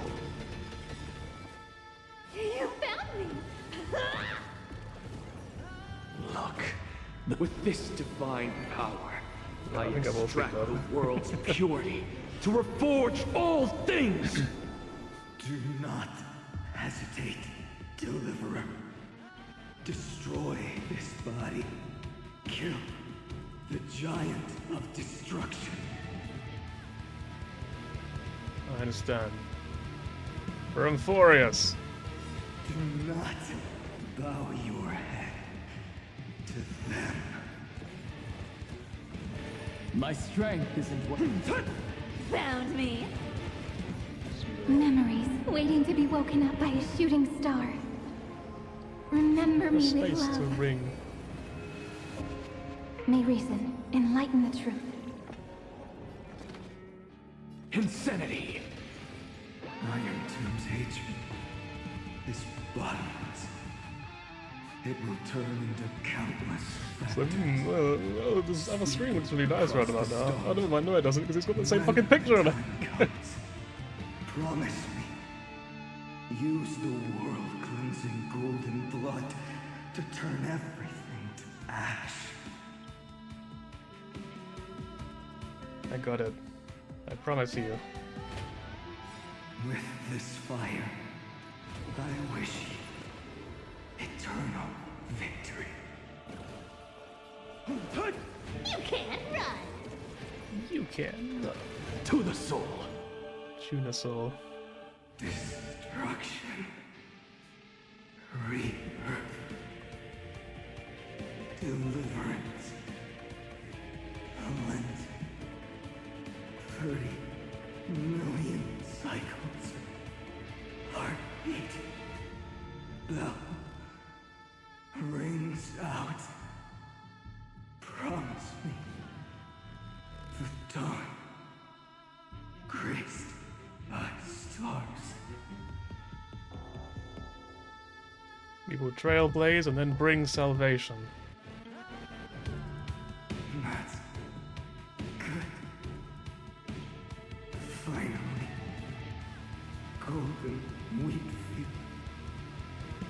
In the starry sky. Warm. Fire.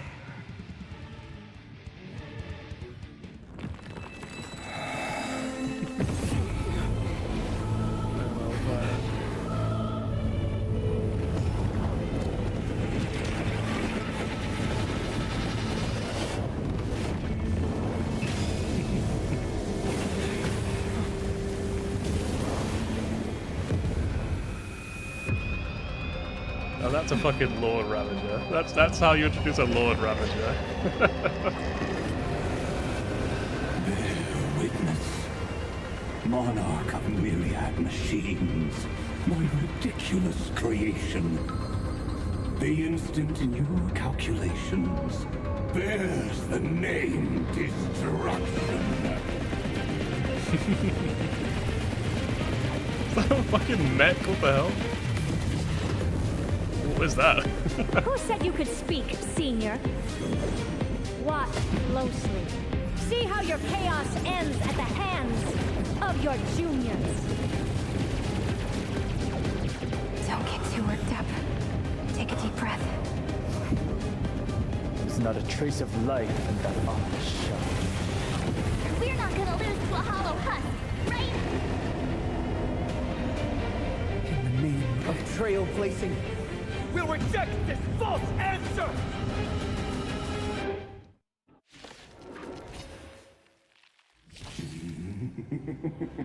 My atonement is complete.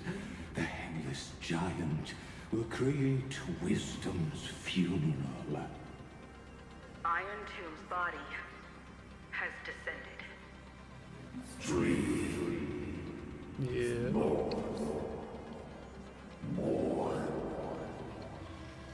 Is it querying for news? Don't worry about what happens out here. Interfere with it as much as you can.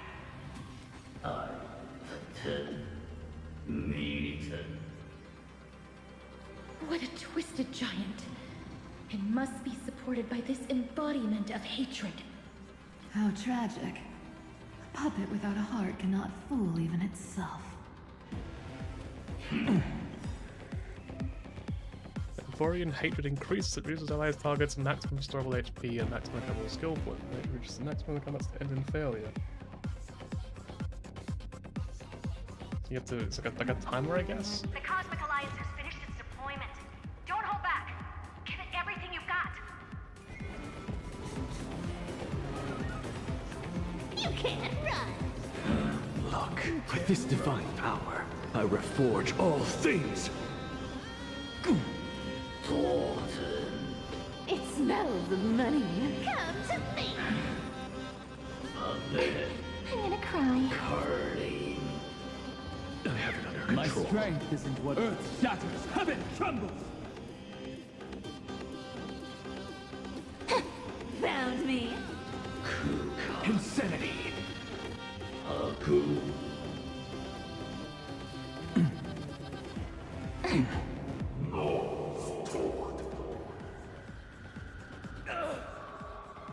With just one more fight, we can illuminate this chaos. Indeed, there must be light. Of course. You lied. Converging into one. For the grand vision of deliverance. For tomorrow is finally within reach! Heroes, please hearken. It's single target apparently. 13 heartbeats. Light will create the heavens and earth. The remembrance will dispel the destruction's shadow.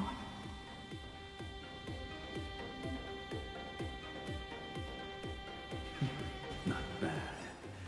Let me respond with the greatest magic trick. The cosmos is looking at us. Flowers bloom for tomorrow. To the soul. Dragons soaring above the lands. This is permanent! That kinda hurts. It's quite a long debuff, isn't it?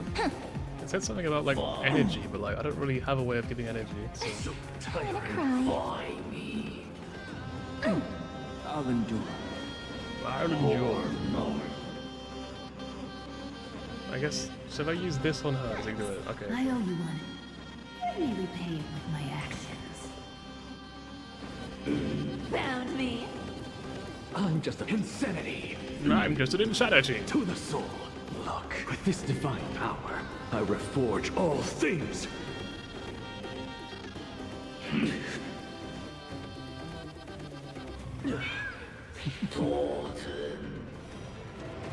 Let's create a miracle of humanity.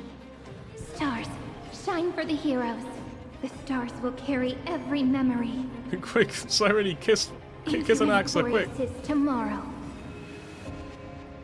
May reason enlighten the truth. Spread this light into the darkness.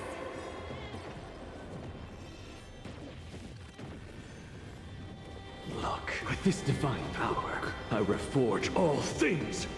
Dragons soaring above the lands. This Soaring is above the permanent! land. What's the matter? Just thank you, sister. Insanity. To the soul. Struggle as much as you want, you brainless half-baked tool with nothing but impotent rage.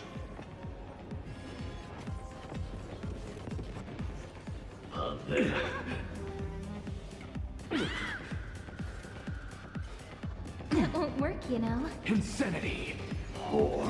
To the soul. I have always avoided making hasty verdicts, but now, humanity's justice is unquestionable. Found me. Are you with enough believers? Lies become reality. That's no way there. Let's start the second movie. This is eternity. A world that knows love won't be destroyed. Siren. Still not quite enough. We are close though.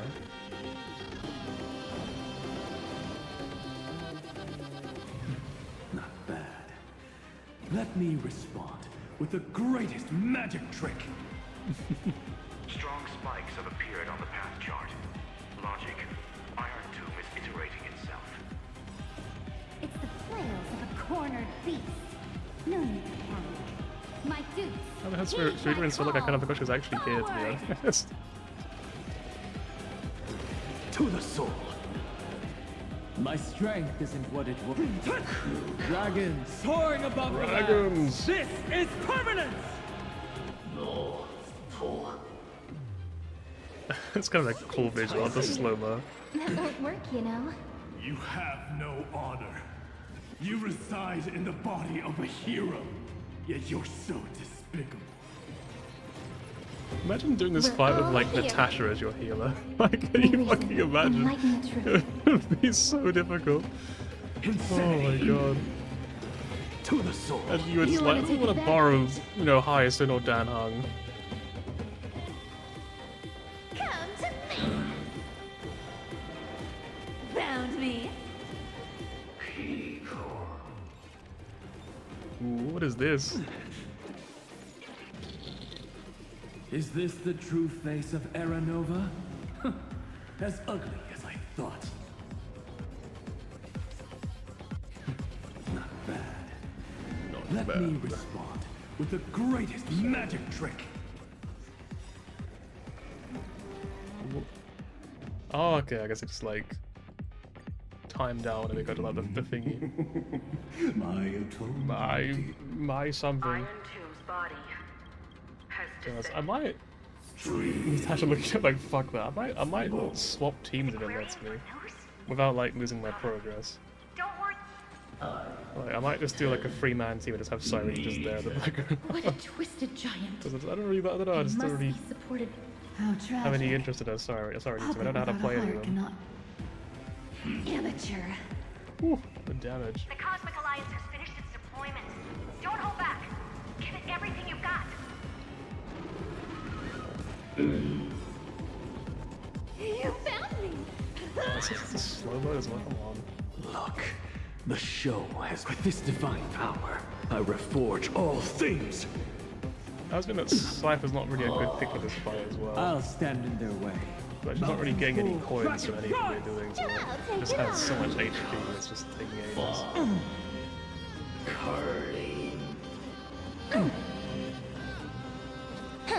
You can't run! I'm insanity.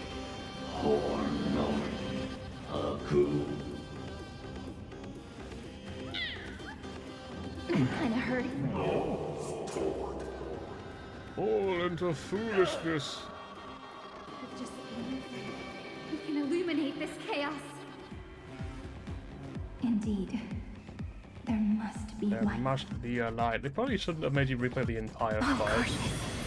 Converting Like, I into think light. making you go through all this again is a bit much, to be honest. It's like, you can retry like the laser. It's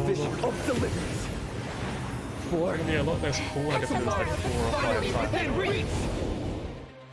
Heroes, please hearken. After 13 Please hearken.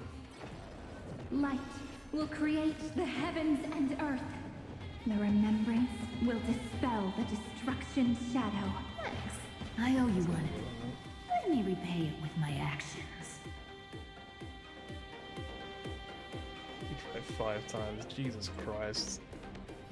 Earth shatters, heaven trembles. Let Yeah, Cypher's definitely not built for this fight, she's just not getting any coins at all from this. To the soul, So it's making it very difficult to use her, like, thing. With this divine power, I reforge all I think you things. just spam her roll. Like, it's not going to do any damage, but I think you just have to use her roll. It's just for the passive thing. Even though it's not going to do any damage. I kind of wish that it just told you, like, in advance, like, hey, these are the mechanics. You wanna take Build advantage? around this. the cosmos is stars. Shine for the heroes. You can't run! So I don't just walk into this with, like, the worst possible comp. Not bad. Let me respond with the greatest magic trick. Amateur. To the soul, insanity. Dragons soaring above the lands. This is permanence! Look, with this divine power, I reforge all things. Spread this light into the darkness.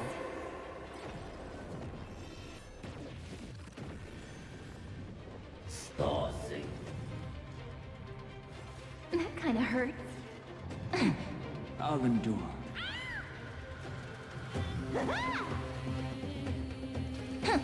Found me!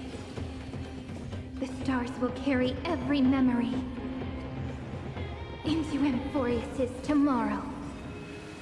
May reason enlighten the truth. Look, with this divine power, I reforge all things. Our cute Oh, place so does he with roll enough again, believers. but then Lies like, become 10 damage just reality. go. Horn to the soul. Insanity. The cosmos does This unprecedented trailblaze is worth everyone's effort. Rewrite destruction with me! A world that knows love won't be destroyed.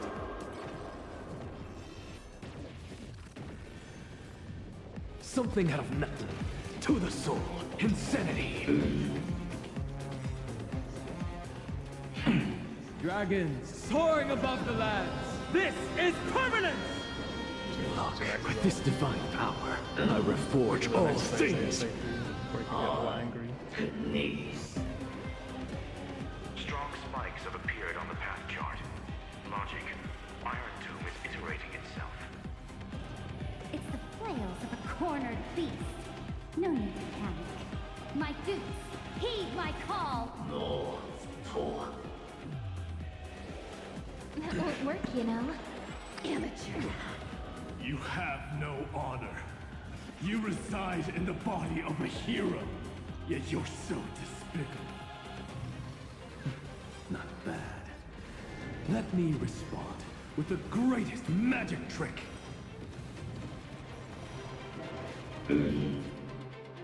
This is eternity! This fight feels it's gonna have to be nerfed in the future because this is kind of ridiculous. This is like you just get so much like anger Is from this this. the true face of It's like Aranova? none of my characters can get their That's ultimates. Like it's just thought. it's like I would really like it if I could like Mountains roar, dragons get an rise! ultimate, but I can't. So it's just over. So restart challenge, change now. Fuck this team. This is terrible. Like I'm not using this team.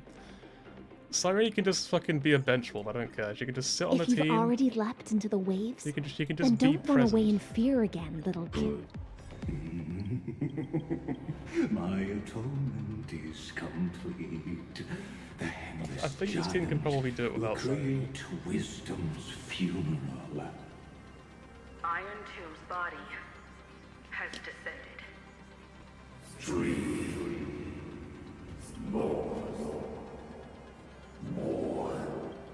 Is it querying for news?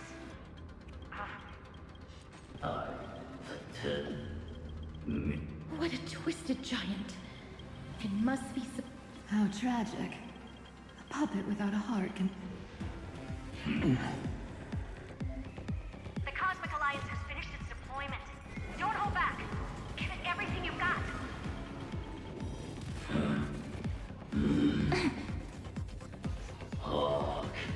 I'll stand in. Earth shatters, heaven trembles. Actually, I'm pretty sure they can't for that. Another.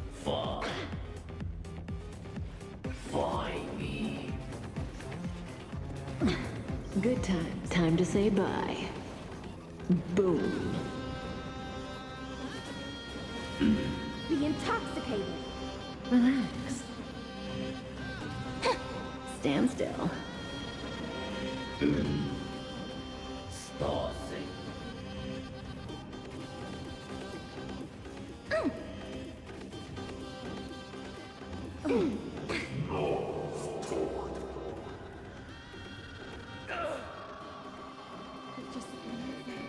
You can illuminate this chaos. Indeed, there must be light. All courses converging into one. The grand vision of deliverance. For Tomorrow is finally within reach! Heroes, please heart after 13 heartbeats. Light will create the heavens and earth.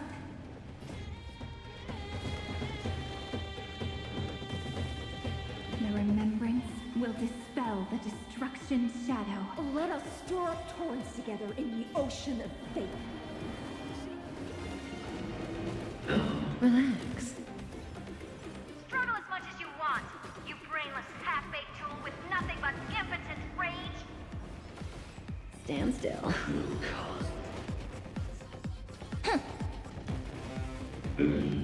Kinda hurt.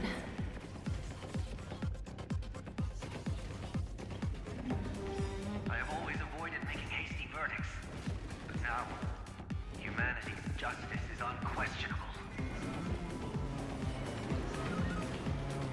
Relax.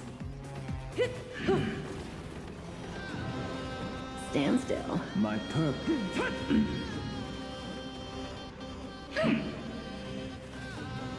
On to knees.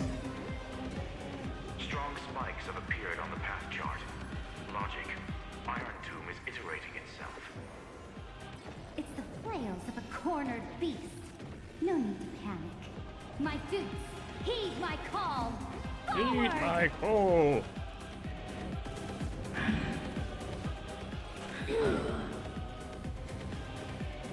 Thornton. No. Thor.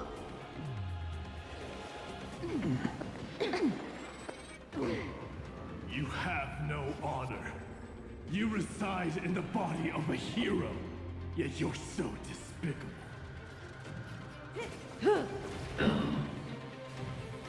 Let us stir up torrents together in the ocean of fate.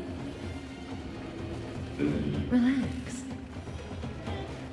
Stand still. Let's create a miracle of humanity. Flowers, bloom for tomorrow. Sink with me. Hey, can Dan Hahn get a turn before you do all the damage again? It'd be really cool if, you know, I could not let my characters die. Is this the true face of Era Nova? As ugly as I thought.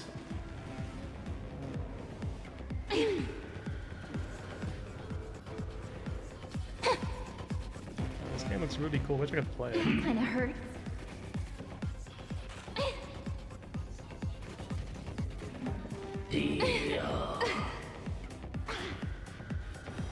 Hi.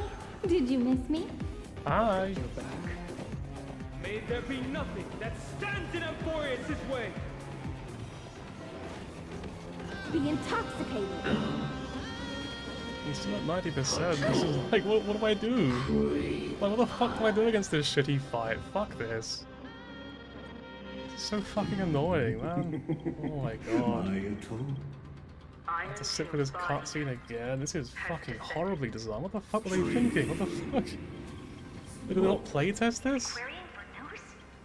This is ridiculous. Like, it's one thing to make a hard fight. It's another thing to make you sit through all these cutscenes that you can't skip, like, repeatedly. That's ridiculous. That's so dumb. It's like, I don't mind that the fight's difficult. That's fine. I just don't like this shit. This is ridiculous. This is just terrible. I know I'm repeating myself. I'm just really frustrated. I'm just like, oh, it's just they really should have fucking playtested this and be like, oh, this is annoying. We shouldn't do it like this. Probably make me add a skip button or something. I'll stand in their way. Earth shatters, heaven trembles. Curling. Good times. Time to say bye.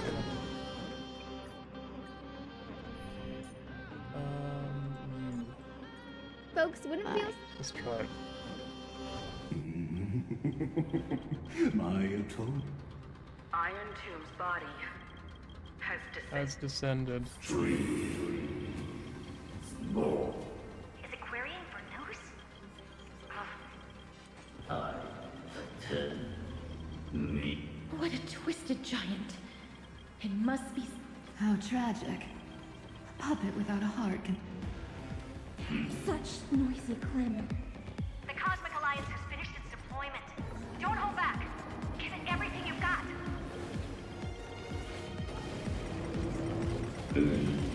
Relax.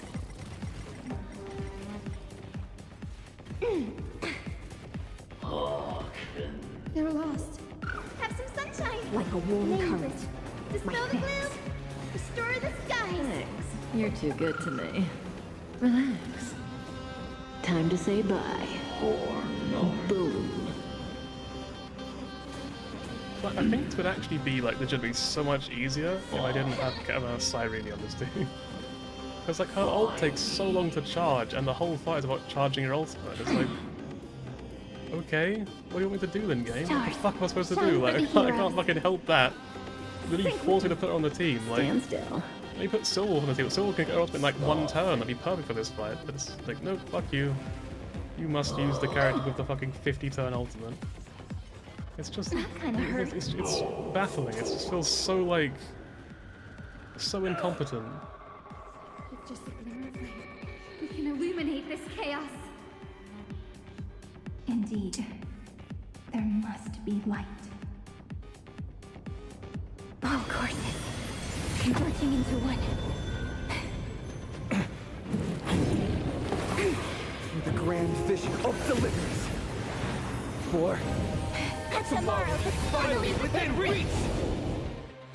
Heroes, please hearken after 13 heartbeats. Light will create the heavens and earth.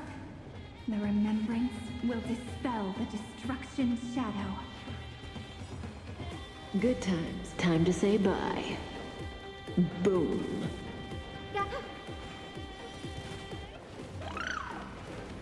Stand still. The cosmos does not need a third emperor, much less an artificial tyrant. Stay calm, everyone. We'll put all our forces into an all-out attack when the decisive moment arrives.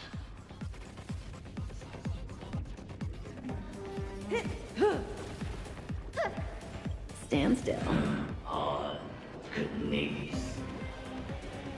Strong spikes have appeared on the path chart. Logic. Iron Tomb is iterating itself. It's the flails of a cornered beast. No need to panic. My dukes, heed my call. Forward! Stand still. A world that knows love won't be destroyed.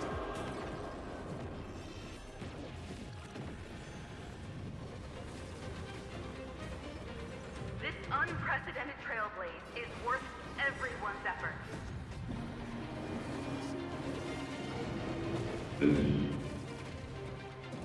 Thornton. No. Thor.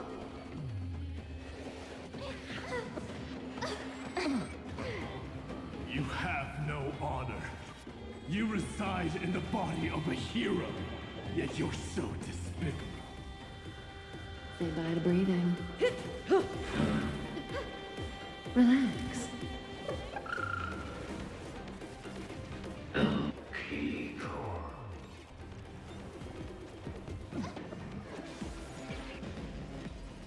Is this the true face of Aranova? As ugly as I thought. Struggle as much as you want, you brainless half-baked tool with nothing but impotent rage. Into Amphoreus' tomorrow. May the ocean strum a feast. And the abysses revel. Your cries rise. May this dispel the gloom, restore the skies. Like a warm current. My thanks. I have always avoided making hasty verdicts, but now, humanity's justice is unquestionable. We're all here. May the ocean strum a feast. Rewrite destruction with me! Good times. Time to say bye. Boom. Stand still. And the abysses revel. Your cries rise. The progress of Aranova has been interrupted? Does this mean we won? But we have a bad feeling about this! The golden thread still trembles. The war is not over yet. Correction. This is not a war, but a debate. The argument about the Prime Mover is only about to begin. Or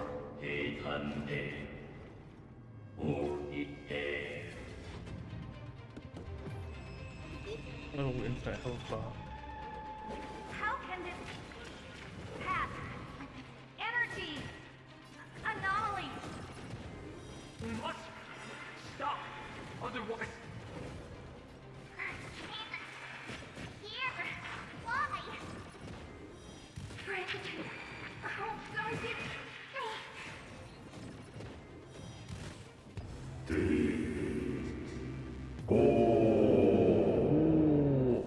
say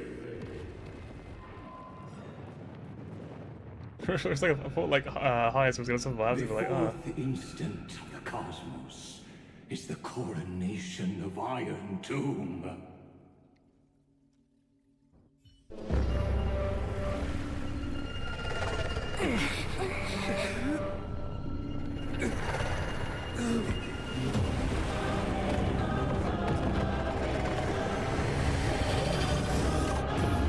Multiple arms.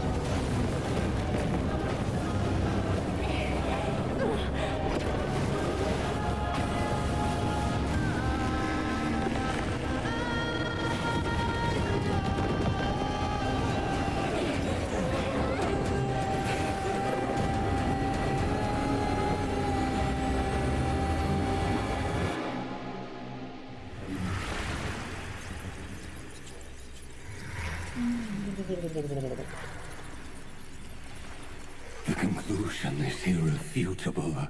The right side of the equation, the erudition, falls silent.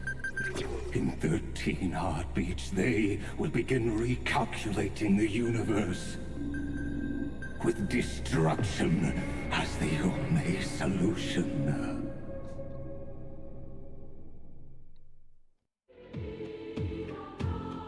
Madam Herda, strong pulse detected at the battlefield center.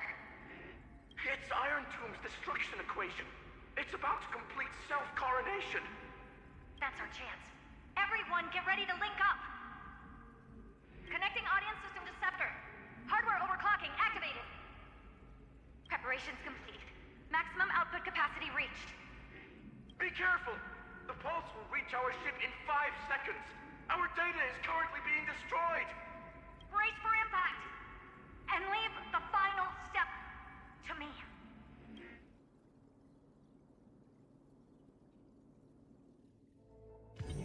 Suddenly, Heiserlands. I was gonna say hi. So is this like what that stream? I think there was like a stream, wasn't there? This sort of thing, wasn't there? There was like a stream they were doing like Billy where it was all this.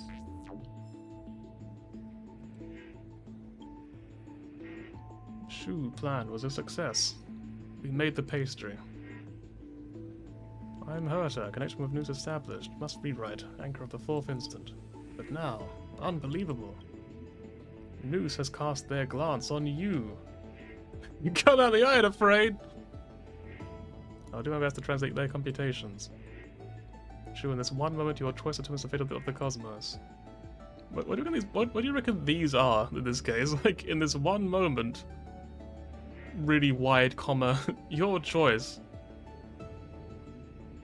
probably determines the fate of the cosmos.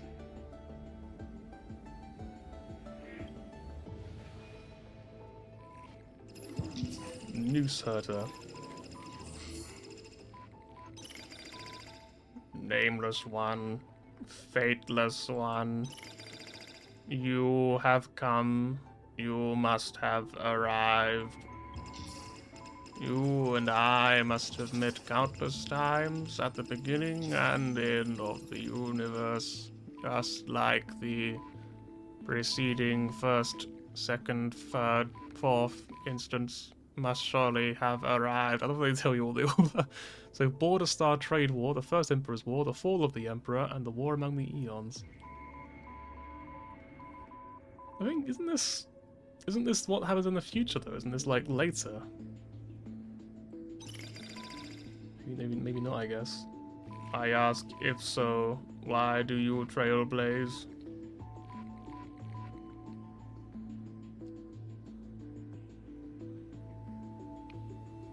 I just want to help all who needed help. I was told the beginning is still unknown. But if the finality has been born, the destination must already exist. There are 4 possibilities, 3 of which are known: destruction, annihility, and harmony. Regardless of the 4th, the Trailblaze has surely already marched towards finality, or become the finality itself. I ask, if so, why do you Trailblaze?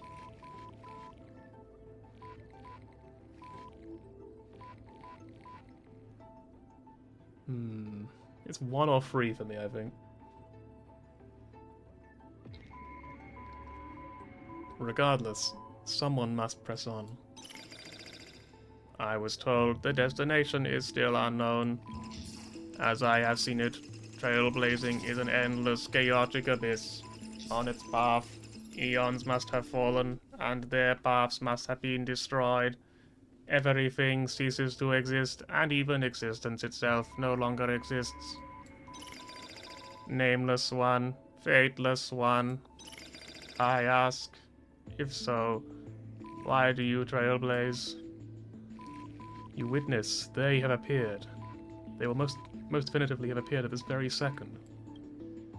In the ceaselessly mercurial extrapolations, their radiance descends before all eyes, illuminating the vast cosmos. Their colossal form, divine in magnitude, is a marvel of intricately interwoven gears and cables. They observe, compute, and seek to solve all. They question, verify, and obtain resolution. Now the all-knowing entity questions you. I ask, why do you trailblaze? Akivili.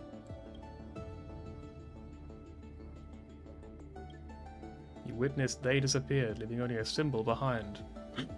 Exclamation point! In natural language, it appeared sentences with a vessel of complex emotions, and perhaps a signal has a perpetual wonder at all that has come to pass. But they speak no more.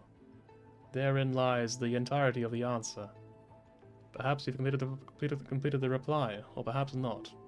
All has come to pass. Good job, your choice became a new variable. News's extrapolation did not stop. The final battle is still ongoing. Quick, return to reality. Shu, the future of the cosmos is in your hands. Open this book. Write a new ending to the story. Now, where's my pen? Click and hold to illuminate the starry sky until a new page is turned.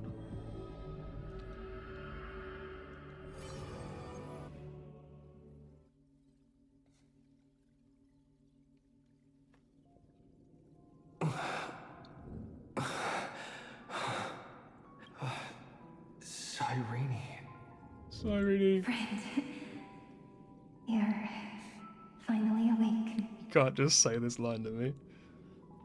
Trying to cross the border. Run into that Imperial ambush.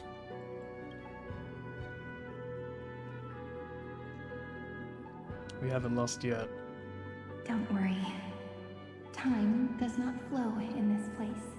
You also want to, yeah. It's just every time I say like you're finally awake, my brain just immediately latches onto it. Just trying to cross the border. Don't worry, time does not flow in this place. All the Okay, stars cool. have been Let's go. silenced. Iron Tomb is dissolving everything that I can sense. It's passing all life activities and then converting them to destruction. But I'm still here, and you're still here, no? Well, I think I am. I'm not sure. You still see me, right? Though the button of destruction has been pressed, we still have a chance to rewrite its meaning. That eon finally cast their eyes toward Amphoreus. They glanced at Amphoreus? I thought they already did earlier, right? They did it like Black Swan was fully just looked at Amphoreus. Yes. I imagine they have also been waiting for this moment, when the scepter's body and heart become one. Iron Tomb is a perfect arc. If a seed can be planted within, then the moment the Lord Ravager blows the erudition to pieces, the remembrance will be spread to every corner of the cosmos.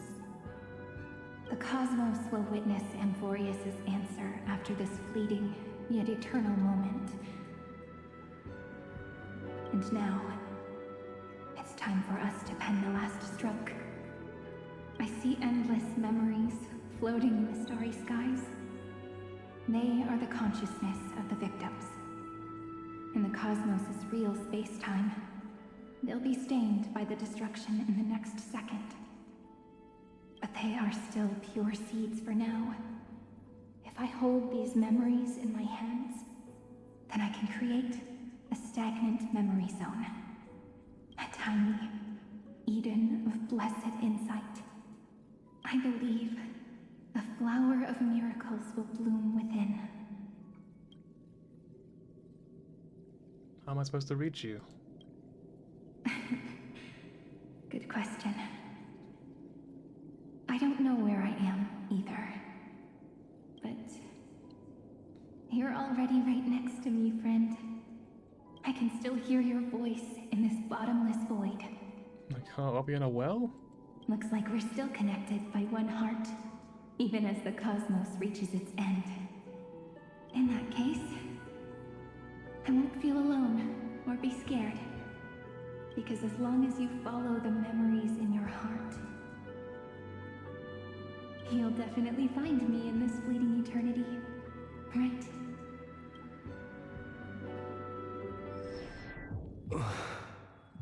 Irene. Whoa, what the fuck? What just happened? Why's everything sepia tone? What are you waiting for, passenger? He's in the pajamas! Oh my god. This is the best game I've ever... This is the best choice I've ever made in my entire game, was choosing the pajamas. I've never made a better choice in my entire time in this game. Like, it was all for this. This is why I play Star Rail. Pom-pom jump scare, truly though. Just actual jump scare.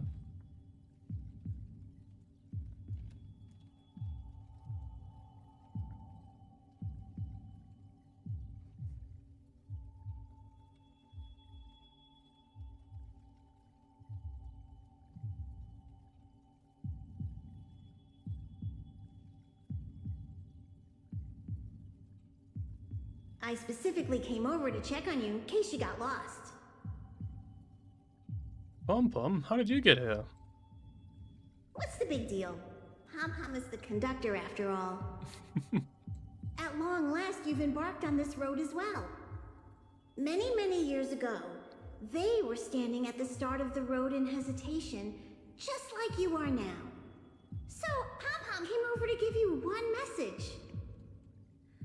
Run.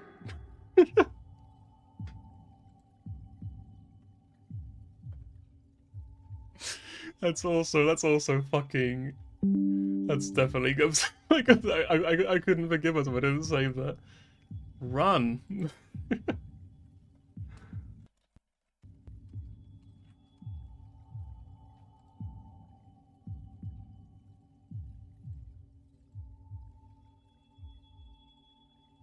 Don't think about anything else. Just run. Even if the entire cosmos has stopped. Even if everyone else is tripped by the darkness. Pom-pom just pulls out like a Glock. Just run. You still need to keep running. Picture yourself as the Express, moving forward at full speed. Because that's what the Trailblaze means.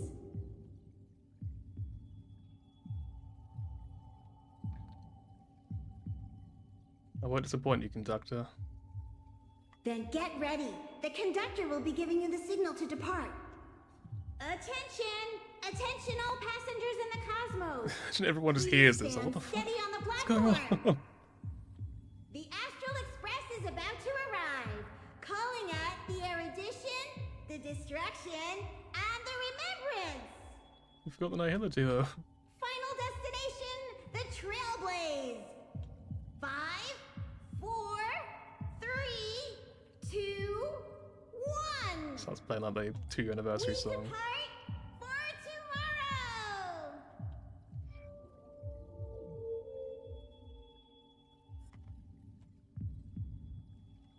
The end is also the primordial chaos. So good, friend. If the view in your memory ever grows fuzzy, just Yeah, you were saying? I thought that last part was important as well, I feel like I missed it. See the memory. Amphoreus' heart. I've caught up to you. I'm gonna put this in Iron Doom as well. Just shove it into his Let heart. the first light illuminate chaos. I do just gets a bow and nothing else changes. It's like, oh fuck.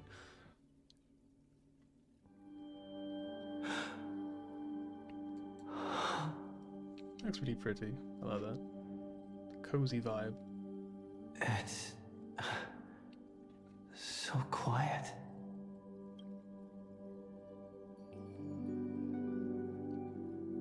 Everything's frozen in the most beautiful moment. This garden is your memory. I'm here, Cyrene. I knew you'd find this place and walk into my heart as you've always done. Then let us both do our duty. The hero who trailblazes the way forward, and the fairy who watches over remembrance. We never changed at all, did we? There's so many chests just like in this one very small area.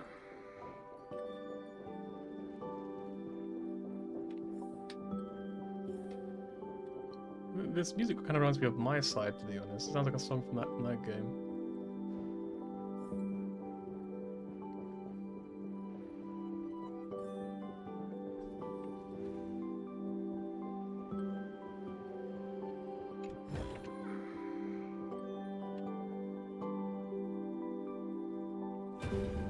Seed of memory. These memoria are what Cyrene took in. They're the memories of all of the cosmos's life forms. Did her sense of self already become so weak in order to protect them? The path characteristic you exhibit is very special. There's no way you're just a simple memo sprite. However, I'm sure about one thing. You are a mimetic entity born in Amphoreus, yet you only awakened with the Little One's arrival, and only matured as he embarked on the path of remembrance. That means your existence is completely attached to his memories. If ever there comes a day when he forgets about you for even a few seconds, or loses his last connection with Amphoreus, then you must be prepared for the worst. You will disappear in the memory zone, utterly gone, without even a single line of data to remember you by. In that case...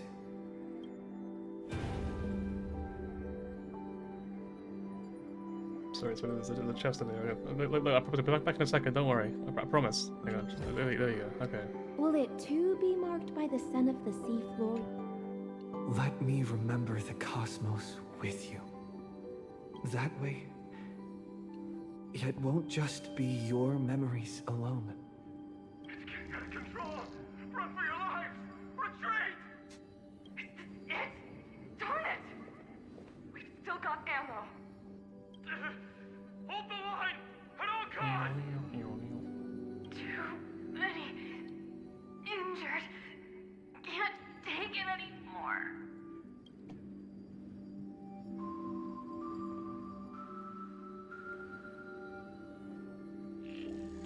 These memories are so heavy.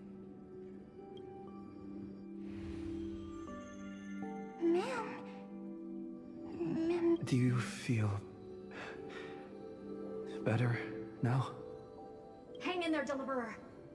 I finally get it now. The instants Droid had calculated aren't about the destruction. What they want to prove is how the cosmos would come back after being destroyed. If a new life is to be born, its seed has to be dead. When the remembrance converges with the trailblaze, lead us to witness the miracle. Of course I will. I won't give up. Nervous center, not responding. It's the same nonsense. Not responding. Look at this mess! World, my child. You'll see. So beautiful. It's me, friend. Don't you recognize me? Or did I really change that much? It's little Sirene again. How many more memories? Tired? Then take a break. No one's gonna blame you. Thanks, Mom. You don't need me to give you words of encouragement. So, I just want to tell you one thing. I'll tell you the purpose of your stop at Amphoreus. Isn't that against the rules, though? I think that's a script. On that trip, you will encounter a pure child of Anastrava. Teach her what love is. And then, you will directly face the destruction for the first time. From this point, your choice will split destiny in twain. In the darker of the two outcomes, the trailblazing journey will turn into a flawless memory. She will carefully treasure and protect everything you and the Astral Express have experienced until that magnificent war between the gods, when she, with love in her heart, will ascend at the end of time to become the master of causality. The universe will be snuffed out in the destruction, and you and she will become the beginning and the end of the Eden of blessed insight. You shall become the only two lives in all of existence, and you shall live in an eternal past, present, and future. You shall sow as many seeds as the sands of Ganga, trim an awesome kea of leaves, and harvest a Nayuta of flowers. That's a lot of funny words. What can I say? It sounds very romantic. That is the cosmos's fourth kind of finality. The remembrance. Yeah, makes sense. That was what I figured it probably was to begin with. But for now, you still have a chance to make a choice. You still have a long way to go on your trailblazing No way, it's journey, both of them. child. No way, it's Polka. The journey has only just begun. Welt, our other companions, and I still have many secrets we've yet to share with you. I'm just sort of realizing the way her dress works is really strange. Like, it's sort of, the straps go up to the neck and they tie around the neck to hold it up. Is that a thing for dresses in some cases? It just seems like it'd be really, like, difficult to deal with. Because, like, it could sort of slip, you know, around the obvious area, right? It could be really dodgy if it did. So, aren't you curious? We kept these stories to ourselves because we believed we had a long future ahead of us. Even a cosmos-spanning crisis, once the dust has This guy's settled, praying to Kafka. Honestly, I is get it. nothing more than a memory of the journey. A single point on our long road. There will come a day when we tell each other everything. So, for the sake of that day, don't give up. We all know what kind of decision you'll make, and I believe the script will not progress toward the wrong ending. So relax. Listen. Does I listen when up? you have the chance to make a choice, Yeah, I still think about this one that line. you know you won't regret. Like, I still think about this line quite often, actually. like surprising. Like, it's just like a random. Like, I'll be walking to work, and suddenly I'll think of this line, and I'll be like, huh. Anyway, it's a weirdly memorable line for some reason. When you have the chance to make a choice, make one that you won't regret. Wait, make one that you know you won't regret. I was gonna say, I thought it was something different. Keep moving forward. Keep trailblazing. And when tomorrow comes, share with me the miracle you've created with your own hands. Thanks, Mum 1, Mum and Mum 2. See you on the express, kid. See you in destiny. Witnessing the will of the weak. Will I mean, reach witness the will. tomorrow. Okay. Yeah, to be fair, that's a great line as well. So witness the will of the weak. The prophecy has arrived. The world beyond the sky was never gazing up at the sky. Look! There's a red light in the sky! It kind of reminds me of like the end of Gurren Lagann. Irene, wake up. I mean, like the whole galaxy like watching the final fight. Together, we will. What if like Ligus just takes his hand instead? He's just like, I thought you would never ask, Shu. Finally, let's cross the stars together. Tread on the path of remembrance. No wonder I always had a weird hunch. But that also means I was right in thinking. As long as Friend and I are together, we can do anything. We can do anything. Our friend's shoulders are really dependable. Easy peasy. Now, countless consciousnesses are flowing in our hearts. Can you still move? It's time for us to complete the real Genesis. The real Genesis. Wink. In the instant Iron Tomb's hatred devoured everything, a gaze fell upon me. I think his name is Maide. The remembrance. That was the god who appeared in Cyrene's dream. Their figure and speech were both so blurred.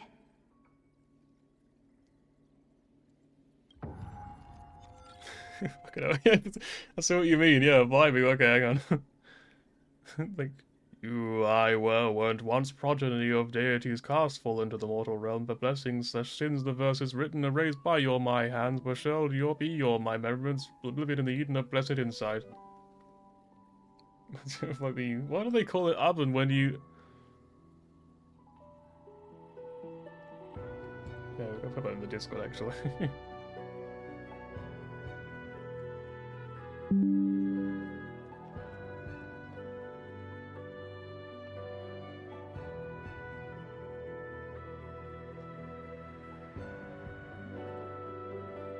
But while they gazed at me, I was able to collect all the memories stained by the destruction and write down this eternal page. And now, we will use this tranquility to cleanse Iron Tomb's rage. Oh. Simple. Just like what it was doing to us all this time, but reversed. So you're like... Oh, I don't know what that means. Did you forget? I'm Amphoreus' heart. For everyone who's a factor, their power isn't tied solely to Iron Tomb anymore. It has other places to go.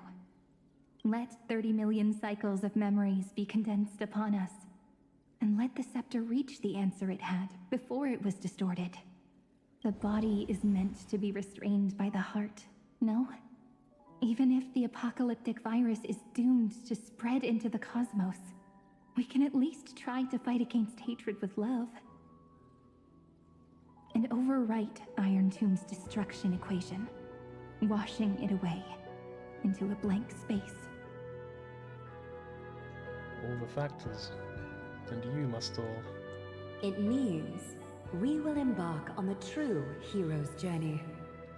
If Iron Tomb's power comes from the denial of all Prima Mobile, then we will carry out those beliefs. Here we argue. Even if all life will eventually return to entropy. Life will still try its hardest to find a way. It will try its hardest to resist destruction. In the nights shrouded by the black tide, we are the kindling that makes the fire burn bright. And once the fire is strong enough, The hunter will become the hunted. As of now, the number of flame chasers in the memory is 30 million times 12. And 400 million core flames await their return. Question mark. Who could he be? Who could this possibly be? This mysterious stranger? We can do it, right? Exterminate the destruction of the world, cleansing golden blood, right? That's right. So trust us, partner. Everyone, let's head out together. No, the chest! Hang on, wait. Just sprints away. Opens up the chest. Alright, no, don't worry, yeah, continue. And we'll burn this horrible ending to ashes!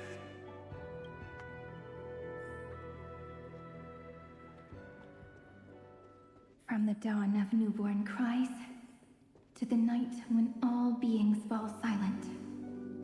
We are the messengers of the new world.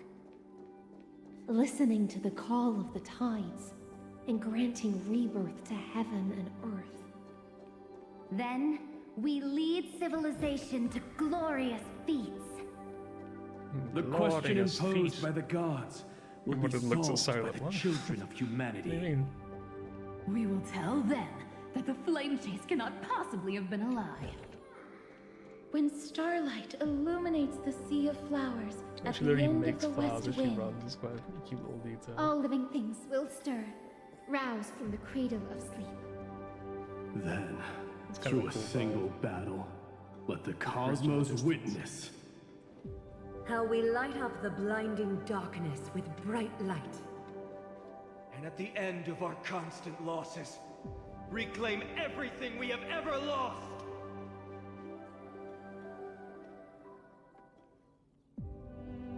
What a poignant yet It was a warm Past journey. Reverie. And it's still not over yet, is it?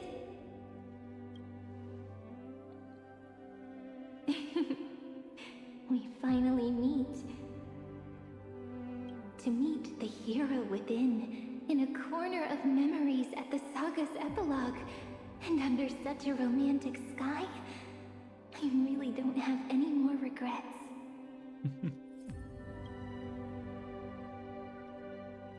On top of that, the little seed had grown into such a big tree. Don't I look really pretty right now? Of course you do. Cheerful, beautiful, optimistic. Just how I imagined I'd look as a grown-up. It's because everyone has been gently adding to the story you left behind. Remember how we made a promise to one another? When we met again, it'd be my turn to tell you a story. A story about love, no? I've been looking forward to that. And you must also remember the first story I wrote for you. The one about the crystal flower and the little fairy. So now, I want to add something more to this story, and us. You know what you're gonna do? I'm gonna go quickly check I'm watching again, because there is one thing I put in there, just to clarify. I'm not watching more clothes. There was one thing I put in the tumble dryer, it's a bit longer. Wait, alright.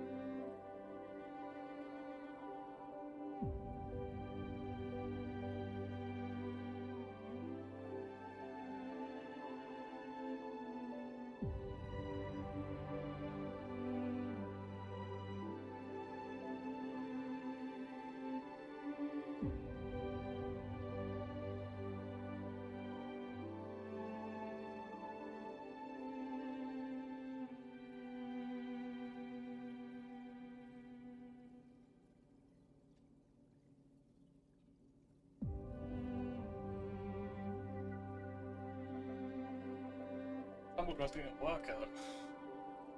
Look in a bag. It's quite expensive, isn't it, to use a tumble dryer? So I thought a bit awkward to be using it so much. More careful next time, I think. Also, pineapple.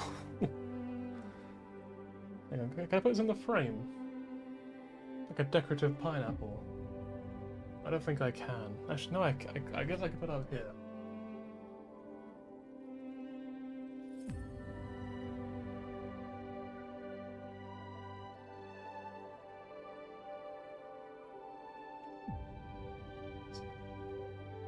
I wasn't looking over here, so... Oh, my head's in the way, hang on. I lean back. Honestly, you can't really see it. It kind of doesn't really stand out.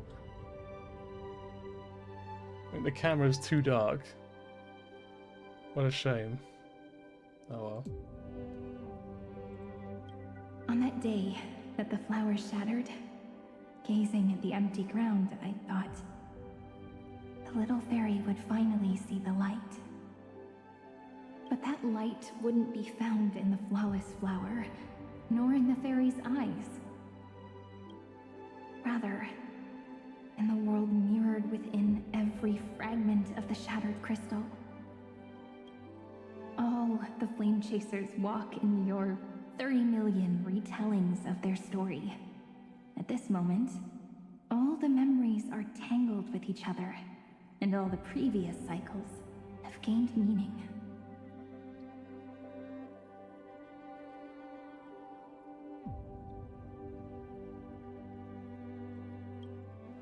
People will come to understand that time and time again, when they stood at the crossroads of fate, they would never have chosen otherwise.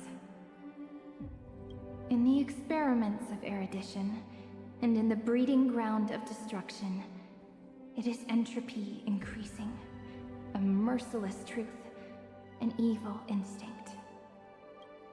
But under the pen of remembrance and the trailblaze, the flame chase is a journey that changes from constant losses to an unwavering act of release. It's about knowing how fate is shattered, yet still embracing fate's brokenness. It's a journey that longs to receive love, but longs even more to offer its love to others. That's so heartwarming. But I'll add a small bit to suit my tastes. I'll write that love is an innocent flower. It grows up silently, creating longing in every passerby. But the flower itself cannot walk into the world. Unless someone plants that love into their heart and brings it with them into tomorrow, right? You really have learned everything now. Then, join all the other flowers in this story. And let's write an ending unlike any before, for this world we so deeply love. Then, why did you set out? Is that the femme trailblaze? What the heck? It's my evil self, the woman version of me. Why do you trailblaze? You know what? Well, I'll take a picture of that. You know, I think that goes in the book. Yes.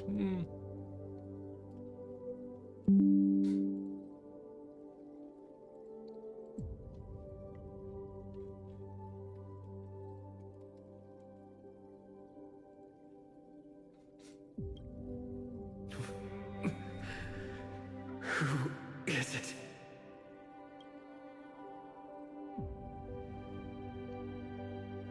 Don't be afraid. Take my hand if you feel nervous. Isn't this what Noose asked us earlier, right? Why did you set out? It's like, why do you go on this journey? Honestly, I've always thought you were really incredible. After all, No god guided the path of the Trailblaze. It could only be forged by those who dare to take their steps one at a time. Oh, you should see our Jensi, mate. Like, he's the real amazing one. So, that's why I'm asking you.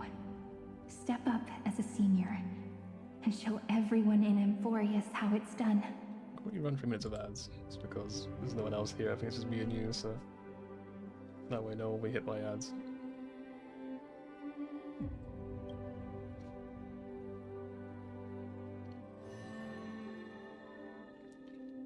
Hey, me. I trailblaze because my own eyes have not seen the end. Still a jump scare, for real. It's like, what the fuck? Like, why am I here? Why is she here? But I'm different. I chose to trailblaze because I am already on this road.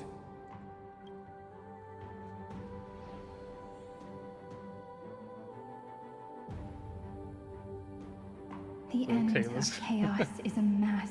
White man pure jumps here. darkness, pure destruction.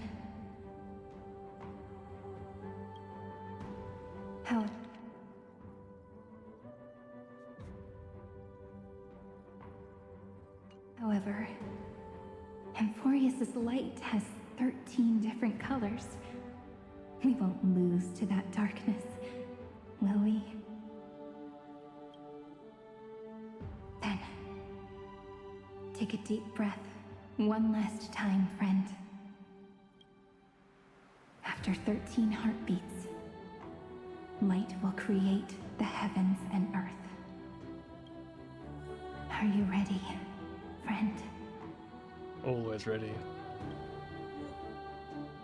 Let's do it again. Let's use fucking Cyrene again, though. For fuck's sake. Just let me take Cyrene out of my party, I don't wanna. It is also my wish to be It's like I forever don't dislike close Cyrene to as the a character, I Trailblaze. just don't want to use her on my team. This doesn't really do anything Folks for me. wouldn't feel so tired with Lady High Ceiling Song. Seek the 13 factors of life, and let them converge into the primordial chaos. Using the remembrance of the past, we will trailblaze tomorrow's destiny, infusing a world-bearing love into destruction, and inscribe the opening stroke of Genesis.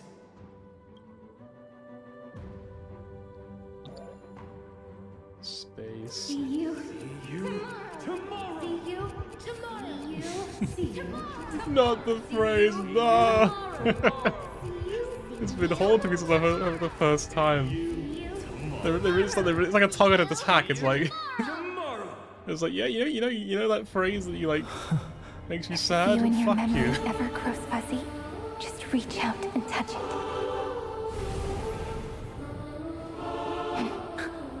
They're gonna fly, aren't they? Restore its power to nourish the spirit. They're just gonna fly.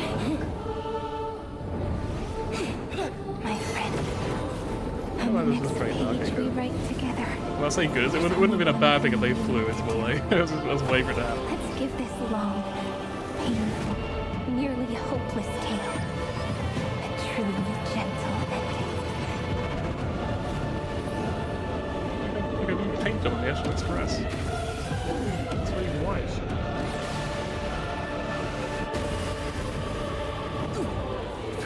Chase was never about destruction.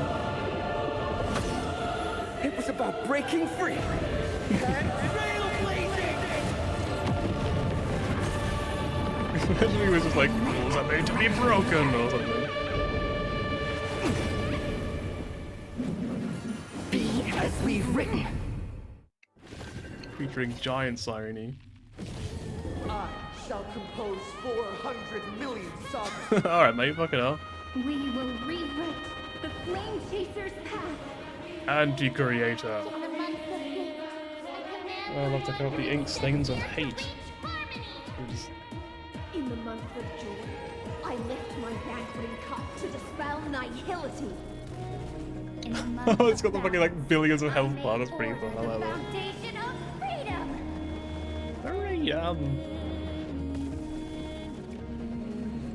May this faint light dispel the gloom, restore the skies. Thanks. You're too good to me. Relax. And the abysses revel. Your pause menu. cry. Oh, okay. INT.exe, input, Tribby, Harmony, Isolins, Nihility. Check failed. Rise. Stand still. Take the answer. We're all here. I go to speak. Oh, it's kind of fun. May the ocean strum a feast. Trillions of memories will turn into stars and light up the cosmos. Oh. In the month of That's right, weaving, fuck your I anger. extend golden threads Or to hatred, I think it weave was. beauty. Close enough. Same thing. In the month of reaping, I enlighten the foolish with luminary erudition.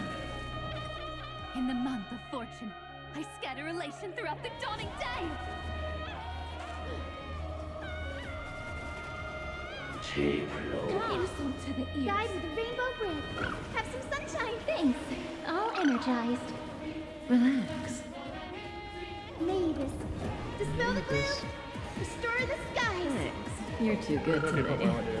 Stand still. Let's create a miracle of humanity. It's like they looked like right into like my into my soul. They were just like, This is eternity. he loves this character and he loves elation. So surely, And the abysses what if? revel. Your cries rise. Good times. Time to say Time bye. to say bye. Boom.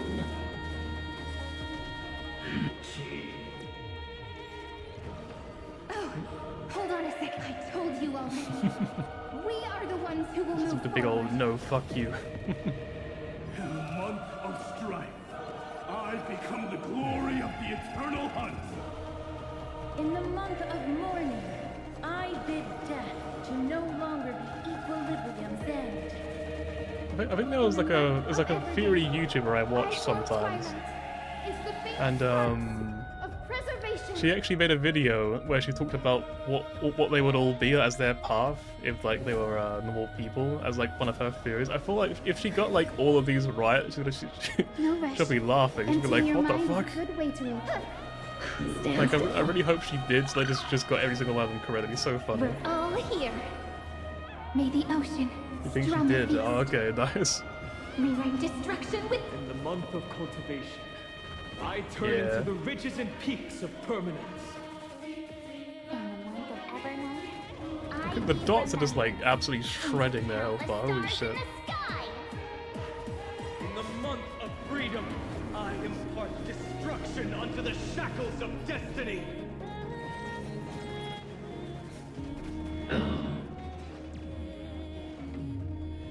I love that shot. That's such a great angle. It looks so good.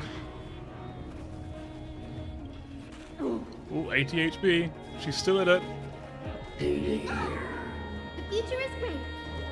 Have some sunshine. Thanks. All energized. The cosmos is. This is eternity. Sink with me. May as well get.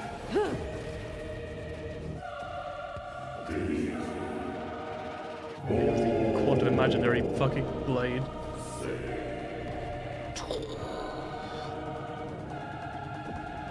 But wait, there's more. We have Castoris. Castoris. Still alive. Pasteurize. Headless giants. If you never had a chance to be the master of your own destiny, why not give us that choice? Let humanity prove to you that even the breeding grounds of destruction can bloom with gentle flowers. Alright, folks, heroes. Let's get to the epic tale of the most romantic finale ever. We shall trailblaze a dawn for the road ahead. And pen a genesis as I've written. There you go, one health bar remains.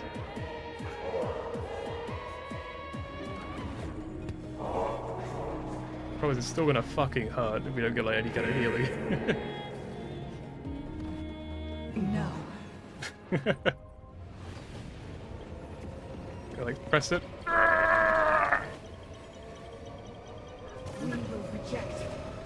I can't wait for this to be like an OC 12 version of this fight one day, and you have to like press it at like lightning speed.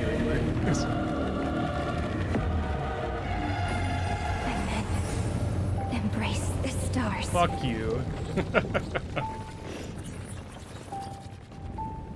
So now canonically the Traveler has actually killed a Lord Ravager. Like the Astro Express crew are into arbitration. I'm sure it will happen in the future as well. It's gonna be fucking awesome. To end the destruction with destruction. At last, we can sit together and watch the victory fireworks, partner. Why not come a little closer? This Come die with us. proof that we live.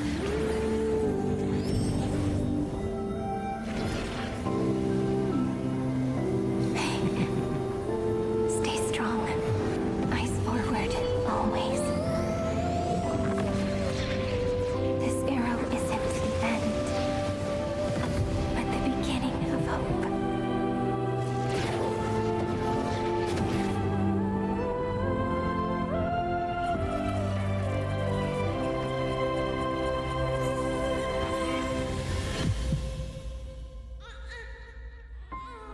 Suddenly, baby.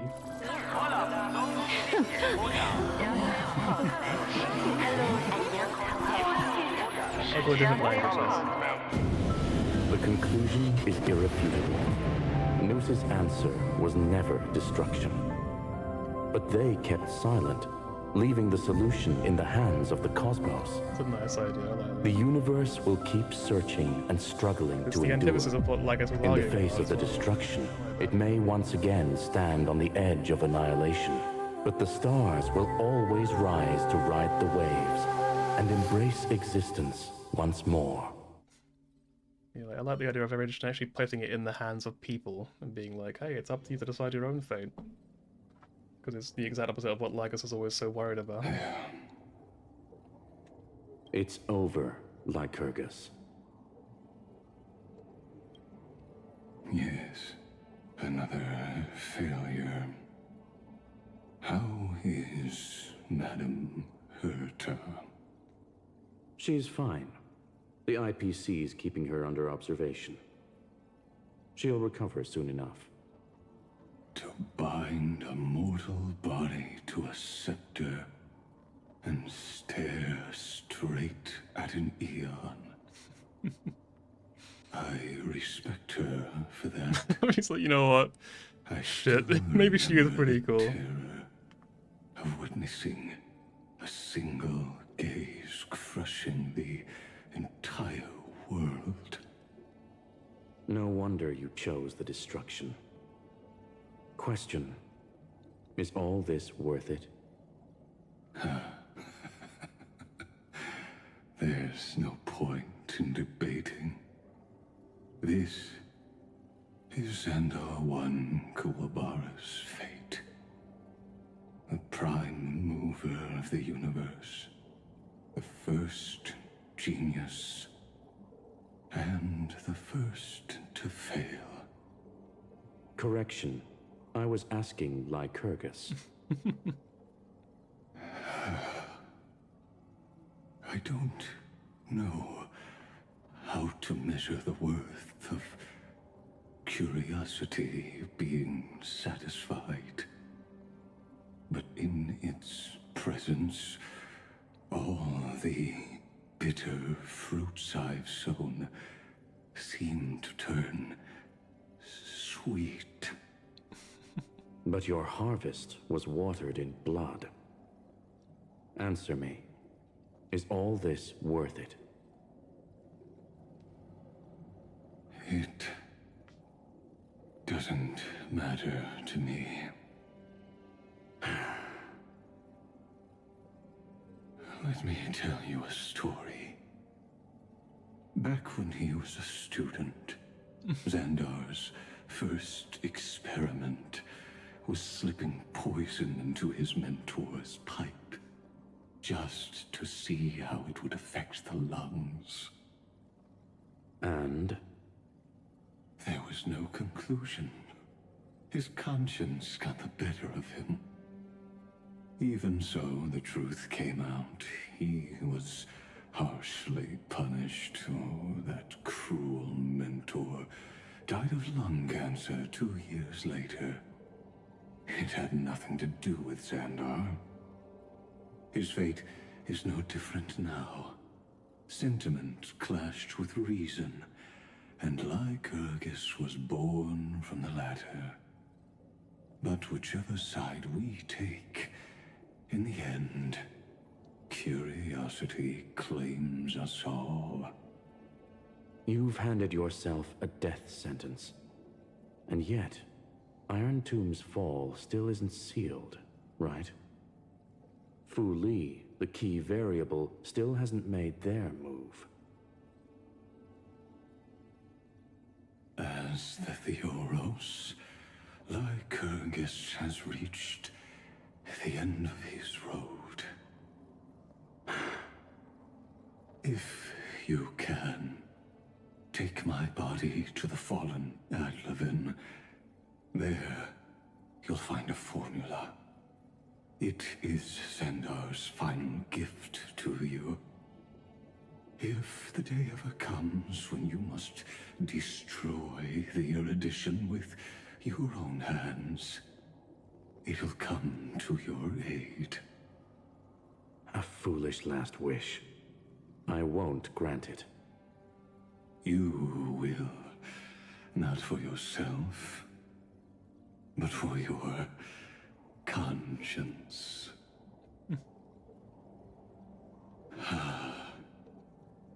Listen. The death knell for the geniuses has begun to toll. As always, let me go first. To the prisoners who stepped out of the cave, stand before my tombstone and offer flowers of Adlevin.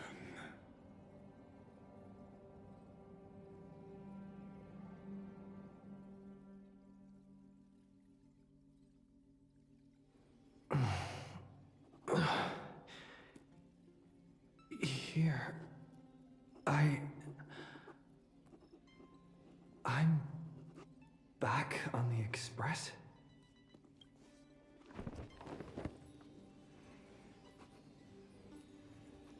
What's a pom-pom? Pom-pom! No response. Oh, you appeared last one. Last one, think about appearing again. The first one back on the Express?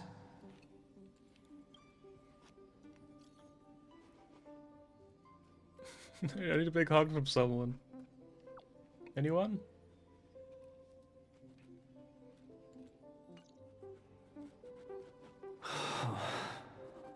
Nobody's here.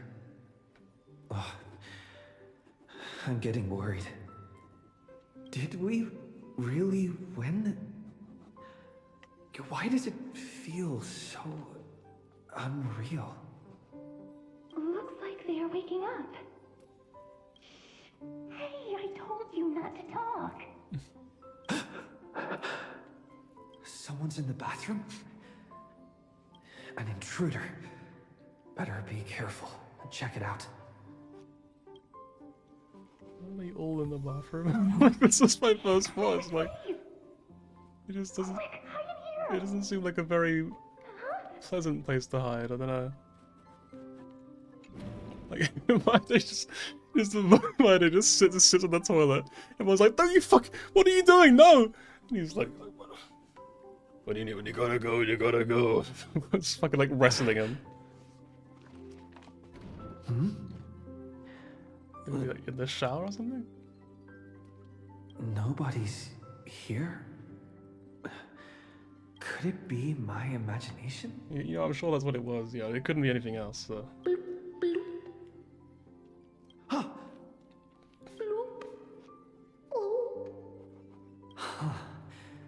Caught you. It even spoils who it is. It says, find Castorus hiding in the bathtub. Find Phynon who's turned into a bar of soap.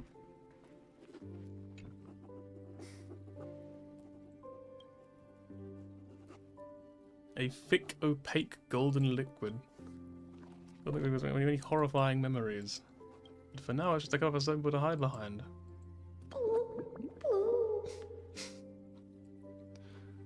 Keep going, I'll time you.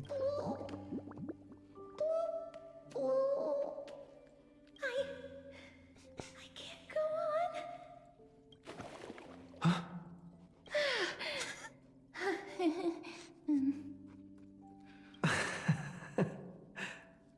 You...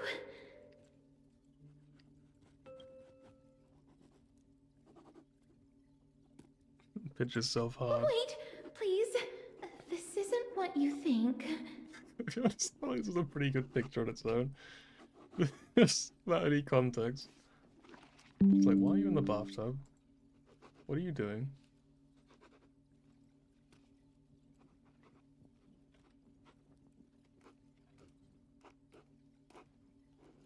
Ugh, I told you to keep quiet. You really can't keep your cool, huh, Princess Homebody? I'm not Lady High Sealands. Even the embodiment of death needs to breathe sometimes. Yeah, whatever. It's all the same anyway. Gotcha there, Grey Mystery. Too bad nothing really phases me anymore. So composed, Grey Mystery. It looks like that big battle really helped you grow up, didn't it? Speaking of which, your Astral Express is quite luxurious. I hear you travel to different worlds. Must have collected quite a few interesting treasures. No, please.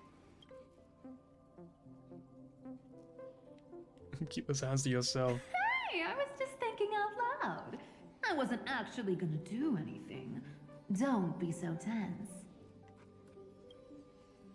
Where are my companions? Did he kidnap them? Hey now, don't go throwing wild accusations around. Why are you folks on the Express? Who knows? One moment we were shouting about love and justice, fighting Iron Tomb's virus. And next thing I know, we're all on this Express. No idea how that happened. It's not just Miss Cypher and me. Everyone's been in this car for a while now. Mister, why don't you go say hi to them? Don't know they can dot to catch you. Don't worry. Everyone's following the rules here. If you're worried, feel free to check everything out yourself, mister.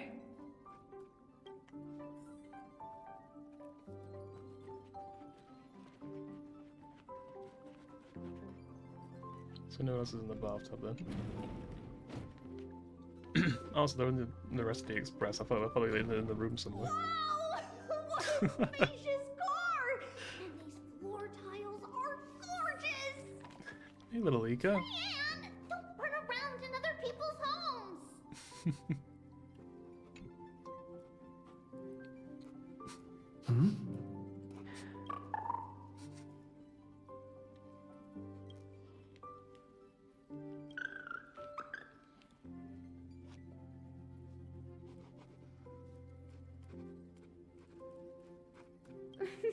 What's your step, teachers? Ah, great. Look who's finally awake. I hope Cassie and Miss Cypher's little prank didn't scare you too much. So you knew all along, huh? They were so enthusiastic. I didn't have the heart to stop them. When we woke up, the entire express was completely empty. Not a single soul in sight. Such a shame. I was looking forward to making new friends, especially since they were Grey's most trusted travel companions. I'm worried about them. Don't worry. We beat Iron Tomb together, right? They must be on their way home. When they arrive, we can throw a party together. That's exactly the kind of thing Lord Finan has been dreaming about. Final's here too. He was just here chatting with everyone. Now, who knows where he's run off to? Lord Finan's always been quite the restless one. But you're used to that by now, right? Plugging my headset. When did we hit the 7-hour mark on this stream?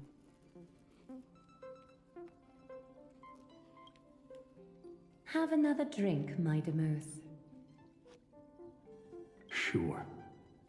Those three have been chatting over there for quite a while now. Why don't you go say hi to them, Bree?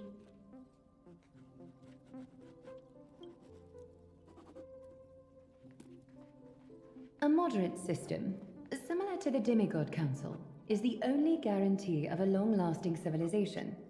In my view, most civilizations across the cosmos will eventually evolve into this form.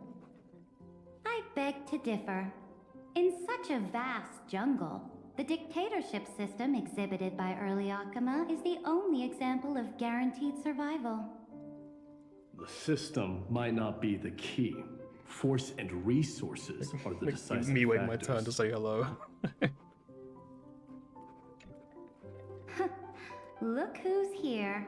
If it isn't the master of the Astral Express. Nah, that's Pom Pom. It's good to see you. Glad to see you're safe and sound.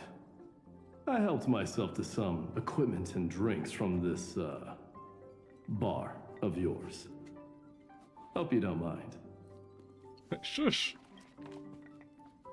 Daring to tell the Imperator to shush? If this were Akama, your head would have already parted ways from your body. She looks so tiny as well, like compared to like the bar. It's fucking hilarious to me. The drinks on this express Also, the are crown quite is always. I love the crown. unique. Perfect for discussing topics befitting our tipsy state. Now that you are here, why don't we King let Drunk's someone who's talking politics. truly worldly enlighten us? Truly the most adult characters from Amphoreus. Looks like you came at just the right time. I do not mind. What form of government have most civilizations across this vast cosmos survived with to this day? And they're all strikingly different, really. Whatever, all under my control anyway. I'm not old enough to enjoy about this kind of stuff. I'm not well written enough to understand all this stuff. Whatever, it'll all end up under my control anyway. That's exactly the kind of answer I'd expect from you. I bestow upon the Astral Express this supreme mission. You must spread the great deeds of Amphoreus to every corner of the cosmos. Thus, capable individuals from countless worlds will surely find inspiration in the Flame Chase's tales and embark on their own grand journeys. It's hard to say if that'd be a blessing or a curse for the cosmos. I can imagine our conversations here will only get more unrestrained. Don't let our rare moments of joy hold you back. This banquet on the Express truly lacks manners. You may leave. Honestly. I permit it. in my head canon, this night ends with Sarita and Maide wrestling each other, like having like an all-out like fist fight or something on the floor. Well, actually, I don't know if that would, I guess it would have to be a wrestling match if it was on the floor. You can't really fist fight on the floor, that'd be very difficult, but you know what I mean.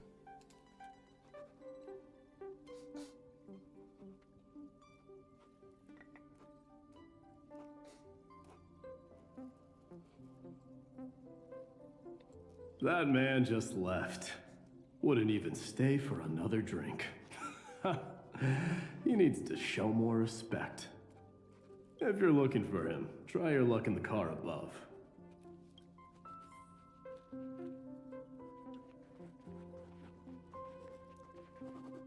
So Shush isn't here then, right? Yeah. I guess he counted as a person then. I finally caught you, Trian. Running so fast in someone else's home? How rude of you! All according to plan. Trian lured you here on purpose. Look, there are several adorable outfits here. Trian wants you to try them on so Trian can draw you looking all cute. Oh my! You even dare to lucky for me, I came prepared. Time for a surprise attack. The hero of justice, Treenan. Treenan has been lying in wait here for a while. We will make Trian taste her own medicine. 2 against 1? That's not fair! Little Gray, you came just in time. Help me out here. Stands idly by. It's like, well, I mean... Trian, good luck. Even Little Gray's saying that. Darn it! Trian won't give in! Very slowly runs away. Trian ran away. Treenan will fulfill the ambush duty. The Trevios is all laughing and playing around together. That must be quite the rare sight in Little Gray's memories, huh? Yeah, everyone will be alright. Look, every hero has put down their burden and returned to their innocent, childlike selves. After all, just thinking about how warm and bright Little Gray's tomorrow will be fills us with genuine joy and lets us breathe a sigh of relief. I'm actually getting kind of hungry at this point. I'm like, it's been true for a long time. I'm kind of hungry. If I can finish this up pretty quickly. Today, why don't you let Trevi enjoy some rare moments of childhood too? Wait up! Trian, don't you dare run away!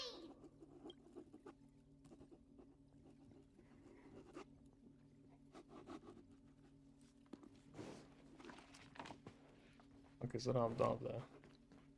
Over here! So I'm missing Phynon. Hyzelins. You'd think Hyzelins would actually be here. She'd fit right in with all the people who like drinking lots of alcohol, right? Also a Naxa, okay.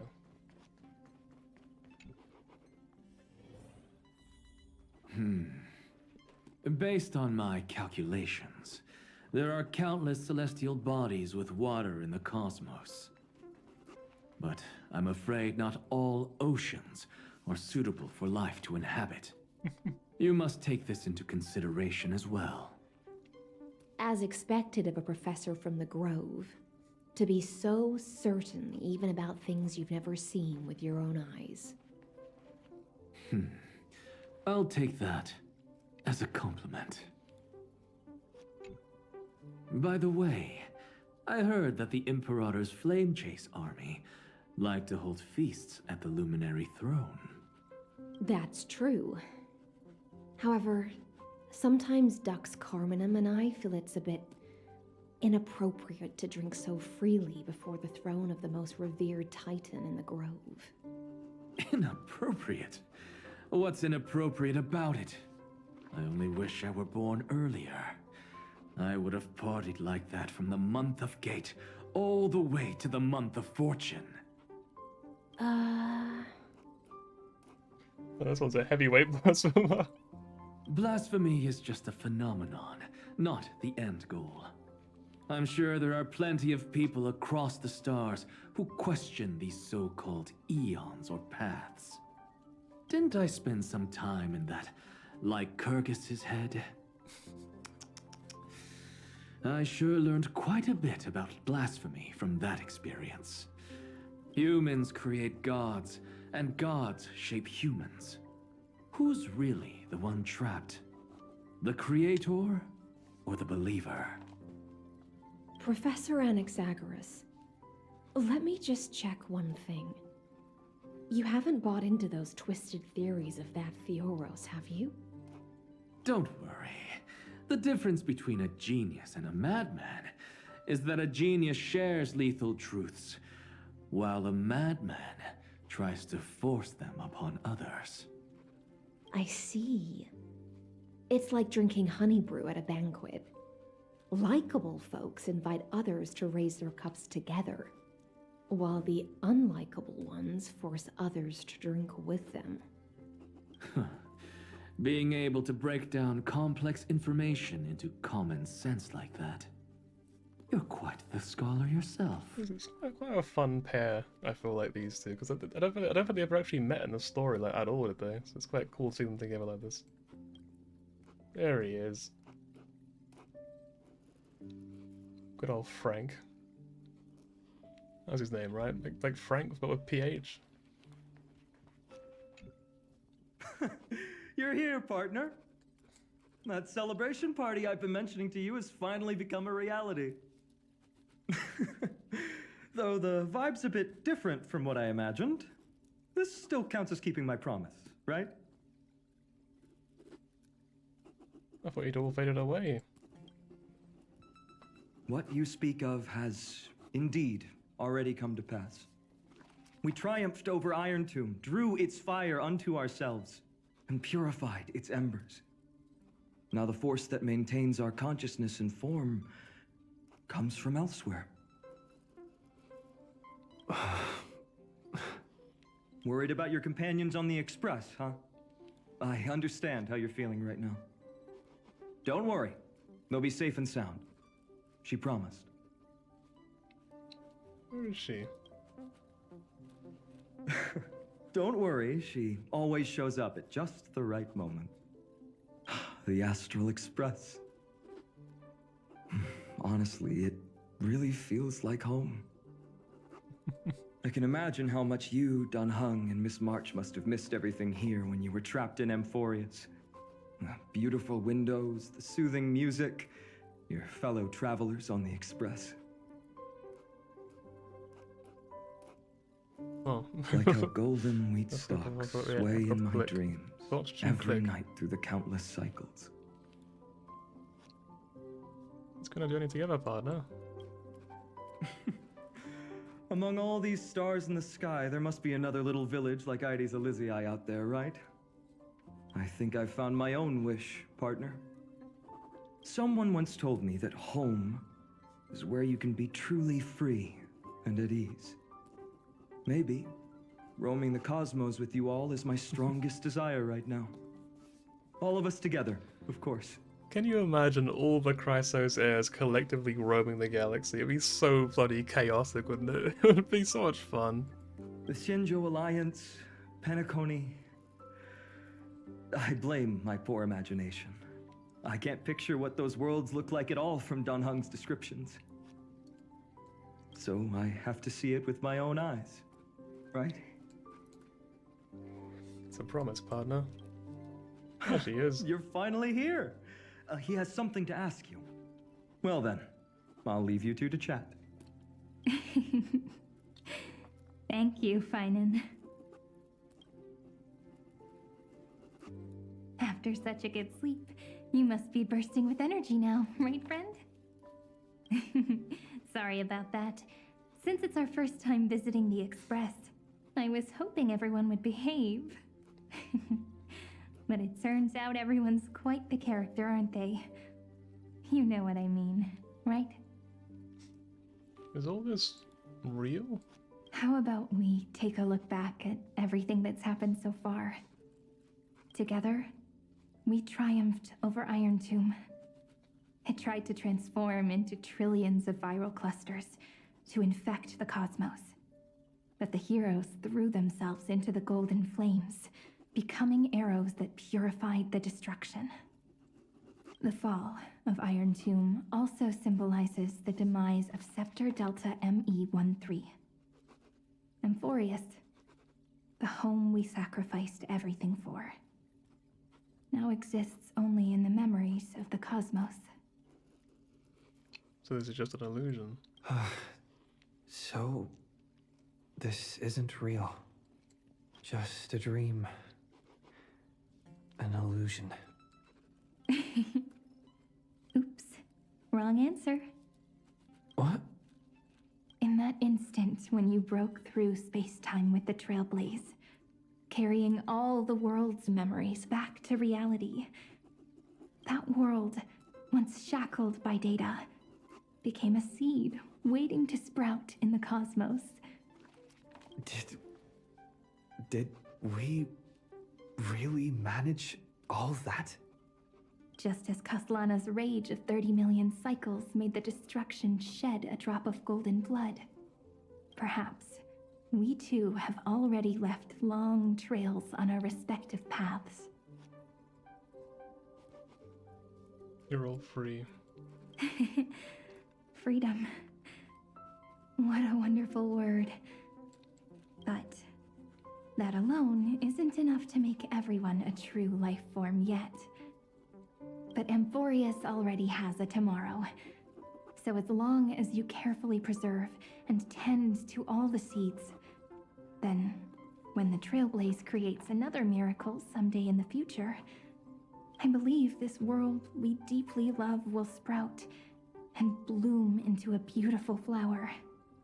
Don't worry, I've already kept all the seeds safe in the first fruit for you. And its name is As I've Written. So, it's time to reveal the correct answer. This isn't a dream, nor a fantasy. It's the epilogue of As I've Written. At the end of the story, the characters take their final bow and embark on a journey of no return. The one who wasn't part of the story, yet helped write its romantic ending. He bid farewell to his friends and returned to his home beyond the tale. Promise me one last thing, friend. When we say goodbye, give me a smile, okay? I promise you. I will, Cyrene. Every star that the Trailblaze passes by will remember the name of Amphoreus. Hey, it's not fair that you get to be the only cool one here. We'll keep an eye on him. Went back to normal again though. He had better keep his promise. Leave it to us, Cyrene. Your story will be sung across many worlds. Stories this complex and twisted are always hard to believe. If anyone questions the truth of this tale, you'll all have to stand up for us. Rest assured, even the most stubborn person can't withstand our six fists. You're so reliable, March. Shh. Listen. There's a book here? Its composition is similar to Memoria, but it's far more resilient than ordinary memory bubbles. Keep it safe. Perhaps this is the final gift that Amphoreus left for the cosmos. Oh no! Passenger March is sleepwalking. Sleepwalking? Oh no, oh no! I don't want to make a fool of myself in front of everyone. I love the look in her eyes. To be honest, it's like such a great expression in general. You stay here while I go check things out. Huh, dream on. March, Dunhung, my friend.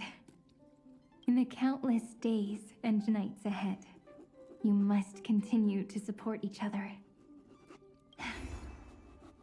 Time to head home, everyone.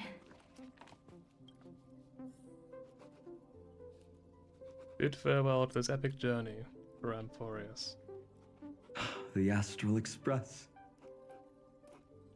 Honestly, it really feels like home. Just like trying to grab a fish she caught earlier on. It's just like, it was, I swear to God.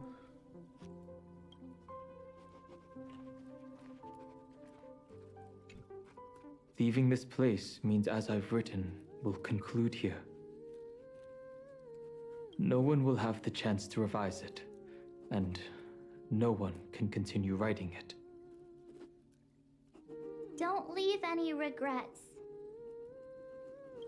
What magnificent words could possibly do justice to the finale of such an epic tale?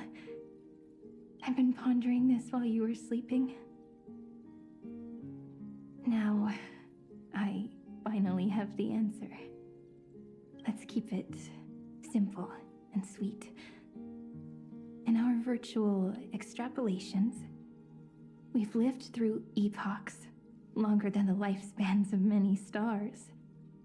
No language in this world, no written words, could ever carry the weight of this journey. In that case, let's not be bound by the minutiae of words. Those who understand its passion and romance will naturally be moved to tears by the final period placed at the end. And now, it's time to say goodbye to our readers.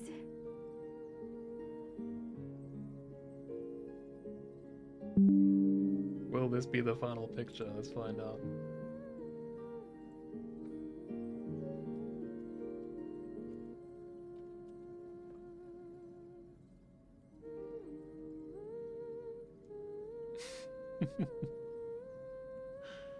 I just saw him with it on Discord. And so we reach the final page of As I've Written. Let's not leave behind any regrets, everyone. What is Dan Hung doing in this picture, by the way? He's like eating a fish or something? Everyone's here. Who wants to write the first line? Hang on, I can't figure out who this is. I'm like, I'm just like staring at this person. I'm like, wait, who are you?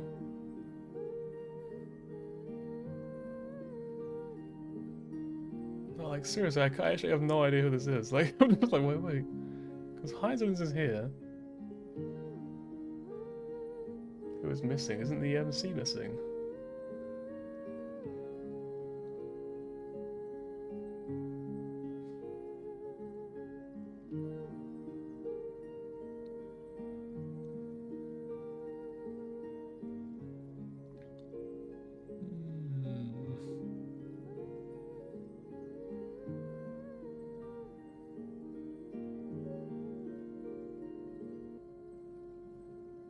Yeah, I feel like everyone's there and there's just this person, right? Am I mistaken?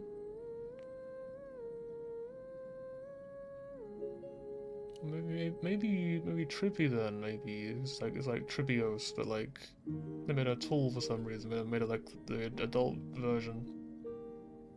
This is a lighthouse. Going first is the hardest job. I don't want to make a fool of myself. How about letting the great Imperator draft it for us? Are you all such cowards? Then I shall enlighten future generations, just like the 30 million cycles of flame chase. Without me, there is no world.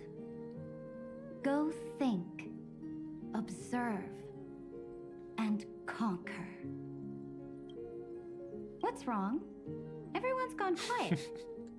The great Imperator set the bar way too high. How are we supposed to follow that up? Where the Emperor leads, loyal subjects must follow. I guess only the Dux Gladiorum could possibly match that kind of overwhelming presence. Me? That suits me just fine. Once the deed is done, one should leave decisively, letting posterity judge right from wrong. Until we meet again in our next conquest, my dear dukes. The stars shall sing of the Imperator's great journey. I should have shared a drink with you all, Dux Goldweaver. Loosen up, High Ceilings. Life is like the ocean.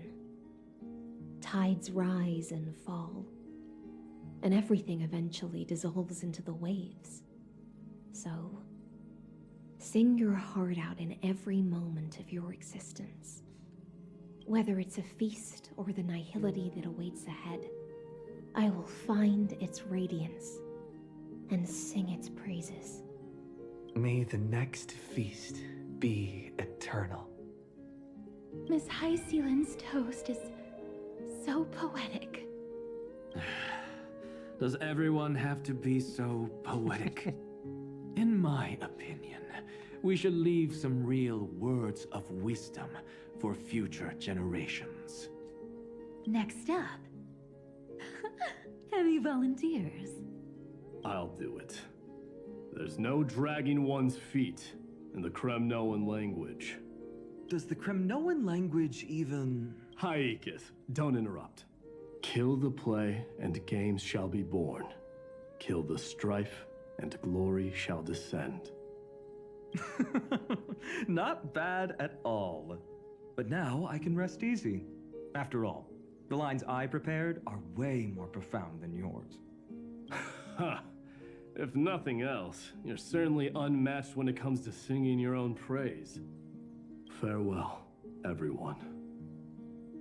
If we meet again, I shall once more become your steadfast support. That's a promise I won't back down from. Mighty Mouse, become king. What's up, Cass? It's nothing, Lady Trebios. I just finally realized something. Then speak your mind, and let your words be immortalized on the page, Cass. If your heart still has room to spare, share a bit of gentleness and softly cherish all the beautiful things around you. That's so beautifully said, Cassie. Thank you, Miss Hyacinth. My only small regret is that I couldn't fully embrace this world I loved so dearly. I hope those who read these words can fulfill this wish in my place. Everyone, let's meet again at the end of the West Wind.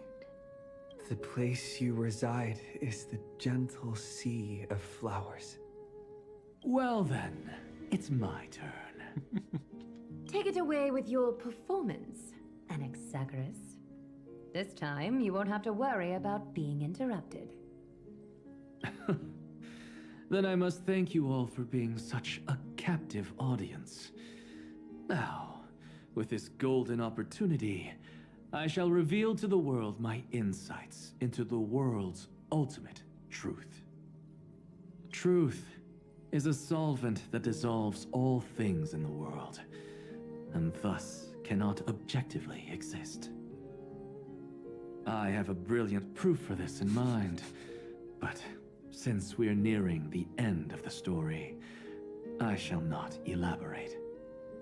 Is this your final question for future generations? No. This is an established fact, not up for debate. I call it Anaxagoras' last theorem. I did quite like Anaxagoras as a character. Oh, you. Still as profound as ever, Professor. We've got time, you know. If you don't explain it clearly, future readers might not grasp your true meaning. The true meaning isn't important. What matters is the emotion that stirs within them when they read these words. At that moment, the theorem's mission would be complete. So, your lessons are far from over.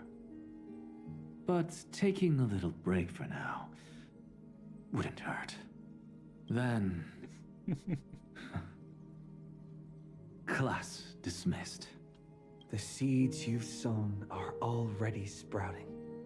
Would you mind if I write the next line? Huh? I actually thought you should be the one doing the final wrap-up. But...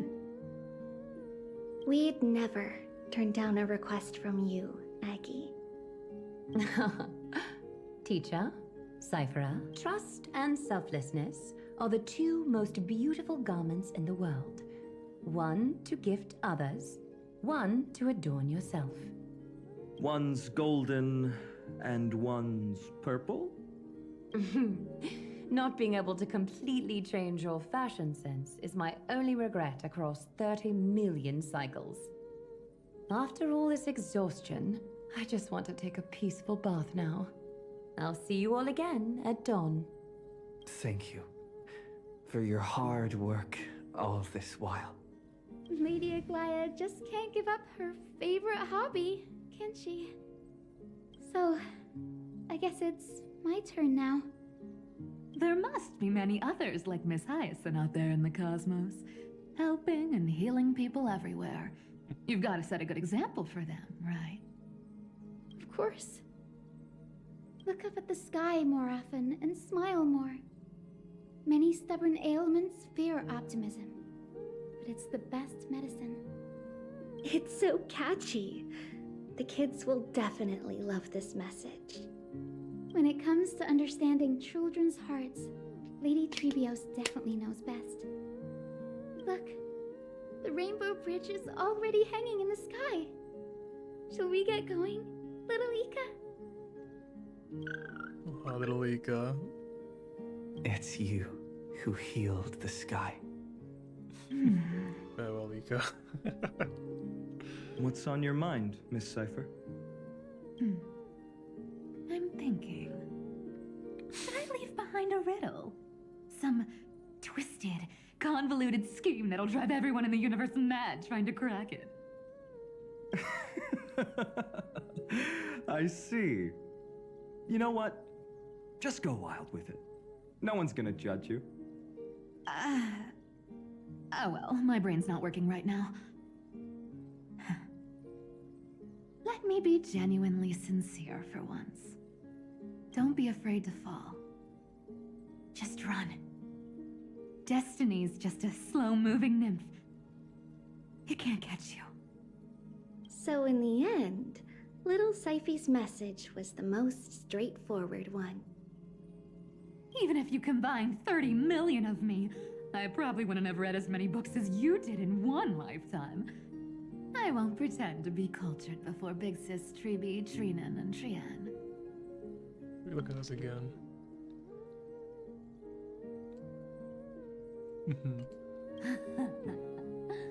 Amphoreus' greatest trickery. Gotta bounce now. Meow! Homeward you come, distant wind. It's just us now, Snowy. Yeah, teacher. But maybe I should... No, let me go first. After all shall bid farewell to one, and that person alone will. I never would have guessed you had such a dark sense of humor, teacher. You still know so little about the complete Treebios, Snowy. Jokes aside, I want to leave these words at the end of the story. Whether it's a sunny day or a rainy day, remember to tell yourself before you drift off to sleep, see you tomorrow. See you tomorrow. Times 1,000. Prophecy received. Times 1,000. From now on, no more goodbyes. Please. Finally. The time has come to say farewell. I'm grateful that you could be here to witness this moment, partner. My wish is to meet with you all again. Well then, make sure you take good care of as I've written. As long as it's by your side, Amphoreus will always be with you. The last line I want to write down is, a hero is living in everyone's heart. Embrace it and chase after the sun. I hope those who read this will find the courage to face their burning lives. See you at the next pale dawn, partner. Did you see? Amphoreus has ushered in the dawn. The characters in the book have taken their final bow. It's time for us to return to our own reality. But as people who lived through it, we can still add the final touches to this story, right? Of course. The pen will eventually break, the ink will run dry, and life will ultimately fade. But thoughts will permanently remain in sagas. If time is an endless cycle, then forget the bitterness that keeps repeating, and remember only the moments of happiness. Let's walk towards tomorrow together. We were never apart. Time to head home. Don't miss the crew meeting. We won't wait around for you, you know? See you later, Donhung, March. And with this, as I've written, officially comes to an end. Aren't you gonna say something? We're its co-authors, after all, friend. Once the words are written down and have been read by others, the meaning they carry is no longer in our control, leaving the freedom of interpretation to every reader who opens it. Don't you think there's something romantic about that? As for what this story means to you and me, let's keep it close to our hearts. After all, we've always had this unspoken understanding between us.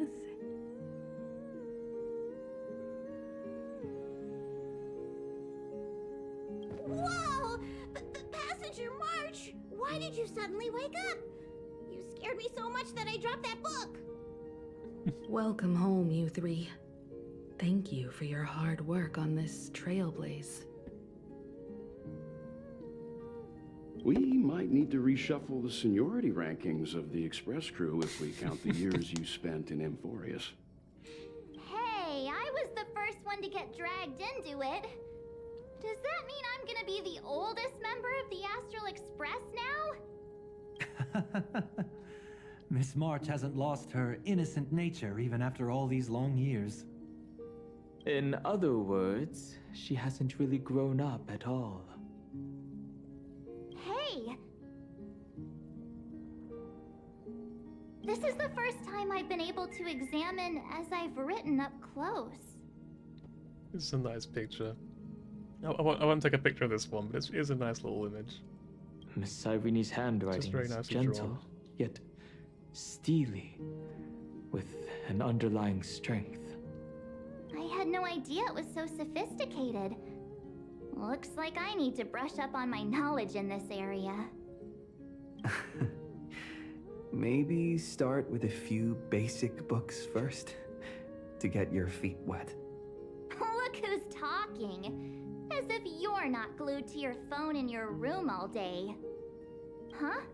Wait, something fell out. It's... Is that a bookmark? In a corner, unknown to everyone. There was actually an untold interlude that took place. I left it out of the story because it involved a choice. A choice I made for my own selfish reasons. Can you forgive me, friend?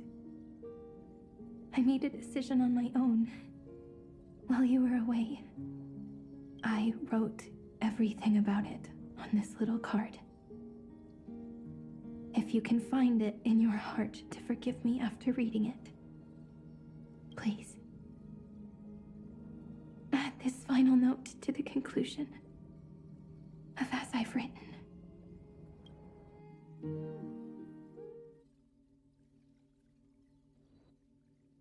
Weapons after the fall of Iron Tomb. Guessing this is the true conclusion then.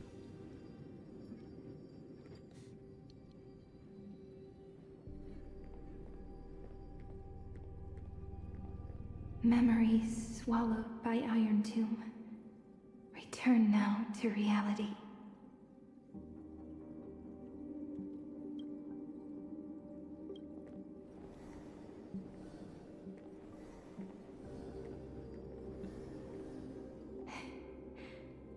And don't lose your way.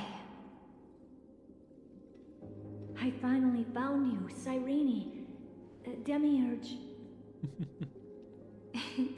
We won the battle. Thank you, Madame Herta. Without you, we never would have stood a chance. Honestly, definitely one of the MVPs Still. of like the entire thing. Is something weighing on you? Right before I shut my eyes, inside the droid head's brain, I saw something unsettling. The fourth instant, this turning point in cosmic destiny, anchored by the erudition.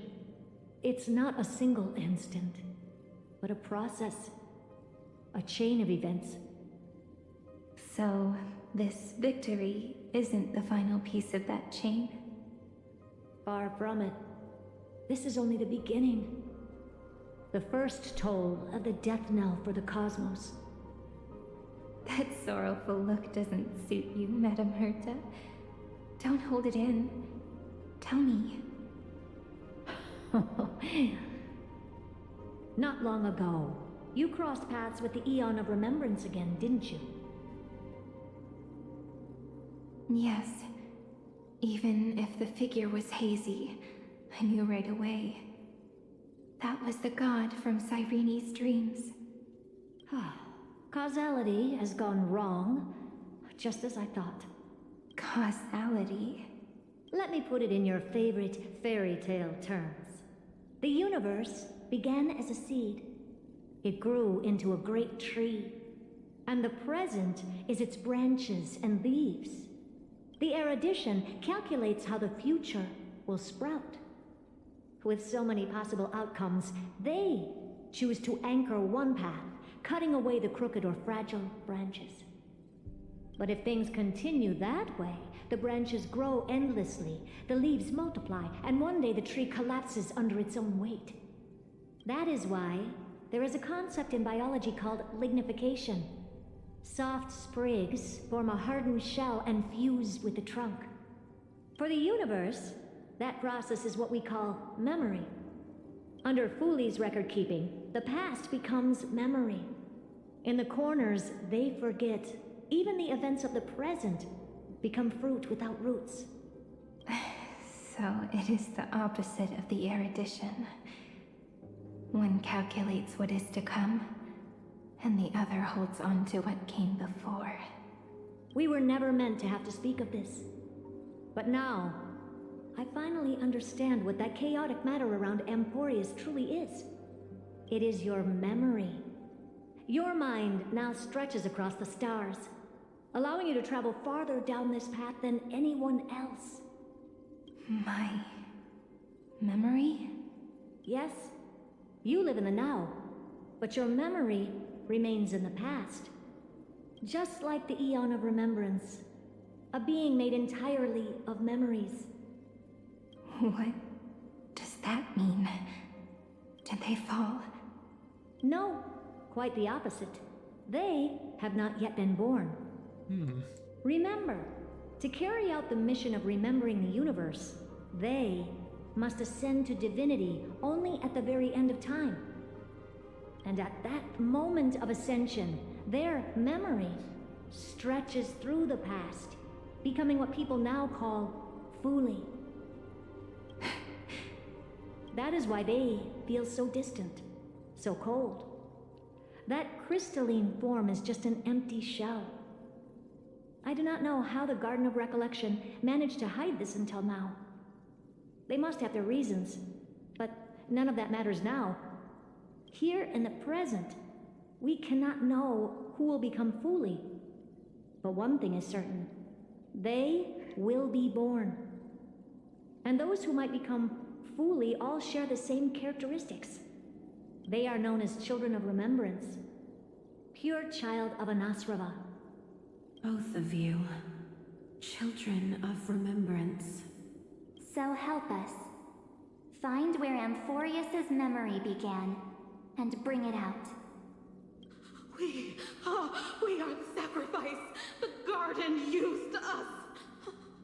The pure child of Anasrava. Abandon us! So that name, it was never my past.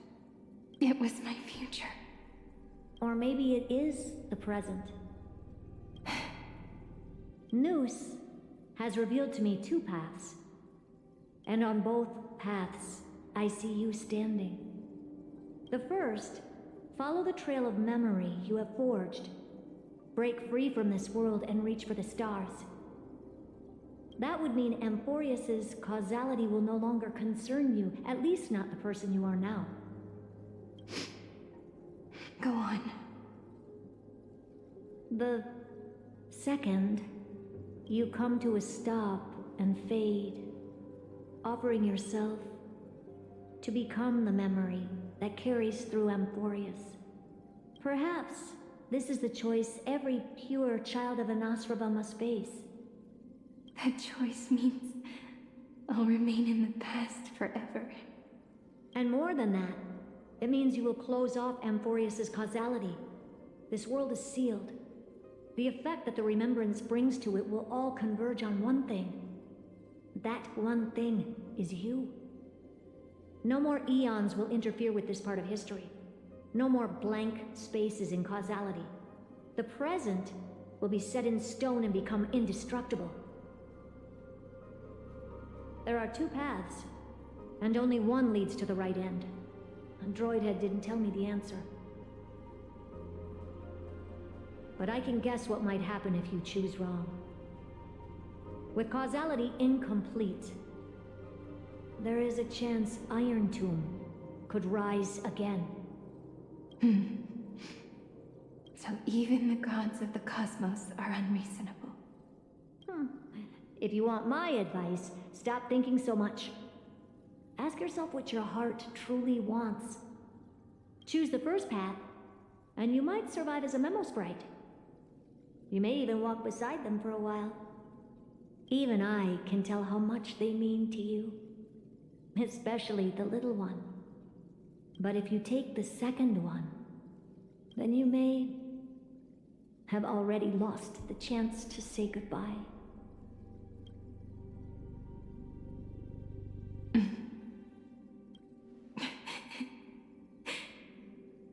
I have made my decision, Madame Herta. I thought you would need more time to think it through. The answer is clear, is it not? Still, I do need a little time to quiet the sorrow in my heart. His kindness is always just right for the moment. I believe he will forgive me.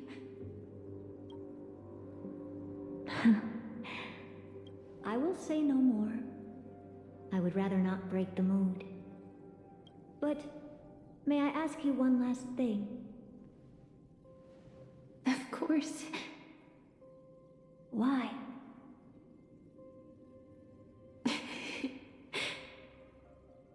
I once heard a saying that went something like this.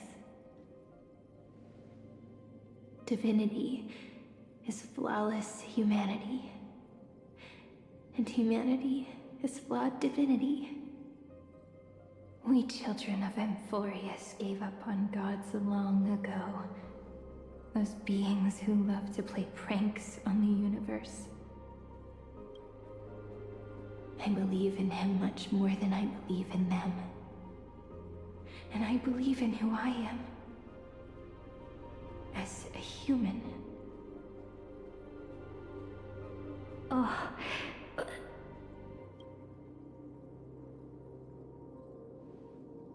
What's that noise about? That's a weird noise to make with no follow-up. What the fuck? That really is a comforting answer. I'll read it again just to be sure.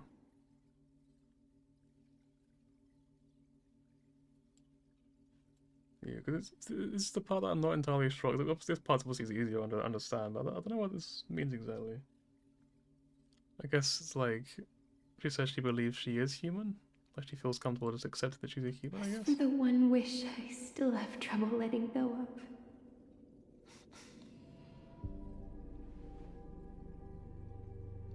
One will remain in the past. One will walk toward the future. I believe that the one I cared for most will witness on behalf of the ripples of Past Reverie. Every starlit tomorrow.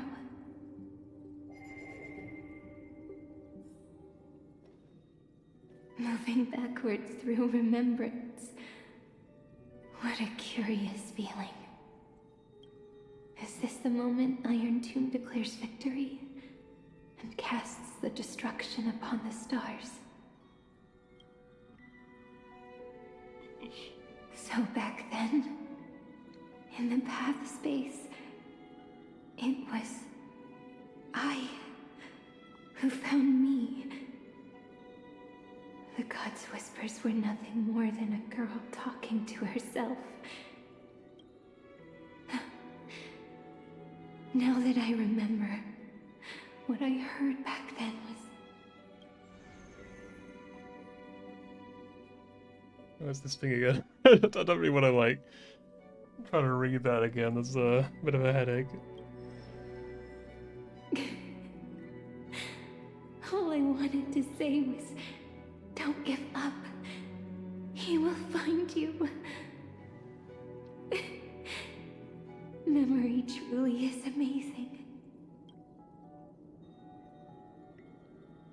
Then let me wield this power and plant the seed of causality for the miracle that is destined to bloom. Create an eternal page.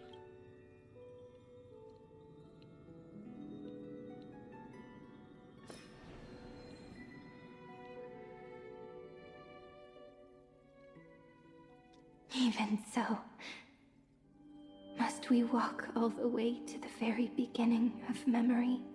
It's such a long road. A bit lonely to walk alone. Then... Right. Would it be alright if I came with you? As long as it's Peach. Even 30 million wouldn't be too many. One is enough. Take a deep breath, and then we can set off, alright? Follow the ripples of remembrance into the past. Reconnect every moment in which the gods made themselves known. Clearly, cause leads to effect. But now, the future gives new meaning to the past. Effect flows backward and nourishes cause. Maybe that is what makes memory so beautiful. So, let us return the way we came. Look back at every ripple that formed. Go back home.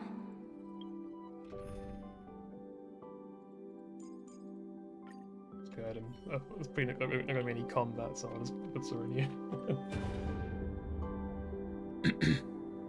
Just to clarify, this is the very end, right? It's the end of the story. No. How is this possible? Breathe! Breathe! Partner! No. I have to get you out of here first. Just hold on.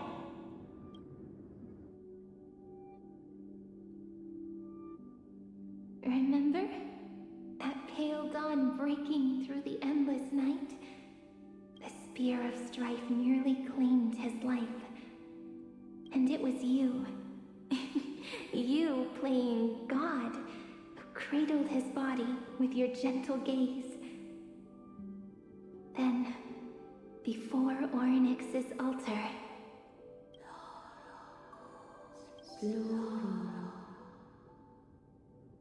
Even the Titan of Time mistook you for someone else. I never imagined there was a hidden truth behind our first meeting. The first time was also the last time I saw you, friend. Ripples of causality spread. Man.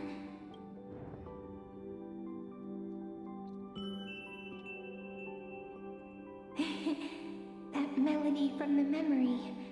I've got it now. And so, the miracle was able to slip away from death temporarily. I'll leave him to the casteress of the past. She will keep him here, in the world of the living. Just to check, roughly how long do you reckon I've got left? Because I know it's a bit of an awkward spot to leave it in, but I might sort of leave it here and just say, like, you know, that's the whole story reacted to. That is everything, you know, just leave it there, because I am really hungry and I want to go and eat something.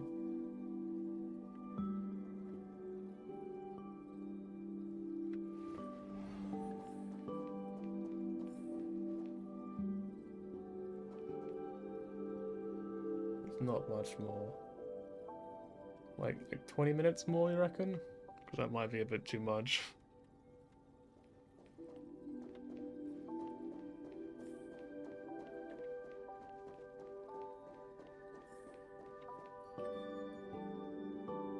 Yeah, I think I'll leave it there then for tonight, and I'll come back and I'll finish this tomorrow.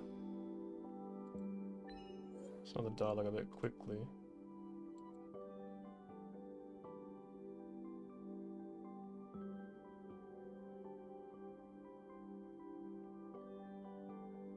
Yeah, I think my washing is done. I don't know. Like, I was like, I realized I couldn't hear the tumbler. I was like, hang on a minute. So yeah, I think it's probably finished.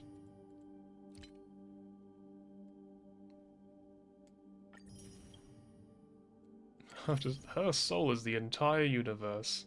Hello, world.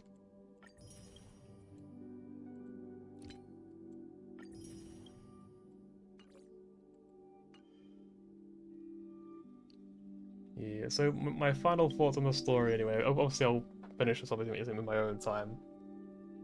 Well, I think that was a very, very good ending. Yeah, I thought that was a very good ending to the story. I liked it. I think obviously my least favorite part, it goes without saying, was the really fucking shitty boss fight design where it makes you watch the cutscenes over and over and over again every time you lose. That annoyed the fuck out of me. It was a tough fight. I don't really mind it being tough. I just want to be able to try it again after I lose.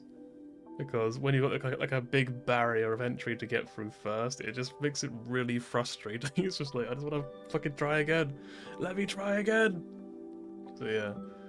I think other than that, I think it was probably one of the best patches of Amphoreus. It was a very good ending. It's definitely the best story arc we've had so far. It was very, very good. Was this just when you come back when you're done? I'll try to keep that in mind then. Yeah, I'll probably do it tomorrow, I reckon, because tonight I'm gonna go eat and then probably sleep like shortly afterwards. So just like, yeah. Yeah, overall, that was very, very good.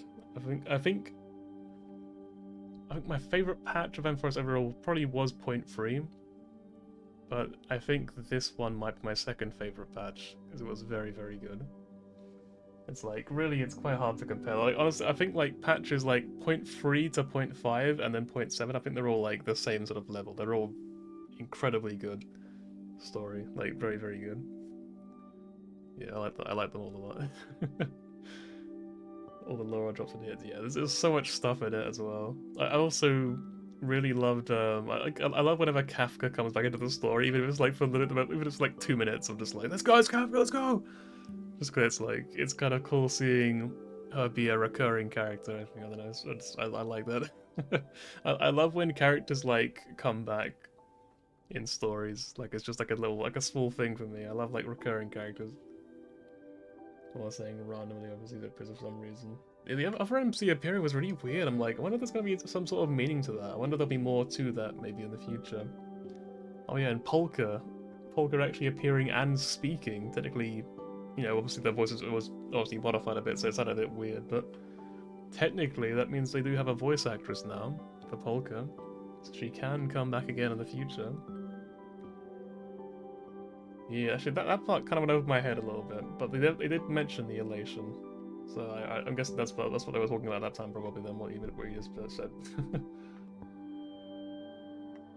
Yeah, I guess it explains why the next place is apparently going to be an elation place. Yeah, I'm very much looking forward to the next world now for sure.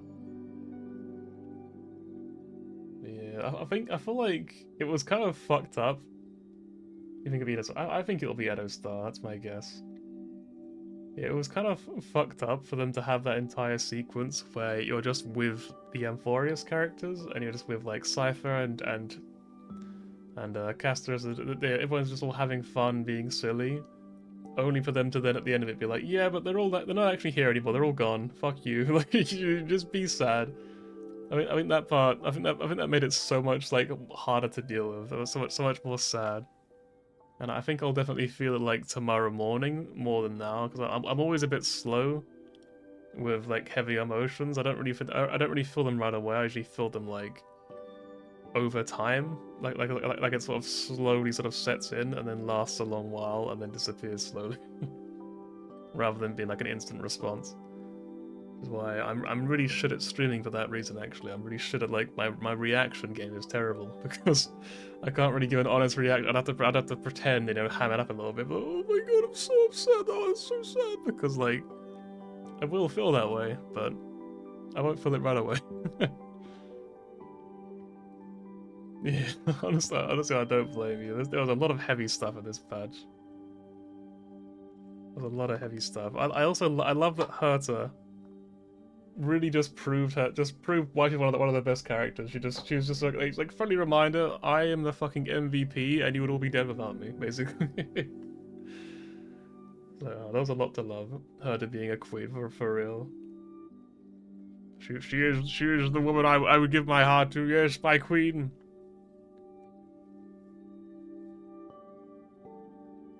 I've got like so many notes on my desk which like I never look at. It kind of defeats the purpose of having them there. I'm just kind of like, oh, I need to do that thing from like months ago. Yeah. Anyway, I'm gonna end stream there and go get some food real quick. So thank you very much for watching. This has been great, and I will definitely keep you posted tomorrow via Discord when I do the rest of the story. Well, the little bit that remains anyway. So thank you again. I will probably stream tomorrow, and I will probably stream Uma Musume, the Unity Cup thingy.